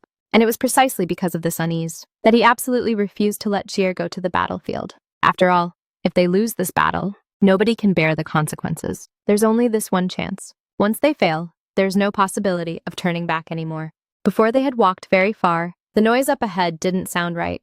Looking as far as the eye could see, the entire valley was completely packed with dense crowds of enemy troops. This lineup was simply made for waiting just for them. Nihang gave one last piece of instruction. At the critical moment, you two must keep up, let's go. The real tough battle has begun. The scouts clearly reported that the enemy army had already crossed the valley. But looking as far as the eye can see right now, how come there's only one person in sight? This completely left the leading general clueless. This kind of abnormal situation looked like a trap no matter how you sliced it. The two of them discussed it for a bit and decided to hold their ground for now, sending someone to test out the waters. Some people thought the opponent was deserting before the battle, but this kind of theory held absolutely no water. Coming all this way, it was impossible to return empty-handed. The only explanation was that the opponent had set up an ambush on the ridge. But the most bizarre thing happened. Not a single trace of mana fluctuation could be felt on the scene. This dead silence instead made the atmosphere become even more terrifying. While this bunch of people were still blindly guessing over there, Kruosh felt that the opponent was scared, which was why they didn't even dare to use magic. But Lubia on the side couldn't listen to this at all, feeling that this bunch of lords were all cowards, insisting that the enemy had already run away long ago. Without saying a word, he directly triggered his ultimate move and charged over, planning to personally eliminate that lone guy. Lubia mocked while flying, feeling that this bunch of guys who couldn't fly were all dead weight. He stared at that lonely figure in the distance, feeling that the opponent was just bluffing. He was even clamoring, telling the opponent to stop sending these small fries to their deaths, and to head-on clash if they had the guts. But he didn't even notice the corner of Nihang's mouth, and that faint sneer. He just gently spat out 2 words. Pierce. The moment the words left his mouth, a massive pillar of light rose abruptly from the ground, directly skewering the diving Lubia right through. The general, who was so insufferably arrogant a moment ago, instantly became completely silent. He didn't even understand until his death just how on earth he lost, not even having a chance to fight back. The comrades in the distance were all completely dumbfounded. Who could have thought that a dignified grand general would actually be gone just like that? This time the situation was completely going to face a massive shift. Before dying, the opponent was still desperately asking about his identity, but Nihang just shook his head disdainfully, feeling that this bunch of people talked way too much trash on the battlefield. Immediately after, the entire sky darkened. A massive, blood-colored eye suddenly snapped open amidst the clouds. The legendary Leviathan was actually casually summoned by him. Looking at this behemoth that blotted out the sun right before their eyes, the enemy army, who still wanted to counterattack just now, fell into complete despair. With this kind of size, I'm afraid they aren't even enough to get stuck between its teeth. Without even looking back, Nihang gave the final ultimatum. Clean up the rest for me. There are many factors that decide the victory or defeat of a war. Experience, numbers, and tactics. These are indeed all very important. But there is one thing that can instantly reset these advantages to 0, and that is absolute power. The moment the behemoth Leviathan appeared, the battlefield instantly faced a total upheaval. It opened its massive mouth, and the real massacre had only just begun. Screams instantly echoed together in unison. In the face of absolute power, any resistance became a complete joke. Cries for help and agonizing wails were all drowned out by the massive roaring. This wasn't a war at all, but a one-sided erasure. The leading commander was completely dumbfounded. He muttered to himself, "This is simply a total disaster." This level of power was something he hadn't even heard of before. Facing the enemy's questioning, Nihang just let out a playful smile. "Who am I?" I'd quite like to know the answer to that too. Looking at the commotion caused by Leviathan in the distance, Aerie and Dane couldn't sit still anymore. With this level of combat, did they really need to interfere? Dane drew his dagger. Even though we aren't needed, we still have to do something to prove our value. Since they chose this path, They didn't plan on staying in the audience forever. Eri raised her staff, buffing him with all the power of the wind. Whether this strike could leave a mark on the battlefield depended on this. A mere human dares to act wild here. Facing the enemy's mockery, Dane had absolutely no intention of talking trash. Straight up diving down from high in the sky, he bet all his power on this single strike, right at the moment of impact. The backline support arrived too, giving him the strongest shield. The blue light instantly exploded, making the entire earth tremble. The enemy commander looked at the smoke and dust before his eyes, sneering as he ordered a full charge. In his eyes, this human was already a dead man, but he hadn't realized yet that the real wild card had just walked out of the smoke. Nobody expected that under that kind of destructive impact, Dane would not only stubbornly tank through it, but also seize the only chance to counterattack. As this blade slashed down, the air of the entire battlefield froze. The insufferably arrogant Lord Dahak was actually brought down by a human. Kruash bit his teeth in pure rage. In his eyes, humans were nothing but ants to be crushed at will. Yet now he was bitten back by an ant, which was simply a humiliating disgrace. Along with a roar, that sleeping monster finally bared its fangs. Nihang didn't even lift an eyelid. Getting distracted on the battlefield will cost you your life. With a swift strike of his blade, the monster that was so insufferably arrogant just now instantly became completely motionless. Eri in the distance was straight up dumbfounded. This level of monster was actually shot down in a single move. Before she could even snap out of it, a voice suddenly came from behind her. "Human, where is the teacher?" Cheer had appeared behind her at some unknown point. Looking at the battle results below, she seemed to already have a new target. "Can I also become as strong as the teacher?" Facing the question of this young demon king, Eri could only give an awkward, polite smile. "Of course, that's absolutely not a problem. You truly are a great demon king." Facing the human's compliment, Yer felt completely delighted in her heart. "You sure know how to talk." But Eri's next words instantly made her change her expression. "Does Lord Nihang know you're here?" Yer responded coldly. "I came here behind his back. But what does that have to do with you?" Seeing Eri curling up in fear, Yer suddenly leaned in closer, her tone full of possessiveness. "Human, you don't happen to have any strange ideas about my teacher, do you?" In the end, Eri fell to her knees with a thud. "I'm sorry. I'm just way too terrified of him." This time it was Yer's turn to be stunned. After all that fuss, the two's thought processes weren't on the same wavelength at all. A familiar sound of footsteps came from the distance. Seeing that Dane was safe and sound, Eri's hanging heart finally settled down. After escaping from the jaws of death, this kind of trust between companions is more important than anything. Nihang also met up with Yer on this side. Looking at this student who specifically ran over to pick him up, he already had a plan in mind. Since the dangers have all been cleared out, he might as well let her go out and gain some experience. While patting Zier's head, he instructed, "The Demon King Castle right now is basically an empty shell. I'll leave the rest of the wrap-up to you." Zier excitedly agreed.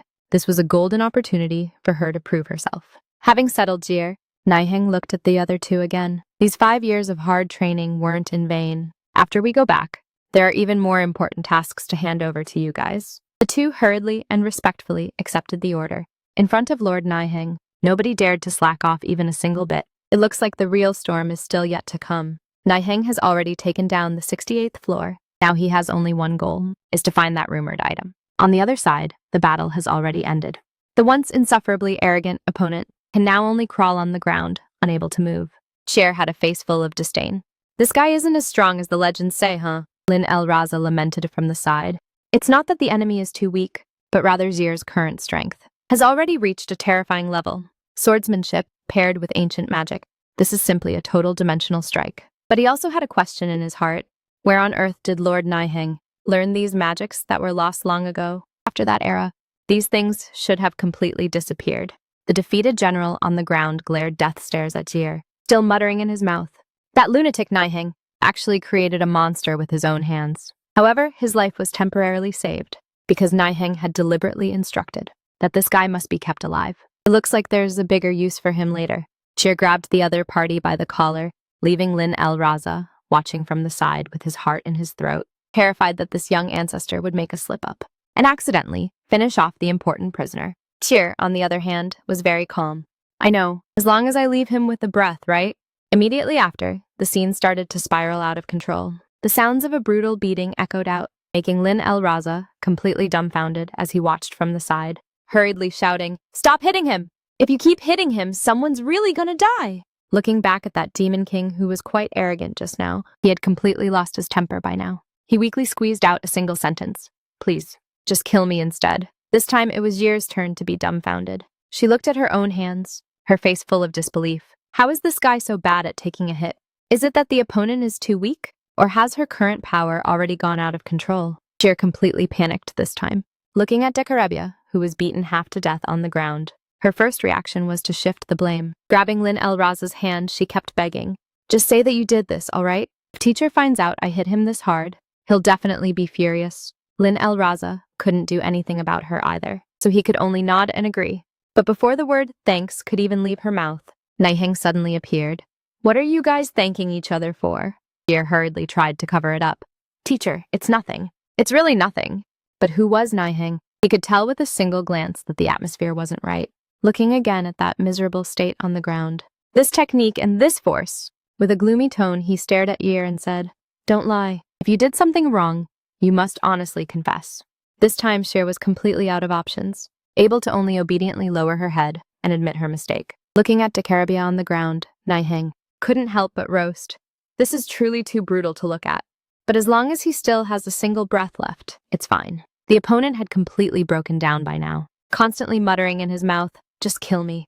Lin El Raza couldn't quite understand. Why did Lord Nihang want to keep him alive? This guy's bones are incredibly tough. He will absolutely not surrender easily. Nihang's tone was calm. I never planned to let him off. It's just that the intel in his brain is still somewhat useful. Have you ever heard of the Nebula Stone? That is the 68th floor's specialty. Nihang already had a plan in his heart. Only the inner circle of the Demon King knows the specific location of the mine. He had to double-check the clues in his hands. After all, in the game settings, the mine's location changes every single time, which is an absolute hassle. Yir was still wondering why he didn't capture the other executives as well. Wiping his hands, Nihang explained, Those people resisted too fiercely, so I had no choice but to kill them all. In reality, he was also overthinking in his heart. It seems I really did strike a bit too hard just now. Even he himself hadn't realized just how ridiculous his current strength actually is. Yir looked at Nihang with a face full of doubt. Brainwashing is completely useless against a tough cookie like a Demon King. How do you plan to make him open his mouth? Nihang just gave a mysterious smile. As for this, isn't the helper arriving right now? Accompanied by the crisp sound of high heels, Sitri elegantly appeared at the doorway. Long time no see, Lord Nihang. I heard you needed someone to manage the situation, so I pushed aside everything else to rush over here. She glanced at that bloody, mangled guy on the ground, unable to help but lament. This is truly too brutal to look at. Nihang, however, didn't give her a pleasant look. It's really hard to meet you lately. You even dare to skip our daily training. Sitri was laughing it off on the surface, but in reality, she was already getting completely freaked out in her heart. It's that uncomfortable gaze again. The whole reason she kept hiding and didn't show her face was entirely because of Sierre, this little monster. This child's gaze was simply way too eerie. Sitri didn't even dare to imagine. If she used her ability right in front of her, the consequences would probably be way more than just getting glared at. Nihang suddenly started clearing the room, his tone incredibly serious. Hurry up and take everyone outside. Sierre was still a bit puzzled. Teacher, it's just an interrogation. Is such a big fuss really necessary? Nihang didn't explain much, straight up leading Jir out the door. Jir was curious all the way out. Isn't Lord Sitri good at fire attribute magic? Don't tell me she's going to use fire to force a confession? Nihang shook his head. You only got half of it right. What Sitri is truly badass at isn't playing with fire. She possesses an extremely special ability that can make any opposite sex fall in love with her forever. Inside the room at this moment, Sitri was leaning right next to Decisive's ear, her tone so gentle it made one's skin crawl. Tell me, where exactly is the mine?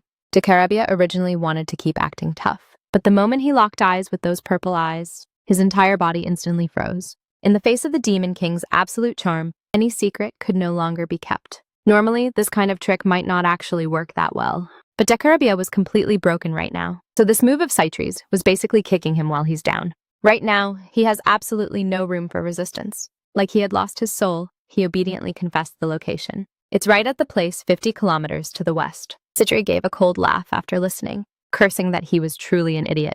She said she wanted to give him a reward, which was sending her heart to him. Except this heart was a little too hot to handle. The moment the words left her mouth, Decisive was completely swallowed by flames. This move was simply a total psychological destroy. Decisive was actually still apologizing amidst the raging fire. He felt that this was Sitri's response to his love.